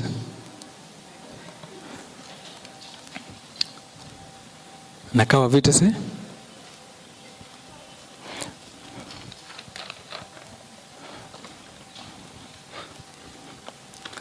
So you are? Okay.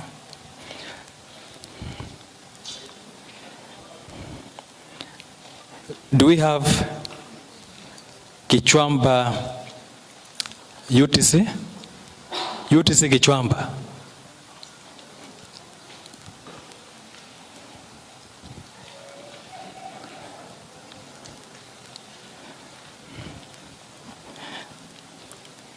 I'm going to disorganize you a bit.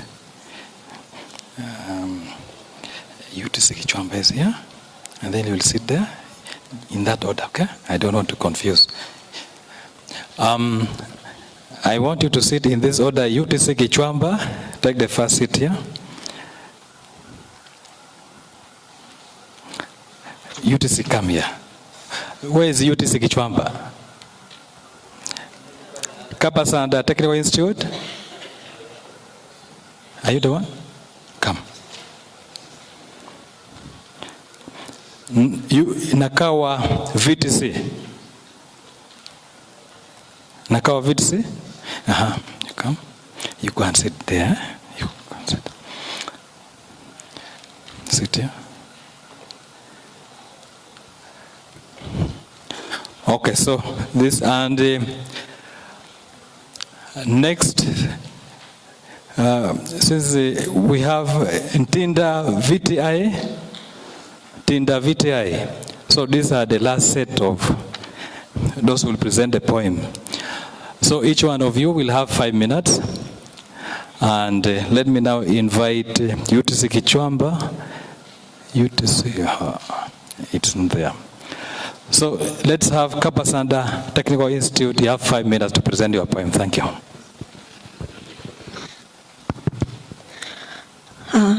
Thank you, moderator. Protocol observed. I salute you all. Before you is this very proud student of Kavasanda Technical Institute, and my name is Balka Aisha Malolo, pursuing a national certificate in plumbing, year 2. Before you to present a poem with the theme Innovate and Create a Sustainable Future. So I would like to have your attention. Innovation, innovation, innovation. Think of how we'd like to see the world, implementing practical skills to create new ideas, humanitarian in all its forms and poverty-free, filling the skills gap on the market, reducing unemployment in society. Think about it. All numbers treated equal, without a doubt of sex coming in. Either male or female, treated equal, all are skilled. So,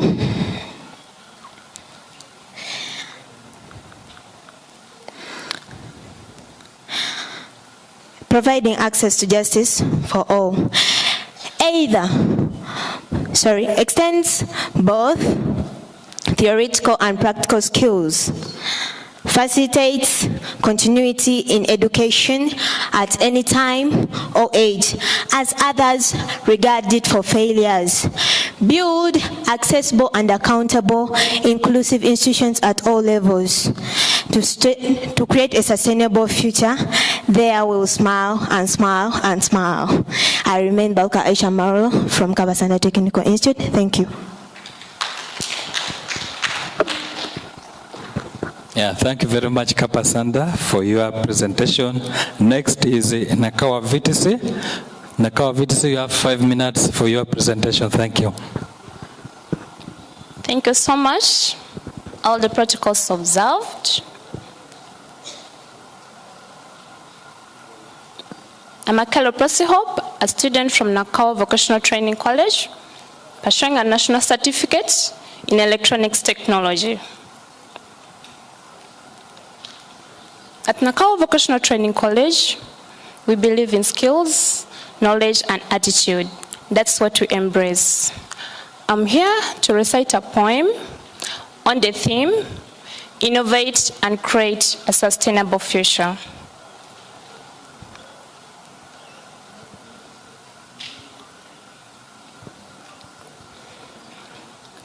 I had something to present for you here, but since they're taking long, I can begin.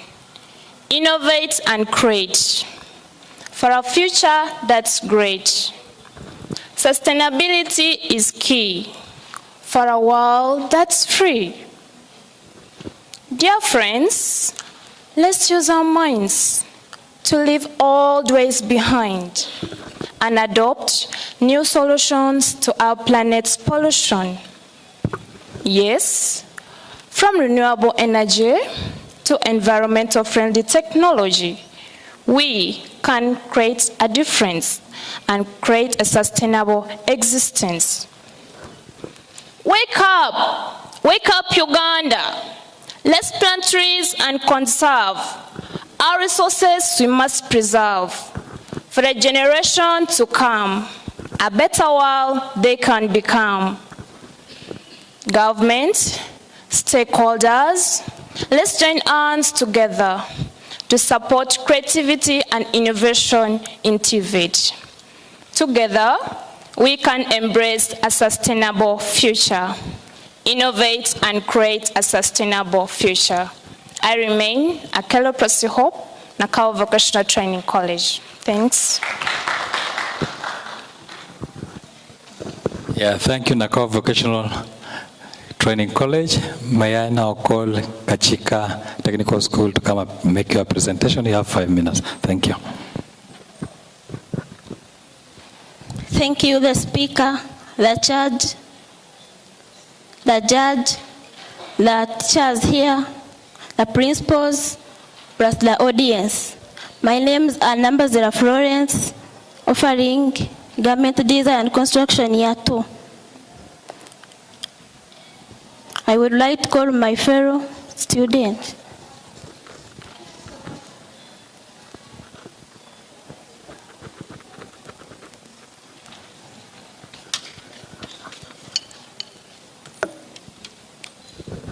Protocol observed. And by names of Nanyonga Nuriat, Kachika Technical School. We are here to recite a poem about TVET. The title is about For a Better Uganda. For a better Uganda, they look at you, TVET. They despise you and they think you are for the downtrodden. They think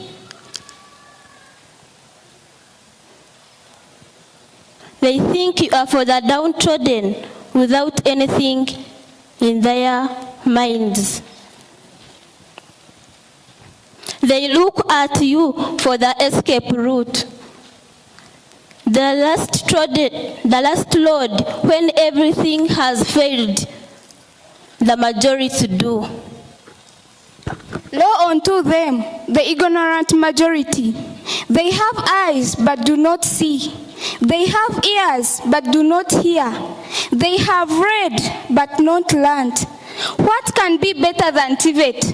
What can be better than being armed? Being armed with skills and knowledge. Let us not pretend. Let us look around us. They have eyes, but they don't see. They have ears, but they don't hear. They have read, but not learned. What can be better than TVET? What can be better than being armed?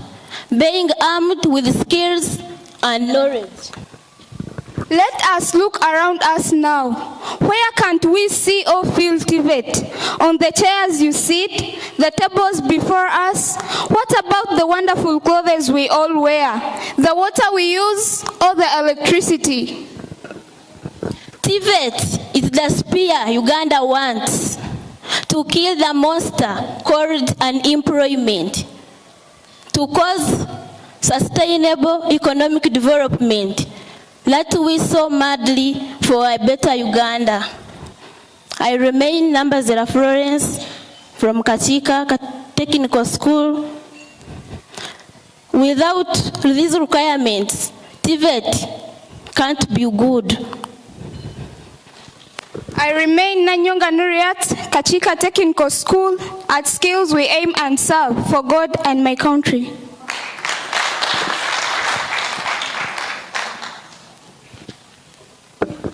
Yeah, thank you, Kachika Technical School, for your presentation. May I now call upon T.V.E.J to make your presentation. You have 5 minutes. Thank you. Thank you. We are tired of waiting for the fresh and clean breeze. Our animals, flyers, swimmers are still waiting. They are still waiting. Pollution, deforestation, industrialization. Waiting, wasting, manufacturing, studying. What happened to practical matter? Farming. What happened to the healthy and organic? Chemicals for fertilizers, weeders, pests and seeds. Farming. What happened? Farming. What happened to healthy and organic? driving, what happened to cycling and walking? The traffic, the noise, the pollution, accidents, prestigious, sustainability. We are tired of waiting. Let us educate and empower. One impacts family. Family impacts community. We are tired of waiting for future solutions. Walk, heal, replant, reuse, share, evacuate. The road to recovery begins with us. Daily, we need to care. Thank you.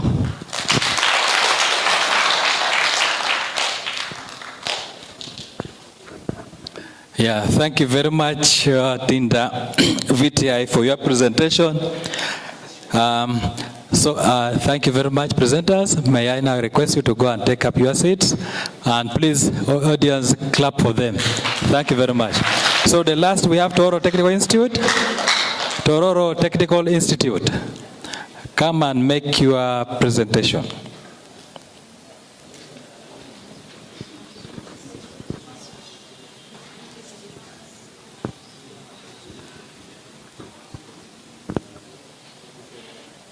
Please take up your seat.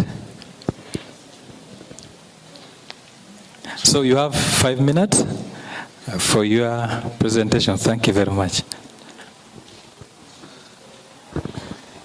The protocol observed, ladies and gentlemen. I'm Atiang Marion Kevin from Tororo Technical Institute, going to recite a poem entitled, Innovate and Create a Sustainable Future. Innovate, innovate, innovate. An essential element of global response to poverty eradication and self-reliance. Motivation is what you create through skills and competences for valuable gains. Oh, what a friend you are. In you, I've gained the vast potential for our transformation and sustainability of our present future as well as of our present lives as well as the future. I cherish you. It's a pity that a great deal of responsible persons have practically rejected you in the name of you are meant for failures. So absurd. Such people ought to be transformed by the renewal of their perception. Government, NGOs, leaders, and all stakeholders. It is high time we woke up and supported all TVET institutions. With relevant information so as to create a sustainable future to all Ugandans and cap increasing death rates. To our brothers and sisters who move abroad in search for green pasture, let us embrace skills for self-reliance. Long live TVET, long live skills for self-reliance, for God and my country. Amen.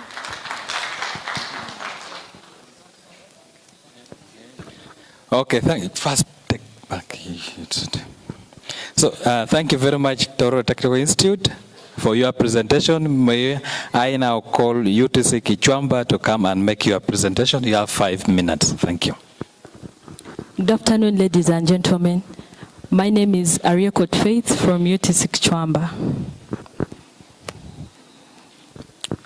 The title of my poem is Vocational Training for Sustainable Future. The future is unknown, yet so bright, filled with creation and innovation inside. Inventors and artists work hard day and night, crank out ideas that are simply out of sight. The world's tranquility depends on industrial prosperity. The safety of humanity depends on innovation diversity. The beauty of TVET is that you get a skill that no one can steal. And you can never stand jobless still. Just like Aristotle says, both the heart and mind are trained to innovate and sustainably create for our future to jubilate.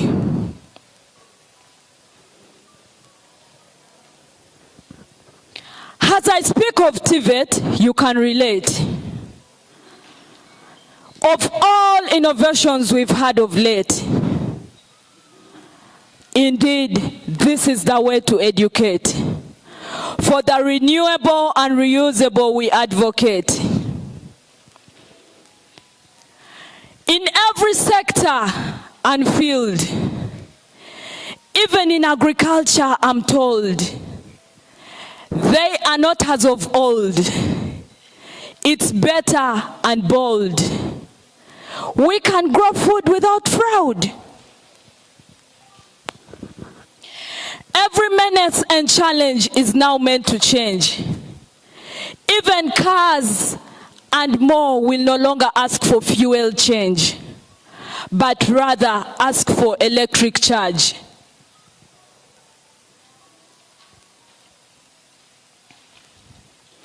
Brightening our space for the green economy we trace, vocational training will address, and a sustainable future we are to face. Thank you so much. Yeah, thank you, UTC Kichwamba, for your presentation. Thank you very much, presenters. May I request you to go and take up your seats? Please clap for them. Thank you very much.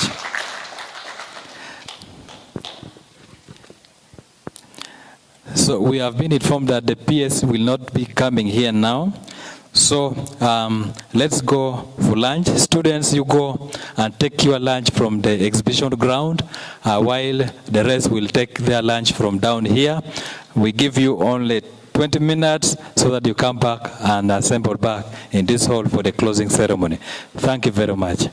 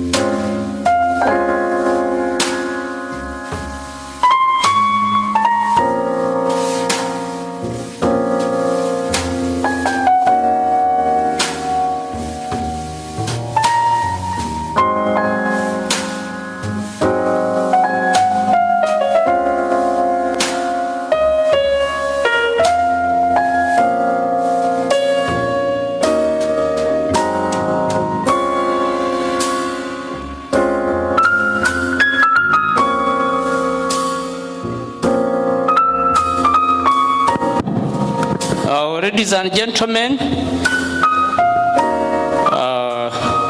I can see that lunch is going on very well.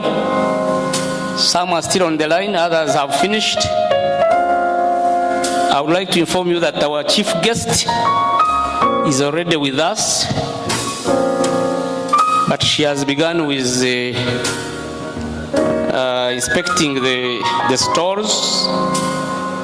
So please, those who are having lunch, you can do it very quickly so that you come back here in the auditorium so that we can welcome our chief guest who has come to officiate the official closure of this function. So I request that you have your lunch very quickly. You come back inside here and we prepare to welcome our chief guest who has come for official closing ceremony. Otherwise, I thank you very much for all the good work that is going on.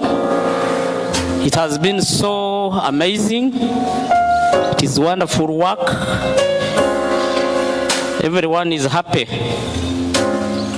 We are all very happy. So I think next time we shall do wonders. Yeah. This is the first national TVET exhibition, but you can see we have scored a distinction. Next time we shall have a distinction plus. It has been wonderful. I would like to thank everyone for their effort. Thank you very much for the teamwork. Yes, sir. Hey, she's already up. So thank you very much for the teamwork. I like the teamwork. Together, everyone achieves more. Teamwork means together, everyone achieves more. Thank you very much for the synergy. You know, in synergy, 1 + 1 is 2. 1 + 1 is 3 in synergy. When you synergize, 1 + 1 becomes 3. You will wonder how it comes. It's because you achieve more than ordinary. I love this synergy. Yes, thank you very much. So have your lunch, enjoy your lunch as you prepare to come inside. We have come to the beginning of the end of the ceremony. We are almost reaching the beginning of the end.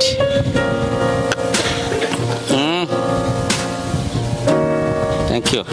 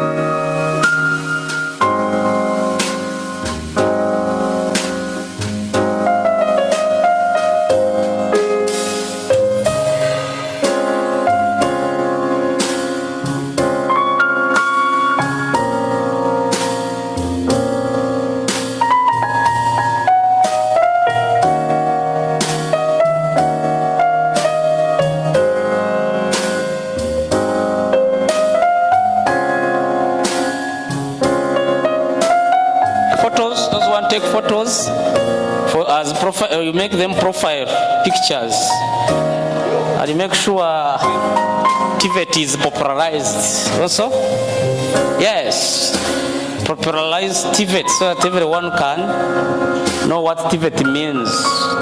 I told you when TVET sneezes, everyone catches cold. Once TVET sneezes like this, everyone will catch cold. TVET. TVET is the way to go. And TVET should be the household name.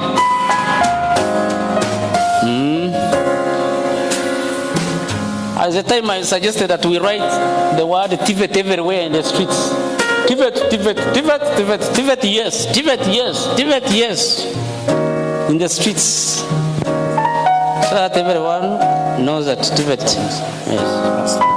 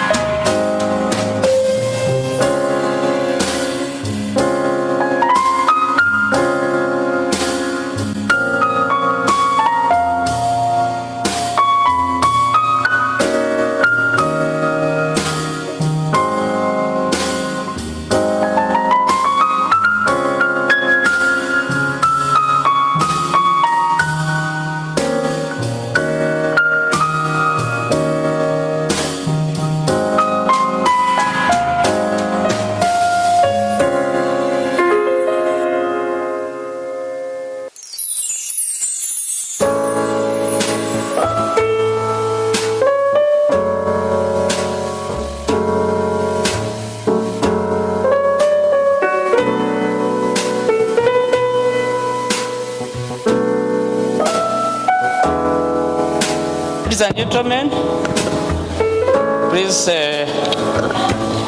come to the auditorium and we welcome our chief guest. Those who are done with their lunch, please come inside. And those who are still having lunch, please do it as fast as possible.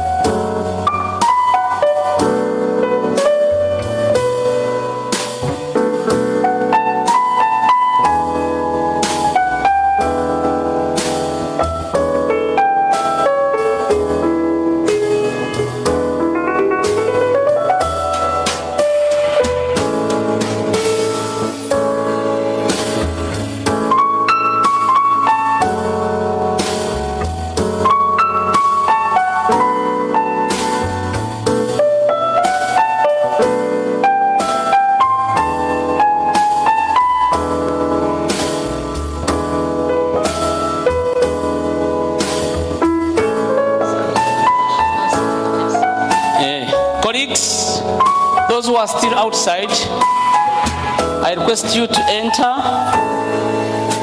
and we proceed with our function. Our chief guest is already here with us. Those who are having their lunch, do it quickly. And those who are finished, please get inside.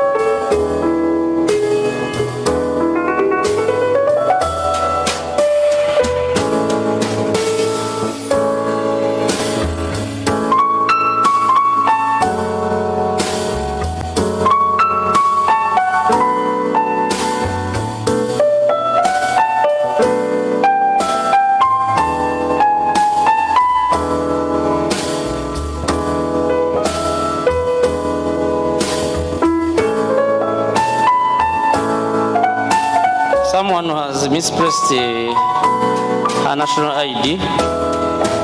His national ID. Twebaze Onyx. Twebaze Onyx. Maybe you'll get it here after it is a duplicate.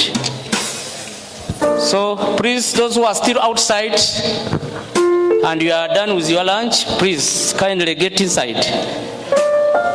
Those who are done with their lunch, quickly get inside. Yes, quickly get inside and welcome our chief guest.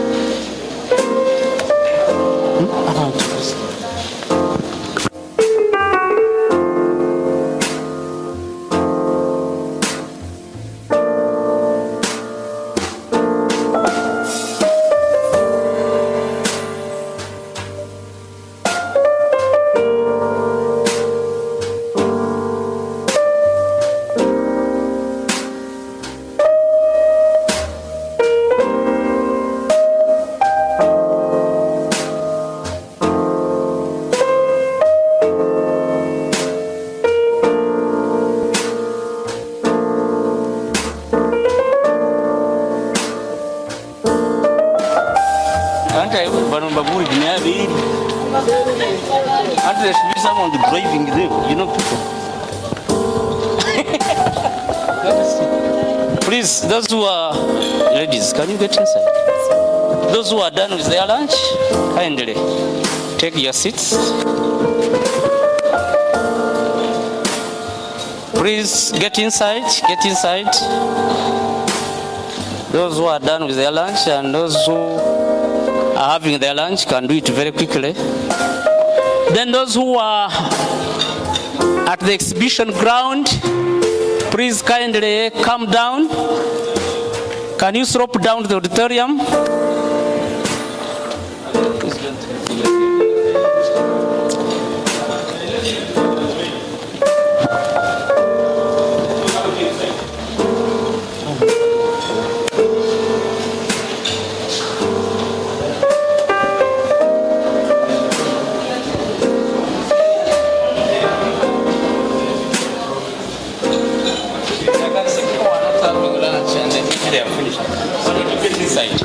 Get inside, please. Please get inside. Those who are done with their lunch. Colleagues, why don't you get inside? Hey. Come on.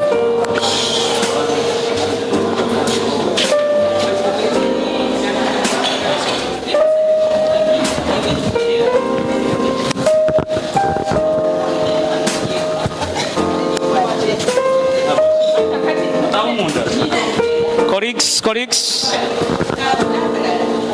please, get in.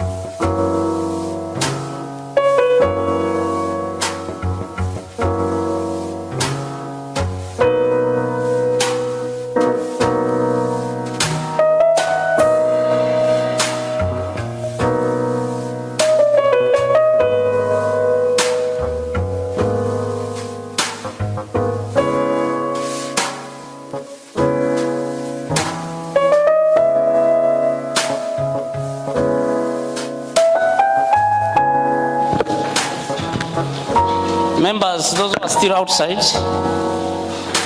kindly get inside. Those who are done with their lunch. I can see some people are done with their lunch inside the tent. Please get inside.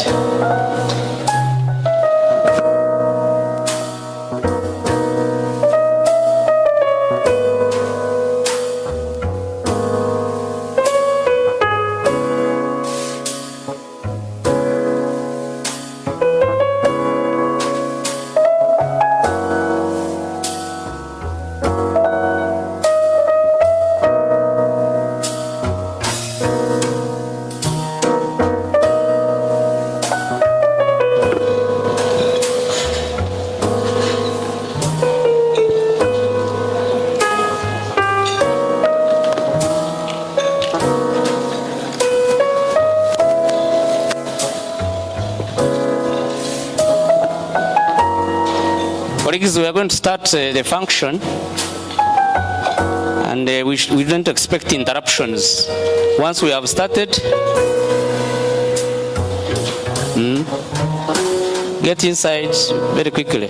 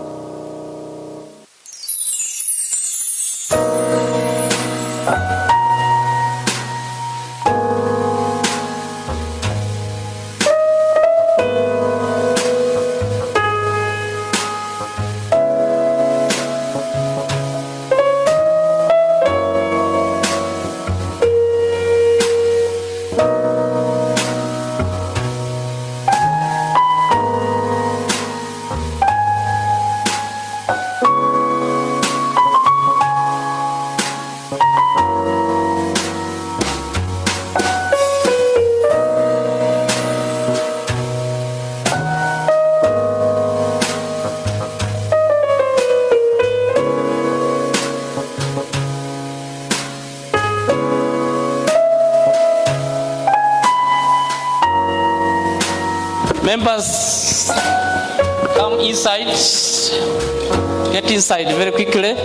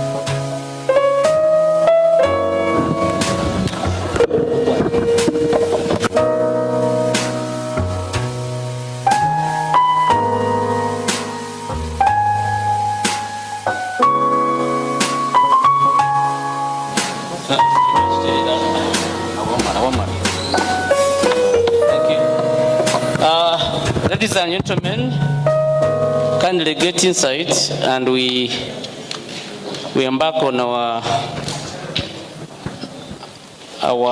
one of the last functions. I've told you we have reached the beginning of the end, so I request you to, those who are still outside, kindly get inside. This is to remind you that we are holding our first national TVET skills exhibition. It means you are exhibiting, displaying what you do so that people can appreciate and learn from you, or even capture market for what you do. If you do something and you don't exhibit it, nobody will know that you do it. It's like lighting a candle and you cover it with a basket, like the Bible says.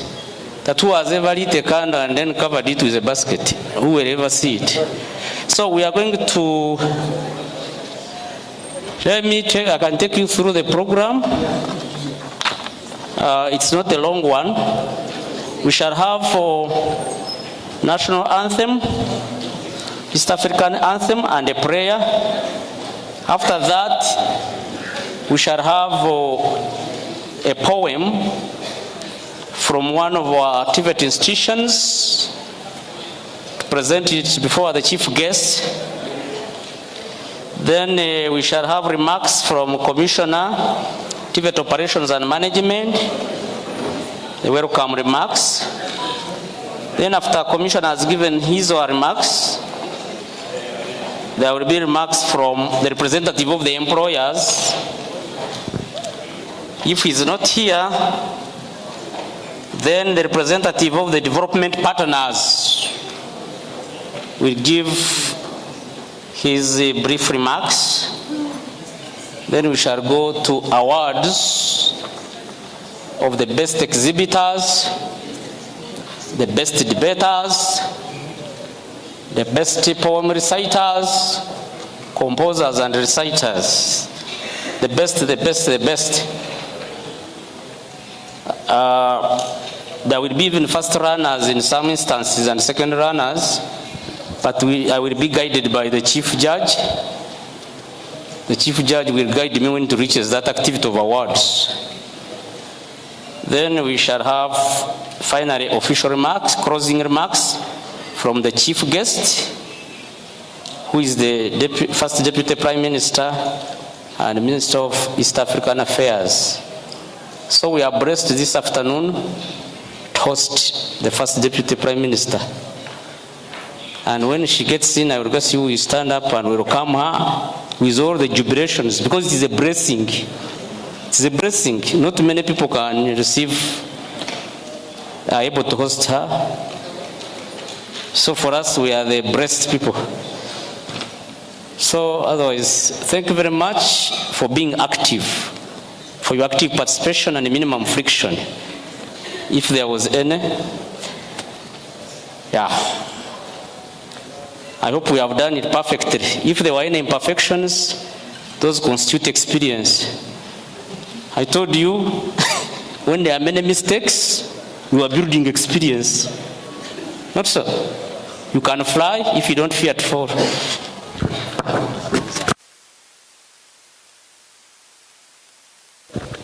I think we are ready to start. If there are other people who are still outside, they can come in slowly, because we may not be able to wait. Just as I told you that in life, never wait for perfect conditions. If you wait for perfect conditions, then you never do anything. You start with what you have, And what you know the literate is, you just start. And the only way to start is to start. Is there any other way? The only way to start is to do what? To start. And failure is success if you learn from it. Amen? The more times you fail, the more you succeed. I sound very philosophical, but that is what it is. The more you fail, the more you succeed. Success is failure if you learn from it. So the theme, look at the theme. Innovate and create the sustainable future. If you don't innovate, you will die out. You get it? Yeah, you will die out. It is survival of the fittest. We are living in a competitive world. People are innovating day and night. Do you think someone who made the phone slept? You just enjoy the phone and you keep pressing. You never slept. Get it? It's because new phones are coming up, various versions. If you don't innovate, you will die out. Can you change the theme and put in negative? Don't innovate, die out. Yes, you know, if you don't innovate, the future. Sustainable future. Sustainable, you know what it means? Future that we live beyond our lifespan.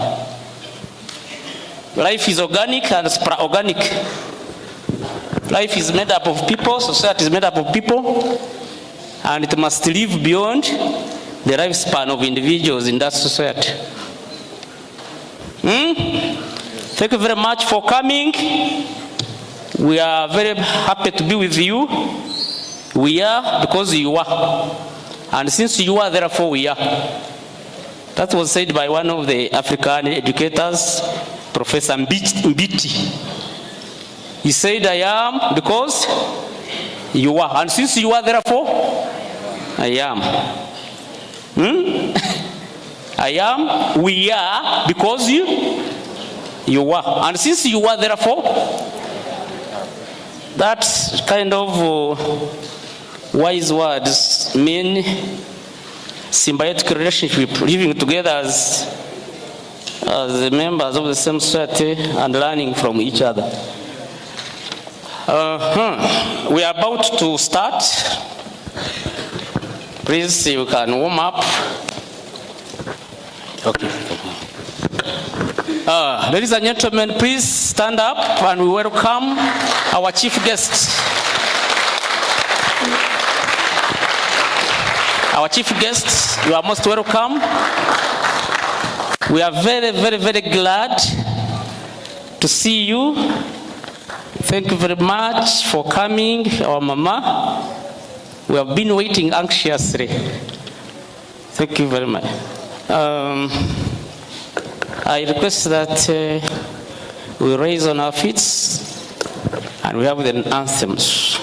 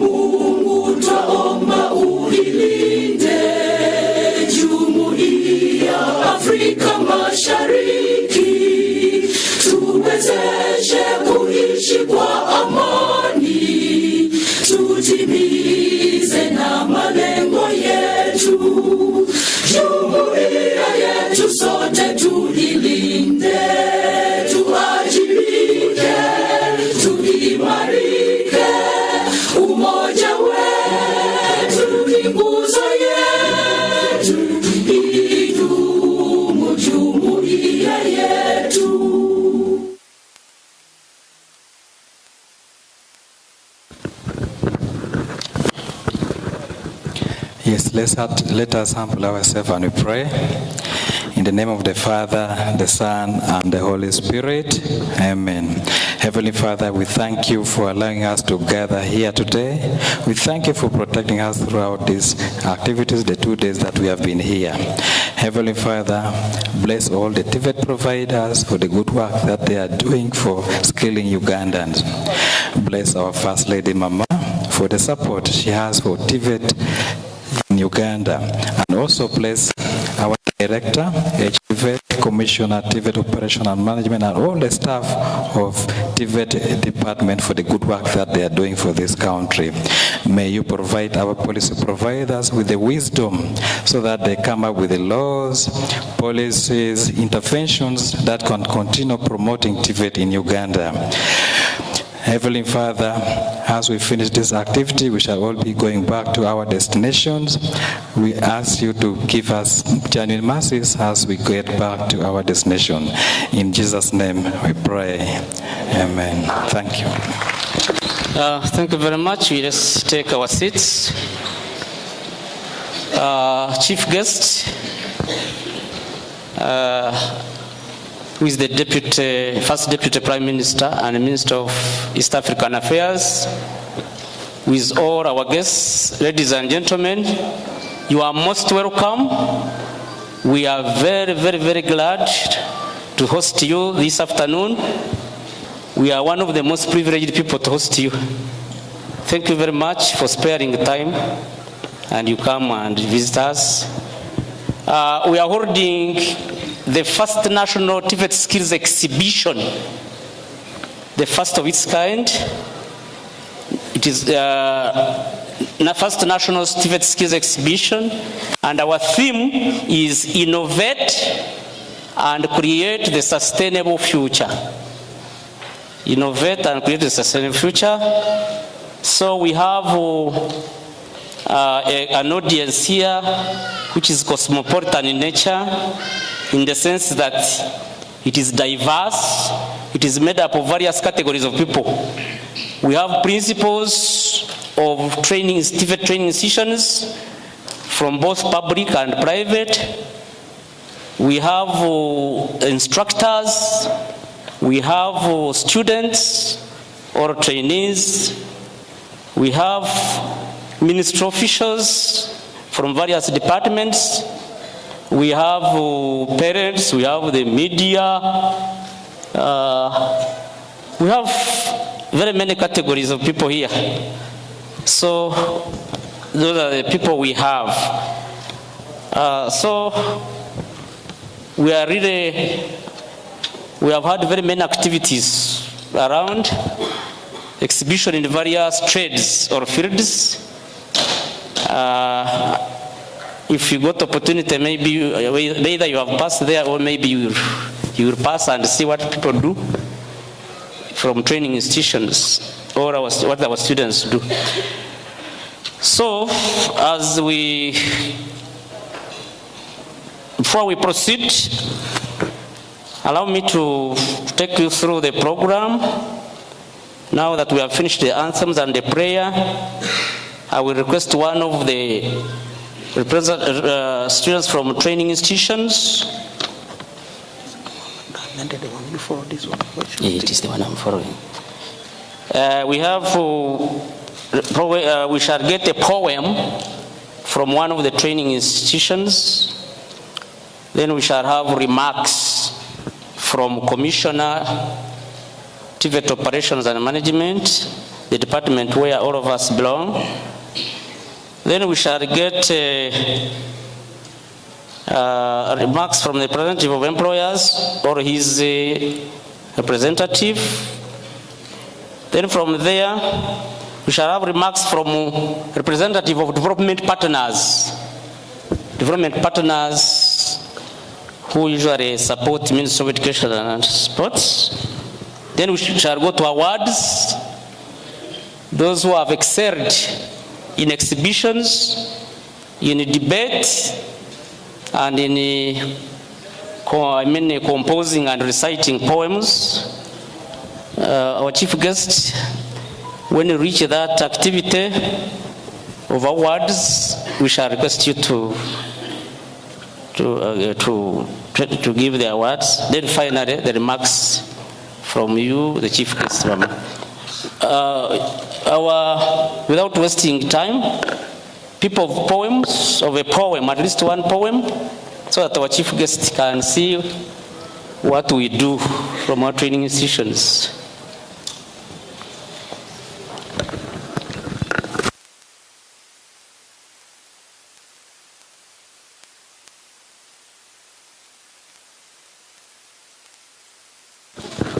So as they prepare,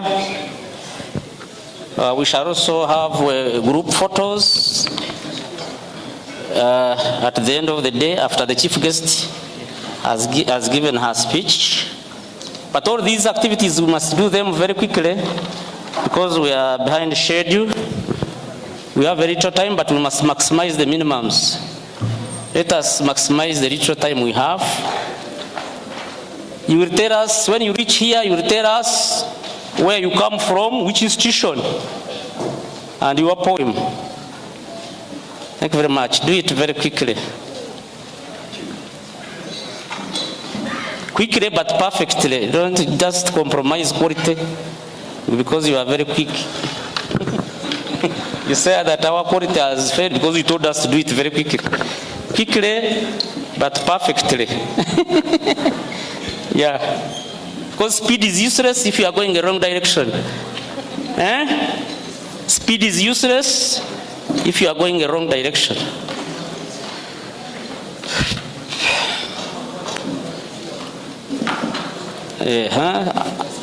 The team leader should help to. You can't feed.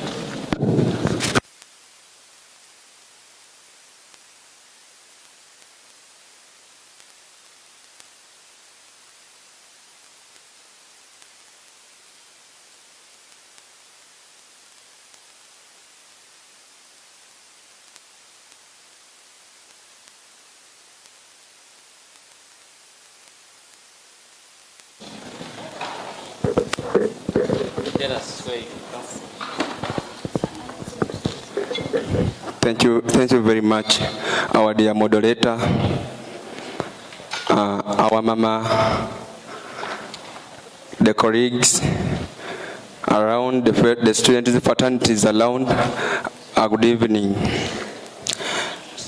This is Nile Vocational Institute, located in Injeru Jinja, is going to present a poem before you on the theme that states that innovate and create a sustainable future. The title is Tired of Tears, Tired of Tears, Tired of Tears, Tired of Sounds. Thank you very much. I remain Kadimba Nicholas, pursuing a national certificate in automotive mechanics. Thank you.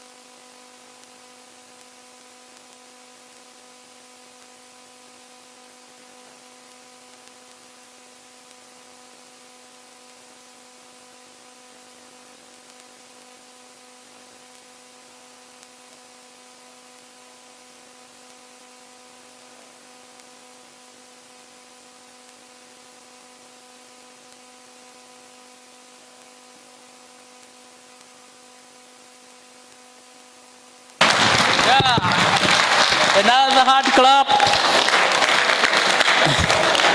A thunderous one. Thank you very much. You have heard for yourselves. You have heard for yourselves. Thank you very much for the confidence and the resolution not to be poor at all. Poverty is not lack of money, but lack of ideas. Thank you so much. I want to be time conscious. Thank you very much from Ginger, Nairo Vocational. At this juncture, I would like to request the Commissioner, TVET Operations and Management, to give welcome remarks. To welcome our chief guest.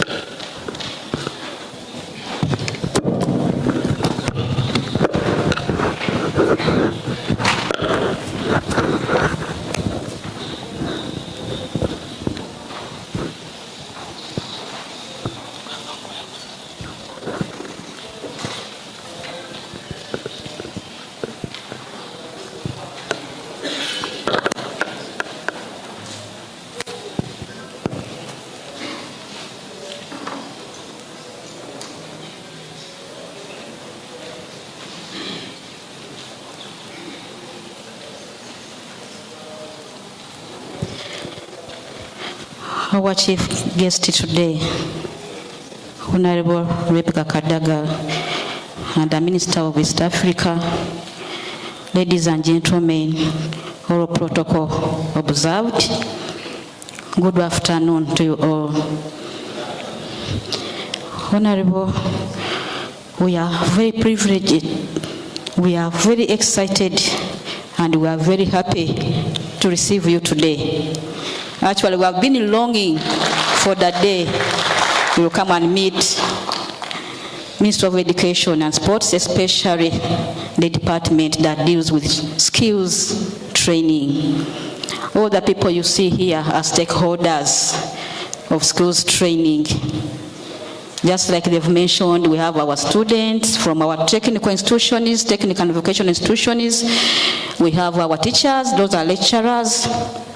We have the private providers, those are the employers who take on these students when they finish training. And we have development partners as well.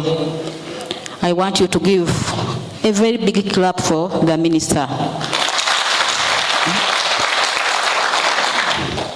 That was not hard enough for her, please.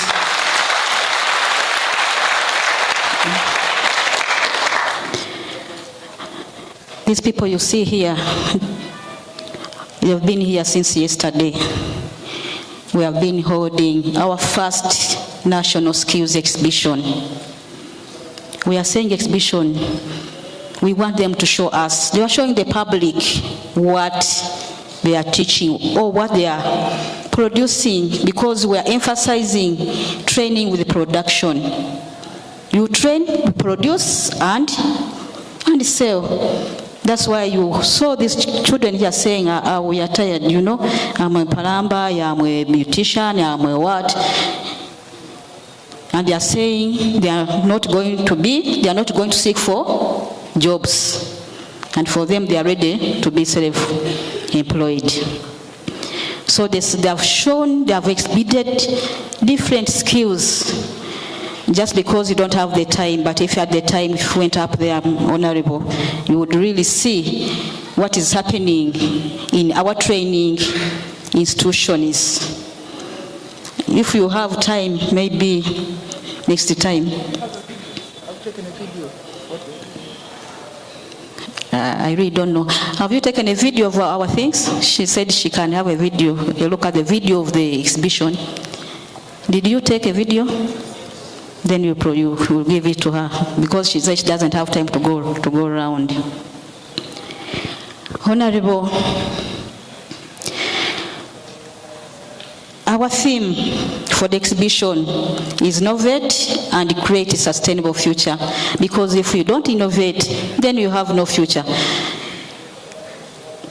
The exhibition was accompanied by poems, articles, and debates concerning the theme of innovation between these institutions.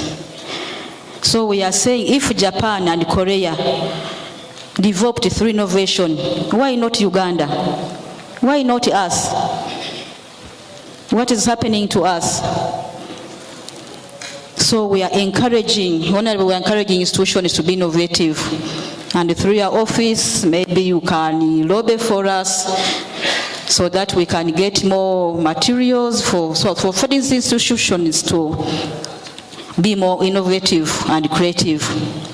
And honorable, this is our first ever national skills exhibition, and it's going to be an annual event.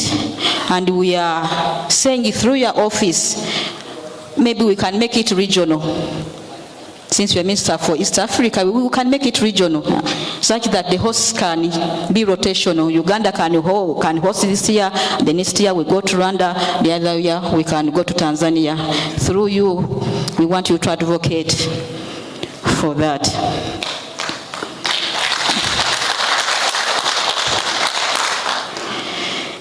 Honorable, we have, just allow me to introduce a few members of the TVET department who have been able to prepare for this activity. It is for the Ministry of Education and Sports, but has been implemented by the Department of TVET, that is TVET Operations and Management Department, the department which is in charge of skills training institutions.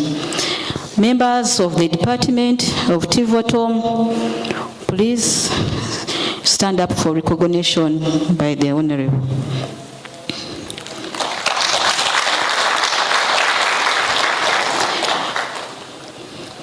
Chair, Honorable, we also have an organizing committee which really put everything together, which can also be recognized by the Honorable. Organizing committee, please stand up for recognition.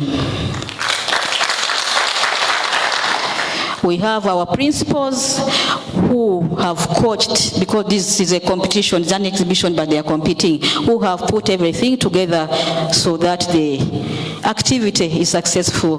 Principals of our institutions, please stand up for recognition.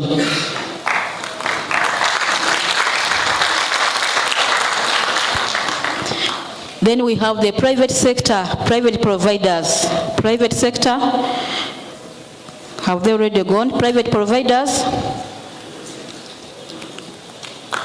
Only one. Stand up for recognition. Thank you so much for coming. Thank you so much, Honorable. In order to develop TVET, we know we need private sector on board. But you can see what's happening. We need your support. Private sector is needed because they're the people who are going to employ the people we are training. But we call them for meetings, I'm reporting now they don't come, so we need your assistance in this matter. We need them on board if we are to produce the skills that they want in the industries. Through your office, I know you can put a word or two and maybe private sector will come on board. Our students who have exhibited, stand up and wave to our Honorable. It is not very rare. Stand up, stand up. Those are our students from our different TVET institutions who have exhibited. We also have the staff from the Ministry of Education and Sports, from the different departments who have come to support us. The different staff from the different departments, please stand up and wave to our chief guest. Thank you for coming. So, Honorable, we are saying skills is the way to go. Even the NDP3 is emphasizing skills development. And this is the human capital that we want to develop such that our economy can go ahead. So you are most welcome. We treasure your time. We appreciate your time. We thank you so much for coming. The development partner, sorry, I forgot to recognize the development partner, Annabelle, stand up for recognition. He's always with us whenever Annabelle supports skills competition, not competition, exhibition, any skill for them, they are there for us. So it's representing the development partners. I know you don't have much time. Let me end here and welcome you once again. And we are saying that next time when we hold our skills exhibition, because it's now annual, we shall invite you once again. At least this time we'll be able to go to see the exhibitionist. Thank you so much for coming. Thank you.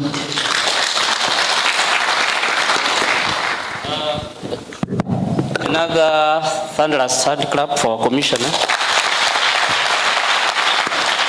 Thank you very much, Commissioner, Department of TVET Operations and Management, for the welcome remarks of our chief guest. Honorable Minister, I request you to skip number 4 of representative from employers. Allow me to go to the next number, 5. I request we have remarks from representative of development partners. Please.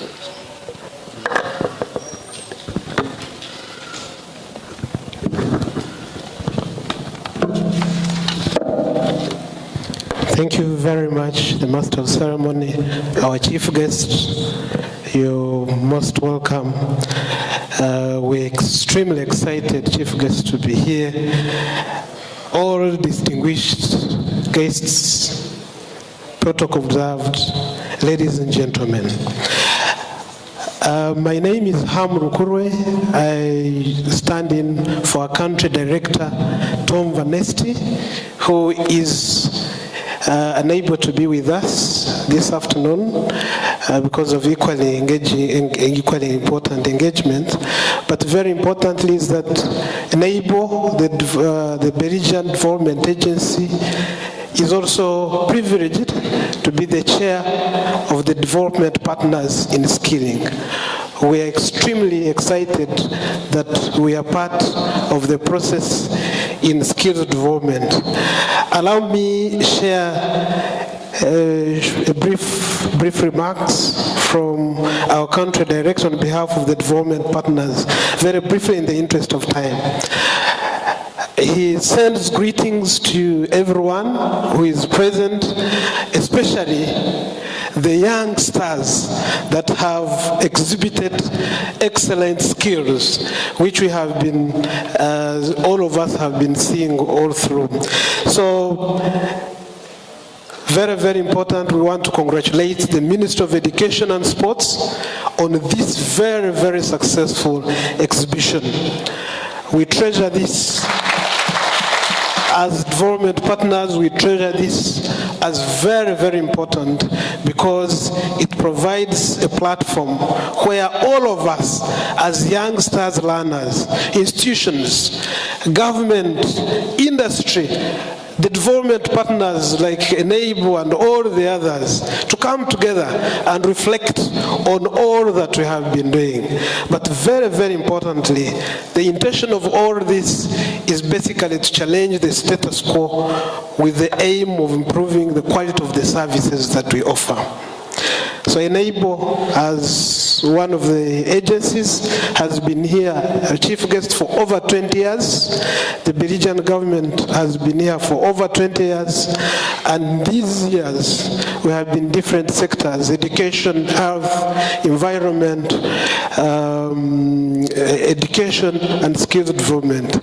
But very, very important, I must note that we have been more in education and skilling than any other sector. So that is how we treasure education.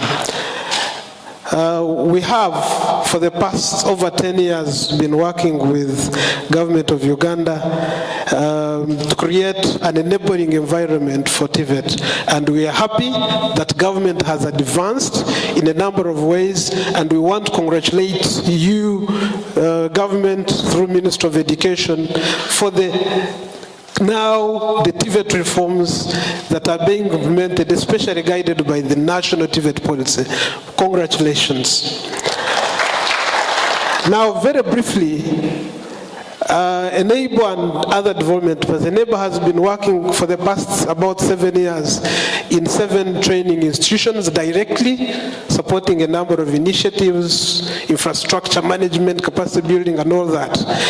But of course, still with other partners, we have been working with a number of institutions. When we did our mapping, I think we have worked, collaborated with government on over 60 institutions.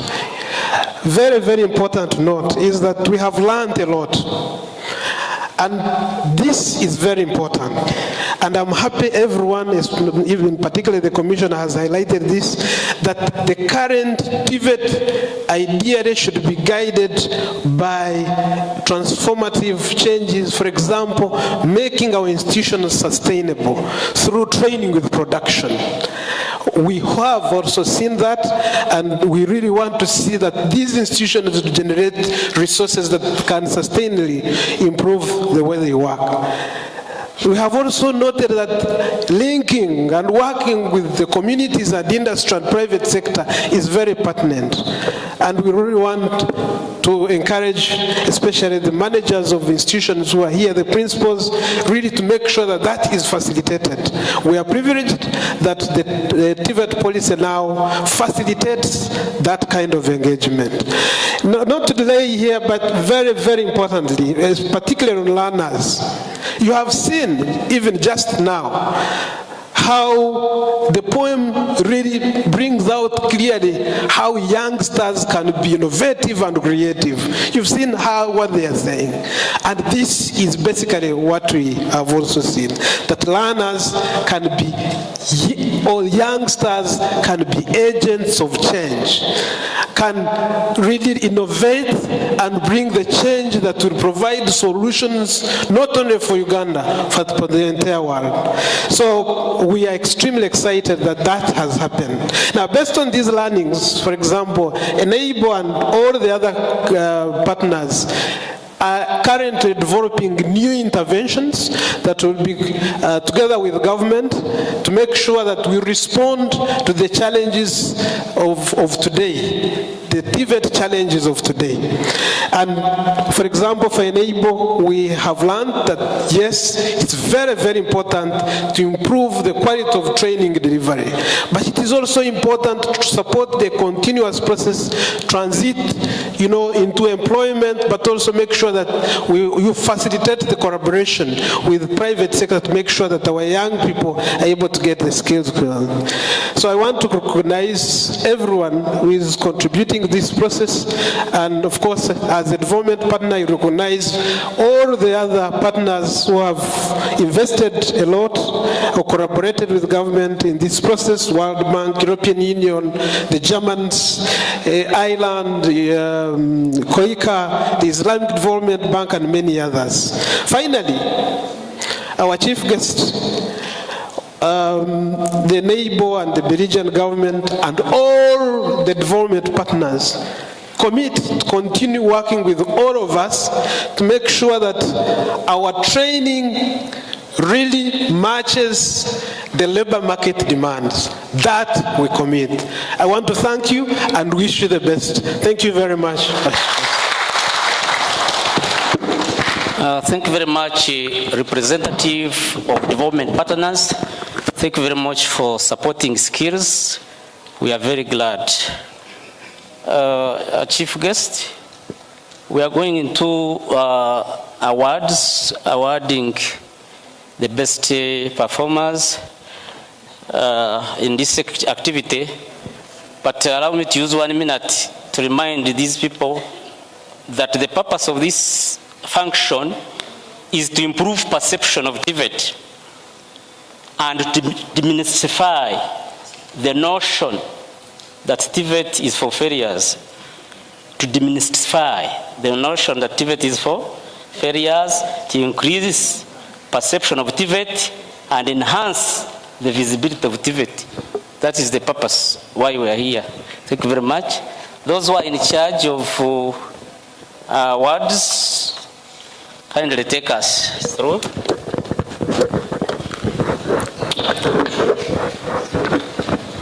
Our chief guest,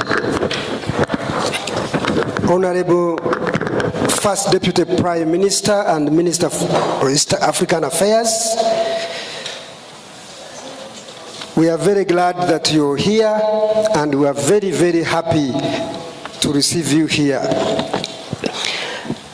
We intended this because, Honorable, we know that you are working on East African community integration.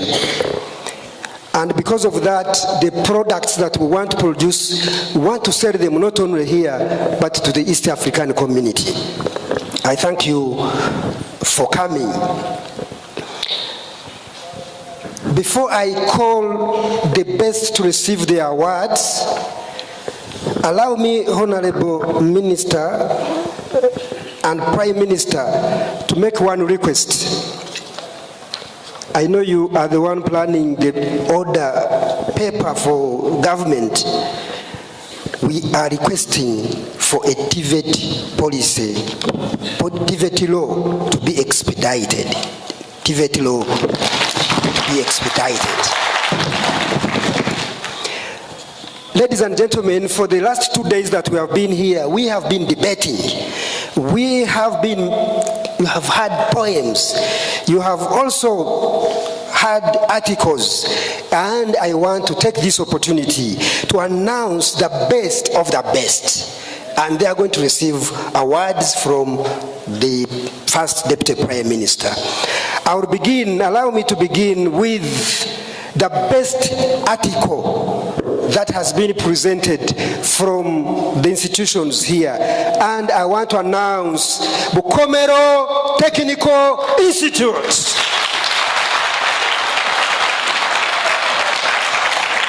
Bukomero Technical Institute, please come and receive your article, your award. And the best debate,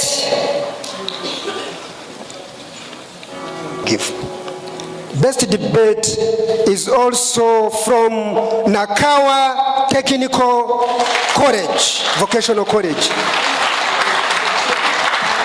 Chief guest Nakawa is a government vocational training college, and Bukomero is also a government vocational college.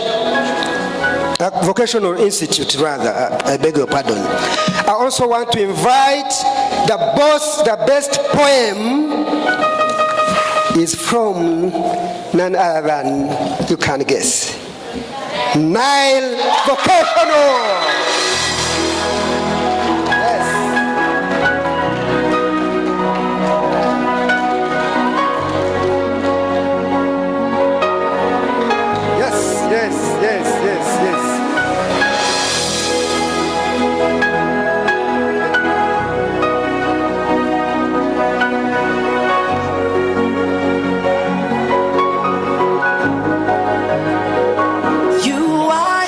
Excuse me, when you get an award, you don't go away, you go there. Honorable, I would wish to extend a little here.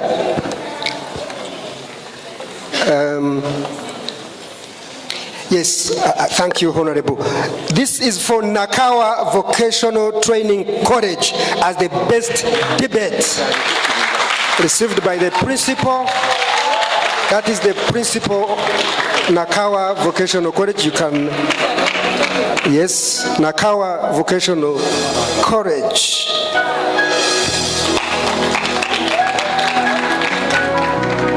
Nakawa, thank you so much for doing us very well. You are not only good at engineering, but also in debate. Yes, next is Nairo Vocational. Nairo Vocational, the best poem exhibited ever. Thank you so much. Thank you, Nairo Vocational. Our chief guest, Nairo Vocational, is a private TVET institution. Private Technical Vocational Institute. Yes.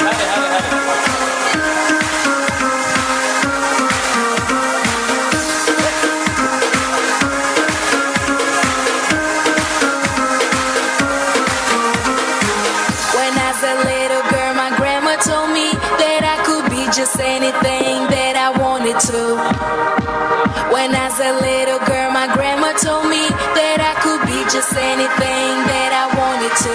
She said that everything I work for, everything I wish for, everything I look for, it is right in front of me.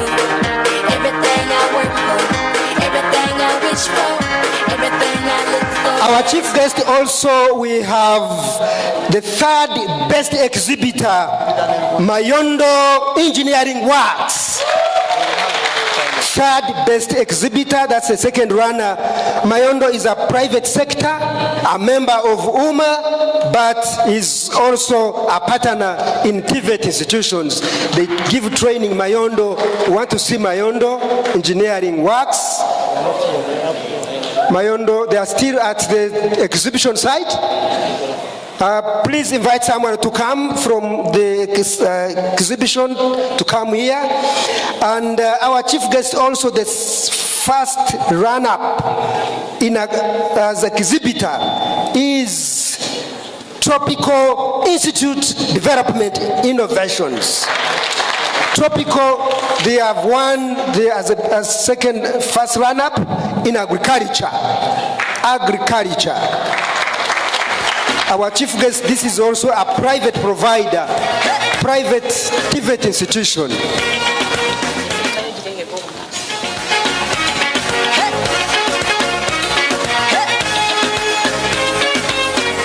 Private.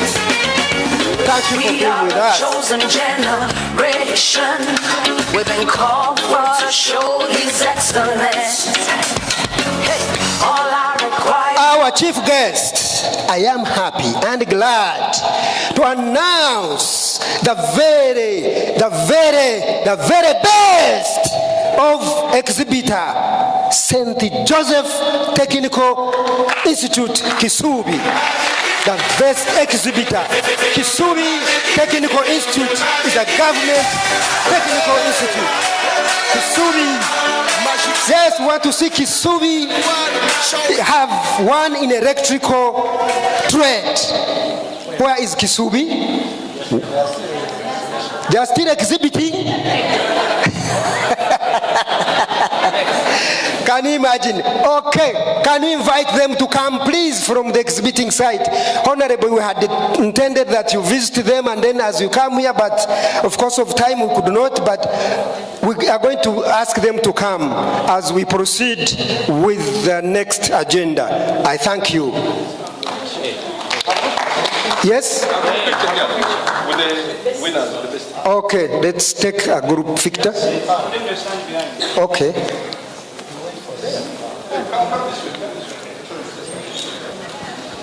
The best of the best.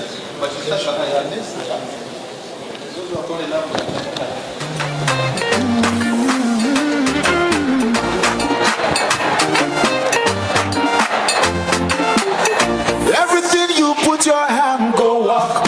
Your name go open doors. You self go be a boss. Amen. Amen. Everything you put your hand go walk. Your name go open doors. You self go be a boss. Amen. Amen. Every hustler getting paid. Where the hustle go come the pay. Your own in no go take. Amen. DJ Smith. If you find one to your own, God self go do it own. And flesh go cover bone. Amen. Amen. If you believe it, say amen. If you believe it, say amen. If you believe it, say amen. Amen. Amen. Everything you put your hand go on. Your name go open doors. You self go be a boss. Amen. Amen. Everything you put your hand go on. Your name go open doors. You self go be a boss. Amen. Amen. The photo session is over, I think. Yes. The award session is over. Congratulations to the best of the best. We congratulate everybody who has participated. We are all winners. Thank you very much. Before we proceed to the final closure, and a speech from the chief guest. Yes, I have indulgence of Honorable. She has accepted that we show at least 1 minute video of what exhibition looks like. 1 minute. Honorable, I don't know whether you can we pull a chair and she's able to see?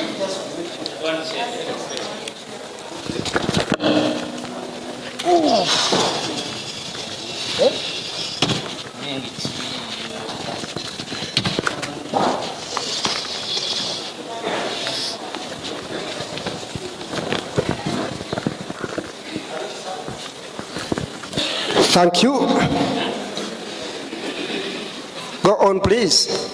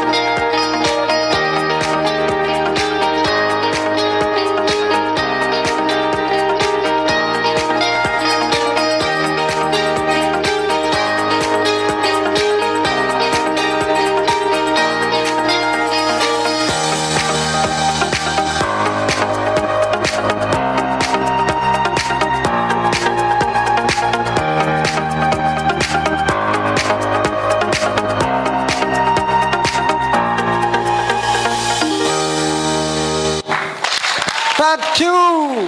Thank you. Thank you so much.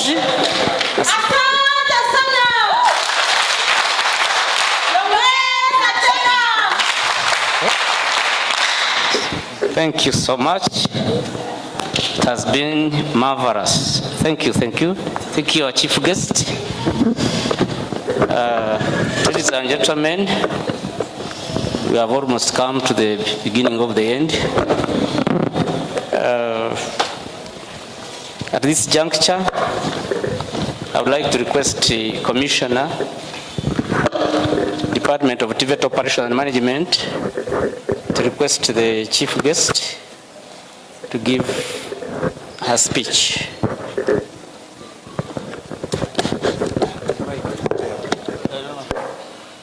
There is one here.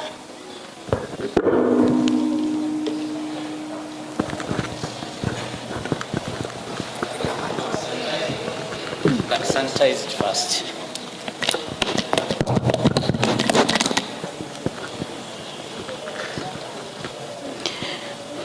Our chief guest today, let me take this opportunity and pleasure to invite you at this time to address the congregation.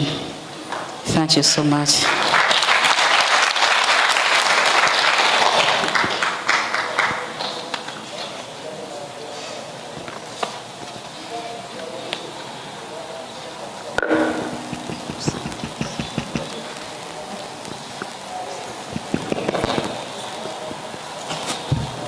Thank you very much. Is it working?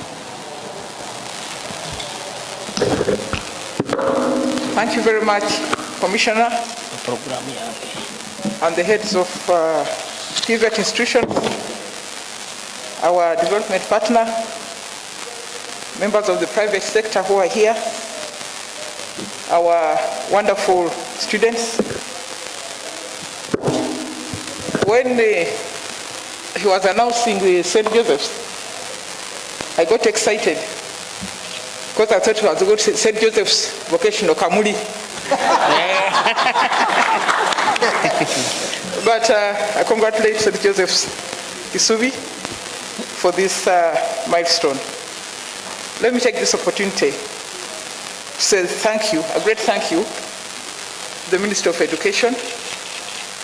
And I'm sorry to rush you, but I got this invitation on Tuesday. I had already scheduled other meetings, so I'm running between meetings. That's why we are condensing the program. But because I support T.V.E.T, that's why I agreed to squeeze some time to come here. But next time, if you give me adequate notice, I will come and I will do this exhibition. Now, let me thank the exhibitors and the innovators. We are living in a very interesting time. And on the one hand, the COVID pandemic was a nuisance because of what happened. But on the other hand, it taught people to think. A lot of innovations came out of the COVID pandemic, especially in the IT sector. I have no doubt that even here, much has been done.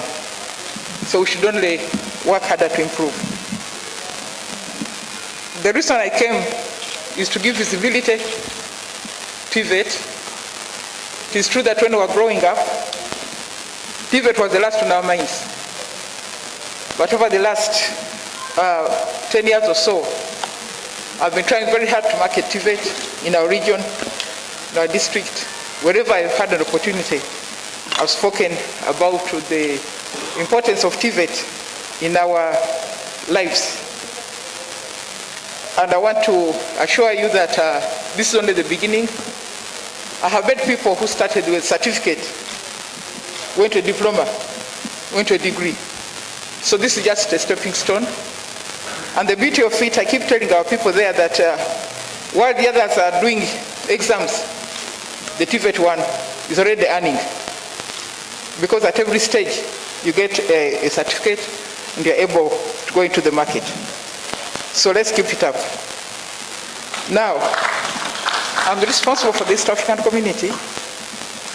Part of my work is to ensure that the freedoms of movement, of labor, of services, of capital, of persons is enabled. That's why it is important for you to get enough skills so that you're marketable in the region. But in addition to what you have, I want to encourage you to learn Swahili and to learn French. Because where we are going, you need to know more than one language. Now, it's very important that Ugandans get skilled. I'll just give you a few examples. Some time back, I was sitting in my office. Then I received a phone call from one of my voters. Said, Mama, I've seen something very interesting. I said, what? Said, there is a girl who has climbed the Masanyarazi. You know, it was a novel there in the village. So that young would tell me about this new thing. You can imagine, they had never seen a girl climb up there. They had never. So the young would tell my MP, hey, this is very interesting. That's how novel vocational skills are, and that our people need to open their minds. The second one was an experience I had when one of our roads was being constructed.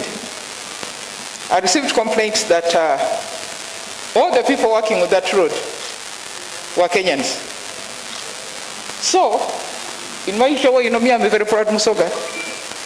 So I invited the MD of the company. I said, you man, why are you not employing the local people? I said, madam, I want to employ your people, but they don't have the skills. That's our way to Kenya to bring people. So these are the gaps we need to fill. So it's important that you get equipped to work in all these sectors. If I were to ask today, who here can operate an oil rig? Oil. in Hoima there? Nobody. Who can repair a crane? Nobody. So these are the skills we need. If we don't target the right areas, we are going to be spectators. As those who have the skills come to Uganda to work. Of course, my work is to promote integration. We should be welcoming all those, but it's important that our people participate in the benefits of the economy. I welcome the idea of regional skills expo. Last year, we had the Juakali Expo. There are a lot of innovations. But it would be really great if we could organize for the techno institutions, and I undertake to start working on it so that we can have a regional expo where you'll participate. I've heard the complaint about the private sector. I'm going to invite both the Private Sector Foundation and the Uganda Manufacturers Association, because they have big numbers, so that we can tap into their resources to ensure that, one, our children get internship, but also that they really take an interest and tell us what are the skills they need, so that if there are things we are not doing right, we incorporate them into the coursework. So let me thank Annabelle. For some reason, I've been with you since yesterday. I was with your boss in another meeting, the Labour Conference. I'm happy to meet you, and I want to thank you very much for the work Annabelle has done in Uganda to support our skills development. So on that note, I want to say thank you. It's a pleasure to be here. I declare the exhibition closed. Thank you very much. Shifra, the leader, asante sana. Asante sana.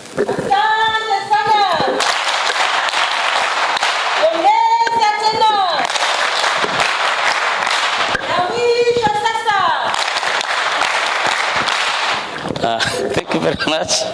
Thank you very much, our chief guests and all other guests.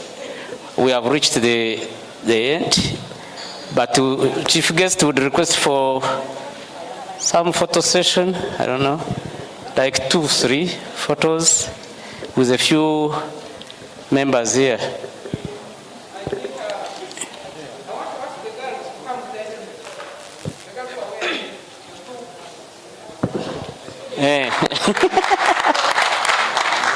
Those who are wearing helmets.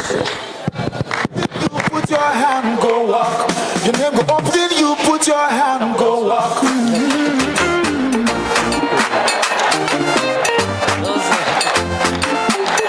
Everything you put your hand, go walk. Your name go open doors. You self go be a boss. Amen. Amen. Everything you put your hand, go walk. Your name go open doors. You self go be a boss. Amen. Amen. Every hustler getting paid. Where the hustle go come the pay. Your own in no go take. Amen. If you don't find work, do your own. God self go do his own. And flesh go cover bone. Amen. Amen. If you believe it, say amen. If you believe it, say amen. If you believe it, say amen. Amen. Amen. Everything you put your hand go on. Your name go open doors. You self go be a boss. Amen. Amen. Everything you put your hand go on. Your name go open doors. You self go be a boss. Amen. Amen.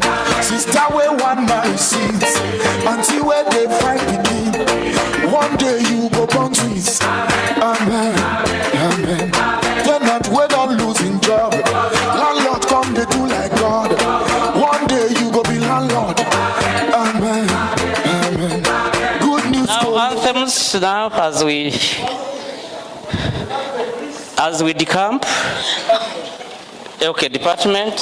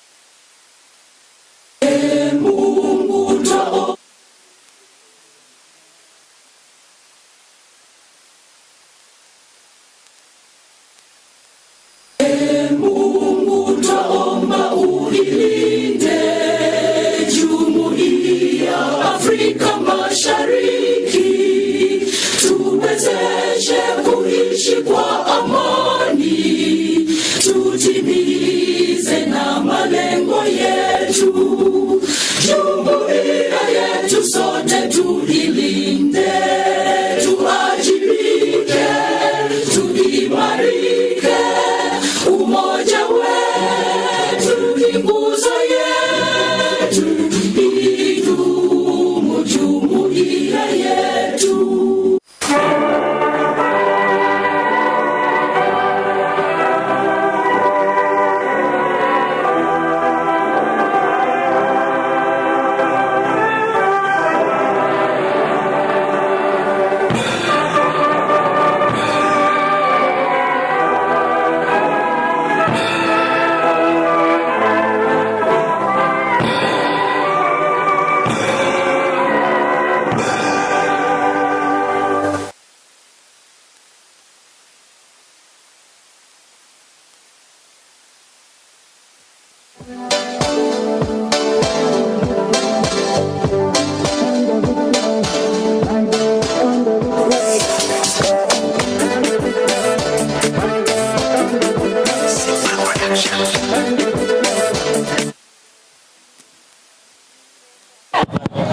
Please take your seat. We are not yet done.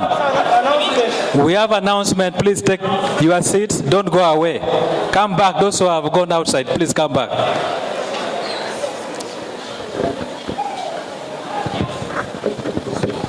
Ladies and gentlemen, before we decamp, not just decamp, we still have the final activities. We have a few. How the sectors they have already given. Just implement.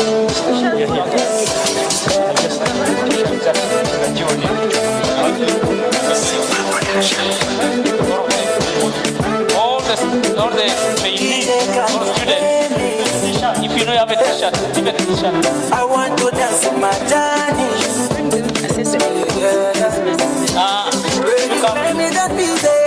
We have the people who are in charge of evaluation want to announce the outcome of your performance.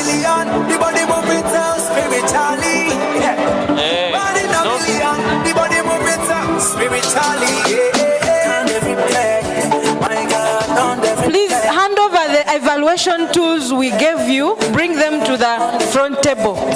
Thank you.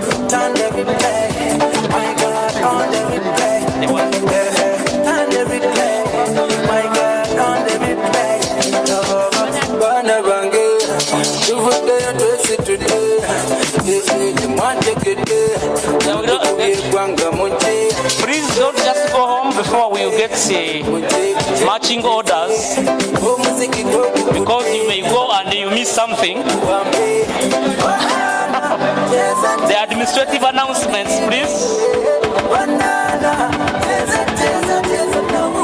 And there are certificates to be awarded. So someone who was in charge, Mr. Chaka, maybe come and take over and bring people on board.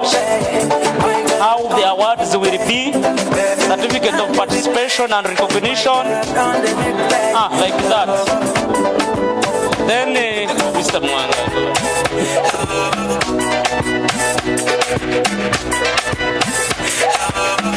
DJ, I request team leaders, you come to the secretariat, you pick the certificates of participation. Only the team, they are ready. Team leaders, I don't want students, I want either instructors, the team leaders. You should come and pick the certificates. There is a secretariat after the reception. We also have results. We also have results per each category. Per each category. For example, in mechanical, UTC Bushenyi was number 1. Mechanical, UTC Bushenyi was number 1. Followed by Nyamitanga Technical Institute, UTC Chwamba was 3rd. In electrical, We have St. James Technical Institute Kisubi was the number 1. Nakwa Vocational Training College was the number 2. Moyo Technical Institute was the number 3. Iganga Technical Institute was the number 4. And St. Peter's Vocational Institute Mubende was the number 5. In fashion, Chivas Technical Institute was the number 1. St. Justo Technical Institute Chitovu was the number 2. Jabe Vocational Institute was the number 3. Hotel and Tourism Trade. Uganda Hotel and Tourism Training Institute was the number 1. Northern Uganda Youth Development Center was the number 2. Chitagata Farm Institute was the number 3. We're not giving awards, we're just announcing. There are no awards. The others have, the judges haven't given me. So I request the team leaders to go to the secretariat. You will be able to pick the certificates of participation.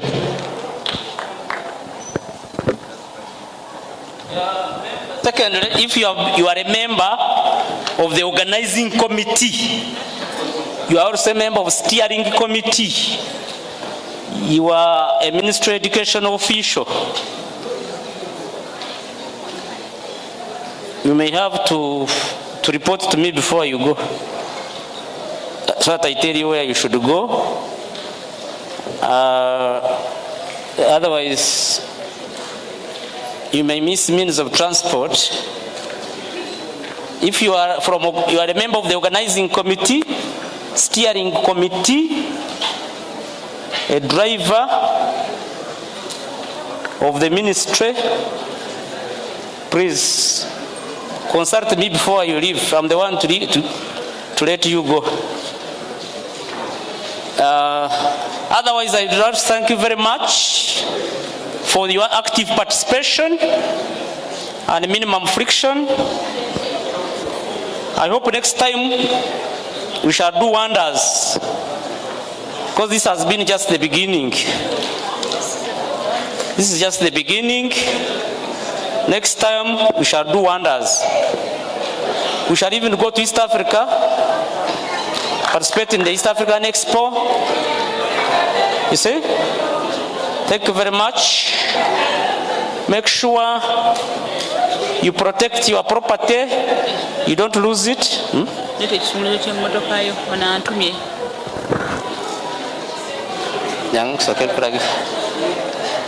omanyi kugigula kana akokubiri olabe kufule bebuuseeyo otuuka onyiga neebuukayo n'oggulawo bw'oba oggalawo onyiga kano bw'omala ng'onyiga kano ereme kuwoggana segete bakatemeka mumukwatire. So Medi from Nakawa, if you are around, make sure people, you safeguard your property, because we shall need it next time. All your property, keep it very well. All your exhibition tools, equipment, materials. Protect your bags, everything, so that next time.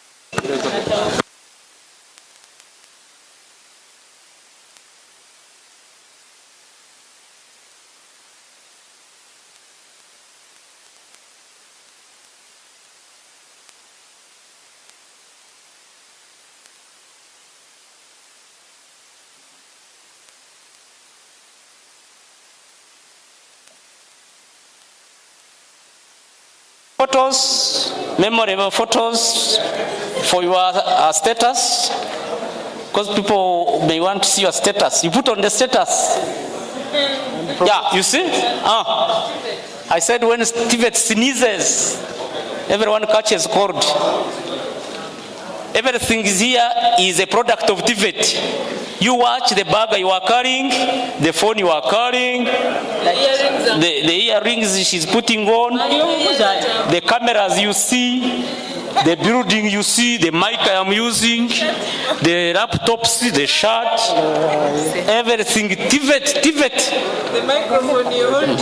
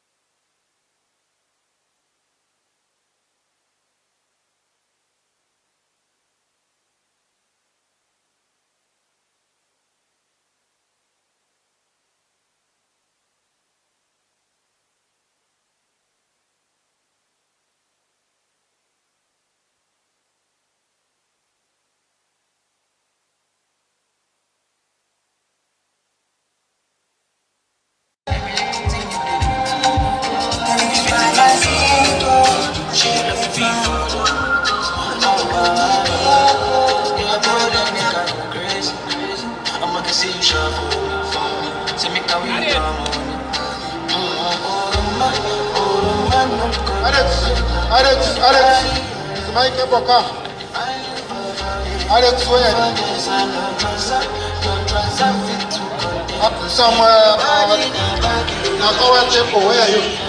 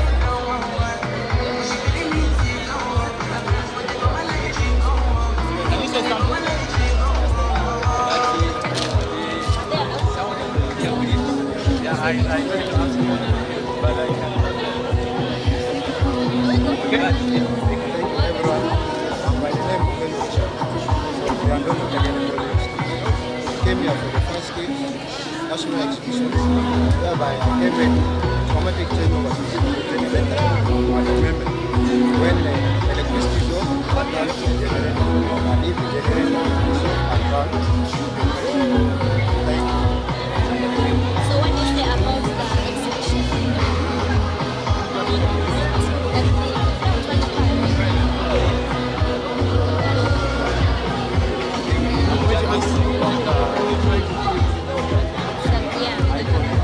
I start again. I prefer for you to start again. Yeah, just keep focus on this camera.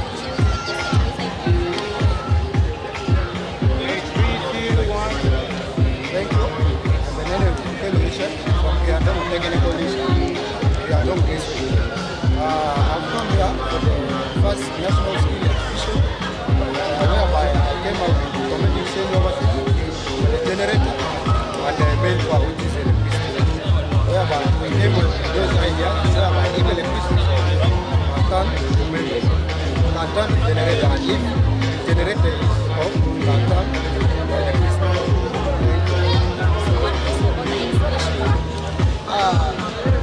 I'm so glad for the organizing give us opportunity to come back. I wish them give us another chance next time.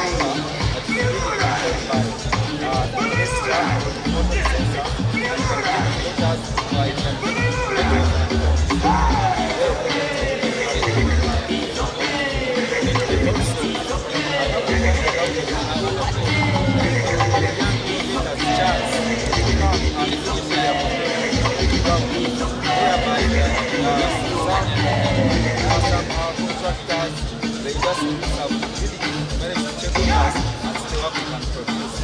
We think that the government gives us a chance and they are supporting us. The fact is we are ready and